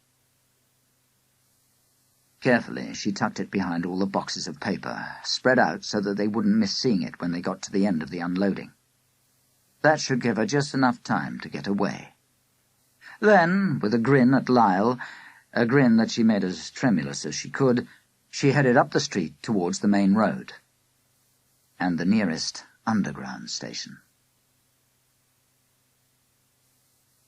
She sat very still, watching the stations tick past until they reached White City. Then she stood up and walked steadily out of the train, out of the station, and up past the stadium. In her pocket, her hand curled round the grooved metal shape of her door key. As she reached the flats and began to climb the dirty concrete steps to the 3rd floor, her fingers ran backwards and forwards along the rough, toothed edge. She knew that she was very frightened, because it was only sensible to be frightened. But her fingers were perfectly steady, and her legs did not tremble as she walked along the balcony towards Nan's front door. First, she rang the bell, because she did not want to take anyone by surprise. That was not part of her plan. She stood and listened to the ringing as it echoed emptily through the flat, but no one opened the door. She did not expect that. As slowly and noisily as possible, she slid her key into the lock. Her heart beat very fast, but the hand that held the key slid it straight in and turned it firmly. Pushing the door open, she walked briskly in, just as if she were coming back from school. Then she shut it behind her and spoke in a low voice, aiming her words at the half-open door of the back room. "It's Cassy. Kathleen. I'm coming in to see you." As she spoke, she was looking round the flat. The hall was swept and tidy, with 3 or 4 letters set in a pile on the table. Their edges were perfectly in line. Through the open kitchen door, she could see the clean washing up stacked in the drainer, with all the plates sorted in order of size. Her bedroom door was open too, and for a moment she stood staring at it while her spine prickled. He'd been very careful not to leave any signs of himself. There were no clothes or books. There was no hairbrush or comb. No one had smoked in the room, and Cassy knew that if she lifted the pillow, she would not see any pyjamas. But she could tell he'd been using it. Everything was set straight with mathematical precision. The curtains hung in perfect folds, 6 on each side of the window. The rag dolls on the bed were lying parallel to each other. The fringe of the candlewick bedspread was level all the way, 10 centimetres above the carpet. Cassy imagined him lying there, with his hands behind his head, gazing up at her posters, and then getting up restlessly to fix their curling corners. He'd shifted her china ornaments very slightly, so that they stood in 3 equal rows, and he'd moved the chair a fraction, placing it exactly in the middle of the wall. Instinctively, he'd marked out the room, as a wolf marks out its own territory. And in instinctive, primitive reaction, the hair rose at the back of Cassy's neck. While she was still staring, a voice spoke from the back room. It was a low, hoarse voice, like Nan's, but deeper and rougher. "Come on in, then, if you're coming. Come in."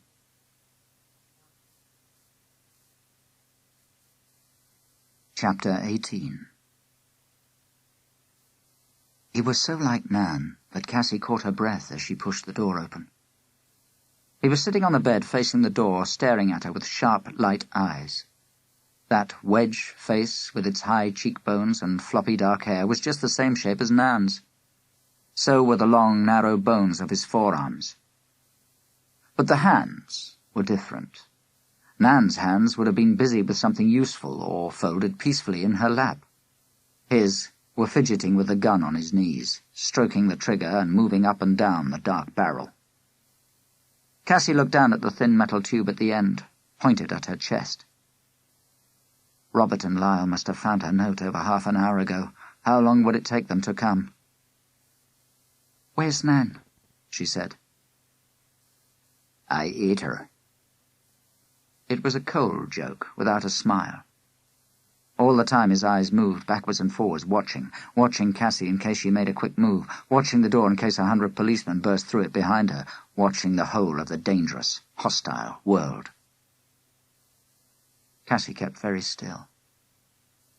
"She is alive, isn't she?" "Maybe." His restless hands moved on the rifle, altering their grip. The watchful eyes flicked down Cassy's body from head to foot and back up again. "Where is it, then?" Cassy took a deep breath. "Your explosive." He nodded and held out one hand. A long, bony hand with bitten nails. "Come on. I haven't the time to hang about. Hand it over." Time. How much time would the others need? How long could she go on talking? "Not yet," she said firmly, staring him straight in the eye. "I want to see Nan first, so I know she's all right." "It's her you came for, then?" There was something unexpected in his voice, something unsettling. Cassy kept her eyes very steady.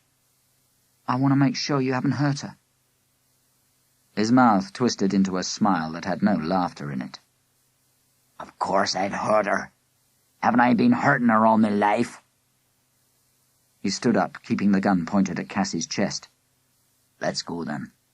"Where?" "The bathroom." He gestured sharply with the barrel, and Cassy backed through the door and across the hall. As he followed her, he lifted his hand without looking and flicked the catch on the front door. Now they were locked in together. Turning her head away, Cassy walked back across the hall and opened the bathroom door. At first she thought that Nan was dead after all. She was lying on her back in the bath, with her eyes closed and her neck twisted sideways. Her face was a sickening bluish-grey, the mouth stretched grotesquely wide by the tights that gagged it. More tights bound her hands together and tied them to the taps above her head. The gun barrel came from behind Cassy, prodding at Nan's shoulder. Slowly and painfully her eyes opened, not focusing on anything, as though she wasn't really there. "Nan?" Cassy said. That got through to her. Her head came up instantly, and Cassy saw her wince as she turned to look. All the slack muscles of her face snapped tight. "Look, ma'am, she came, just like I said she would." He shoved Cassy forward against the rim of the bath. "How does it feel to be more precious than Semtex, ma'am?" Nan's eyes were bloodshot and the skin round them was bruised, but they looked at Cassy as sharply as ever. Cassy heard her struggle to breathe with long, noisy gulps that rattled in her chest. "Come on, then." He jerked the gun sideways against Cassy's ribs. 10 hours on my way. Hand it over." She couldn't tell him yet. Lyle and Robert would have to convince the police, and even if the police cars raced... Cassy gripped the edge of the bath. "Aren't you going to tell me why you need it so much? Why couldn't you just get another bit?" "Where from?" "Woolworths." The gun nudged her again. "When I'm given a job, I do it. I don't go whining back for help when I had trouble. Or treachery." The last words were for Nan, flung at her over Cassy's shoulder with a terrible contempt. Cassy turned her head so that she could look up into his eyes. "You think she ought to be on your side, just because she's your mother?" "It is supposed to be thicker than water, so they say." His face was very close to hers. She could see the separate hairs of his stubbly beard and the drops of sweat on his nose. The smell of his body was all around her, strong and unfamiliar. Suddenly Cassy began to be angry. "So where does that leave you?" "Where does that leave me?" "Blood," she said. "Blood. You're my father. When did you ever stick by me?" "Ah, but that's different." His eyes flicked from her face to Nan's and back again. "I was spoken for before you were born, before I ever met Goldie. The work I had to do was more important." The hurt of it took Cassy by surprise, like something physical. "Like a wolf," she snapped. "That's what Goldie said. Like a wolf defending its own territory." She made it sound ridiculous, but he didn't rise. "Even Goldie gets things right sometimes." "Not that!" Cassy said fiercely. "Wolves fight all right. They're dangerous and tough and cunning, but they don't forget—" "Don't forget what?" He pushed his face even closer to hers so that their noses were almost touching. "What are you putting on me?" "What are you putting?" The words came smacking back at her, those words in that voice, and they triggered a memory she didn't know she had.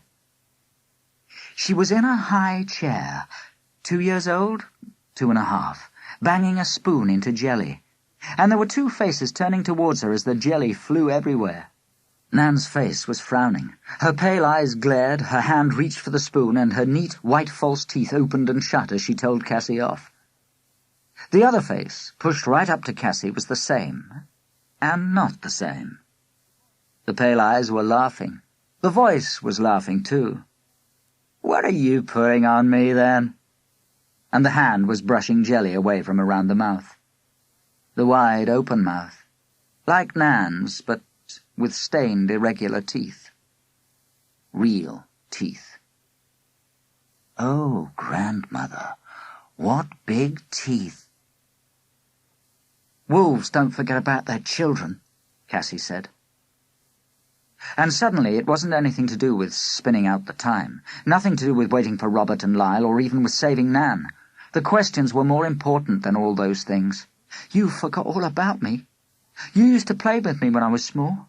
Why did it all change? Why did Nan start sending me away?" "For God's sake, Cassy!" He grabbed her shoulder and shook it. "Keep your voice down." "Is that all you can think of? You don't want to know about me, do you?" Her voice caught suddenly in her throat, and she wanted to turn away, but he was still holding on to her. "Do you think it was easy, then?" he muttered savagely. "There's choices to be made that twist you in two. But once you could speak, it was too risky. Once you could go off and blab that I was there." His fingers dug into her shoulder, but Cassy wasn't going to go quietly. "I needed to know about you," she shouted. "But all you could do was push me away. You wouldn't have done that if—" And now there was another picture in her head. Not an old memory, but a new one, from Lyle's video. A picture of the baby wolves, awkward and blunt-faced, nuzzling at the nose of the adult, pushing their soft heads up at those jagged teeth, waiting for the jaws to part and feed them. "You wouldn't have done that if you were a wolf!" she yelled ludicrously. There was no point in saying anything else, no need to spell it out. She could see from his eyes that he knew all about wolves and their cubs, the way they played with them and guarded them and fed them with food from their own stomachs. He knew, and he couldn't bear it. Cassy saw the gun barrel rise. He stepped back until he could bring it up against her chest. "That's enough chat," he said savagely. "Just give me the stuff." She closed her eyes and clenched her fists. "What's so important, then? What's big enough to make you tie up your own mother and shoot your child? Come on, Mick the Wolf. Tell me about it." Suddenly, everything was very still. Opening her eyes again, Cassy saw that his hands had stopped moving on the gun. Nan's face was sharp and motionless, as though every line had been carved from granite. "Tell me," Cassy said again, softly this time. For a second he was staring at her, and she could see him searching for words, like a creature from another species, struggling to re-explain the whole world. But before he could say anything, someone came running along the balcony, clattering in high heels, and the doorbell rang. Instantly the gun barrel jabbed at Cassy's chest, and he scowled at her to keep silent. The bell rang again. Then there was a pause, and Cassy held her breath, knowing what must come next, but not daring to believe it. And it did come. 2 more rings. The hands on the gun tensed, and he glanced towards the hall. While he was still wondering whether to trust the signal, the letterbox was pushed open. "Mick, it's me, let me in. I brought that stuff you wanted." Goldie. Cassy's head flooded with pictures, blindingly clear. Goldie in her bedroom as the bag fell over. "What's this yellow stuff, Cassy?" Goldie in the back garden, looking for Mick. Goldie standing in the doorway while Cassy screamed at the shock of the wolf's head. "That head's so dangerous with that stuff we put inside." Goldie with the elastoplast. It was Goldie who'd taken the explosive. For her precious Mick. The voice was still calling through the letterbox. "Hurry up! There's not much time!" Cassy hardly dared to speak, with the gun still pointed at her chest, but she murmured very softly and gently, "She'll have Mrs. Ramage out if she goes on yelling." His eyes flicked round the bathroom. Then he grabbed Cassy's arm and pulled her into the hall, tugging the door shut behind them. Roughly, he pushed her towards the front door. "Let her in," he muttered, "but fast. And remember, I'm in the sitting room with a gun." That figured. That was why Nan hadn't come to the phone. With a gun pointed straight at her back, even she would have obeyed orders. Cassy waited for him to slip out of sight with the door ajar, and then she walked down the hall. Through the glass she could see a pale blur that was Goldie. Carefully she pushed the handle down and opened the door. Goldie was standing on the balcony. The instant she saw Cassy, her face lit up with delight and relief. That didn't fit, and for a split second Cassy hesitated. Then she saw what Goldie was clutching in her hands. Something glassy that caught the light from the flat next door and sent it dancing into the dark hall like a shaft of sunlight in a forest clearing. "Can I have this, Cassy? Please? I haven't got any photos of Mick, and I always wanted us to be a real family." The photograph. Cassy's hands went out like lightning and grabbed the big frame. For a second she felt the extra thickness of the explosive spread out behind the picture and the rough edges of the elastoplast that held the backing on. Then she threw it as hard as she could over the balcony and down into the yard. 10 meters below, the glass shattered and the bright patch of yellow fell out onto the concrete.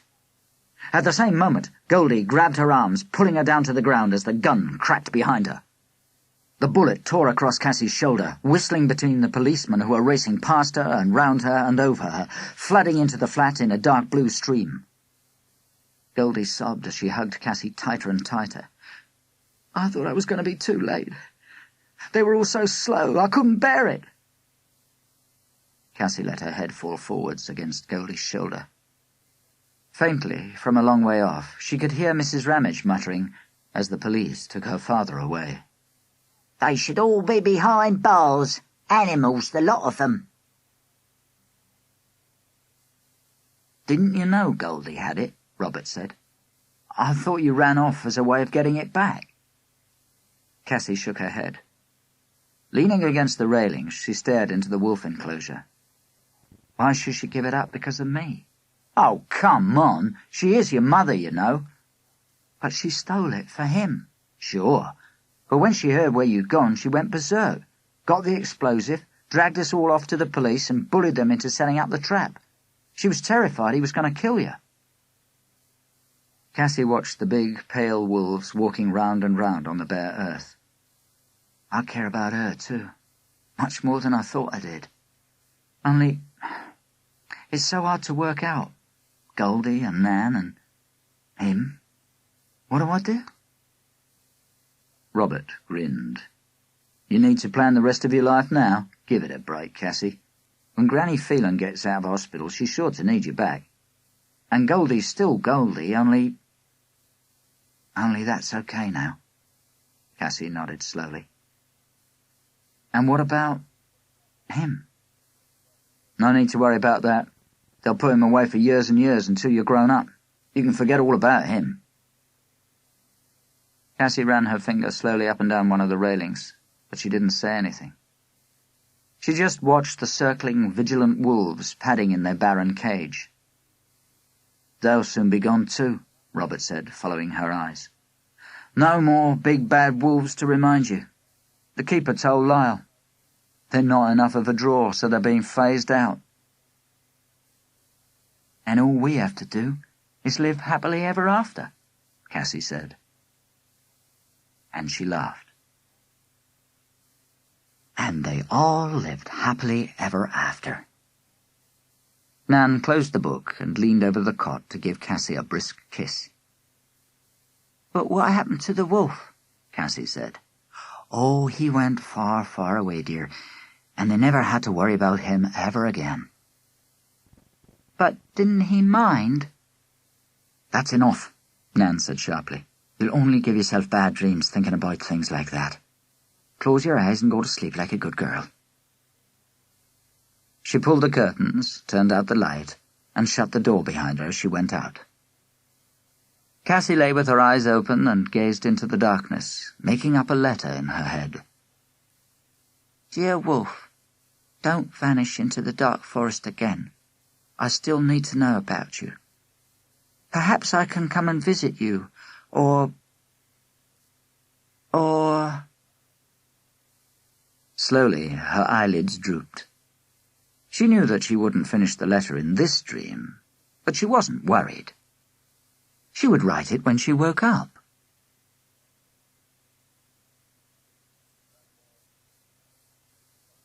That was Wolf by Gillian Cross. Read by Christian Rodska. We do hope you've enjoyed listening to this Chivers Children's audiobook. For details of other Chivers Children's recordings, please contact us, and we will be delighted to send you a catalogue listing all our titles, as well as information about our most recent releases.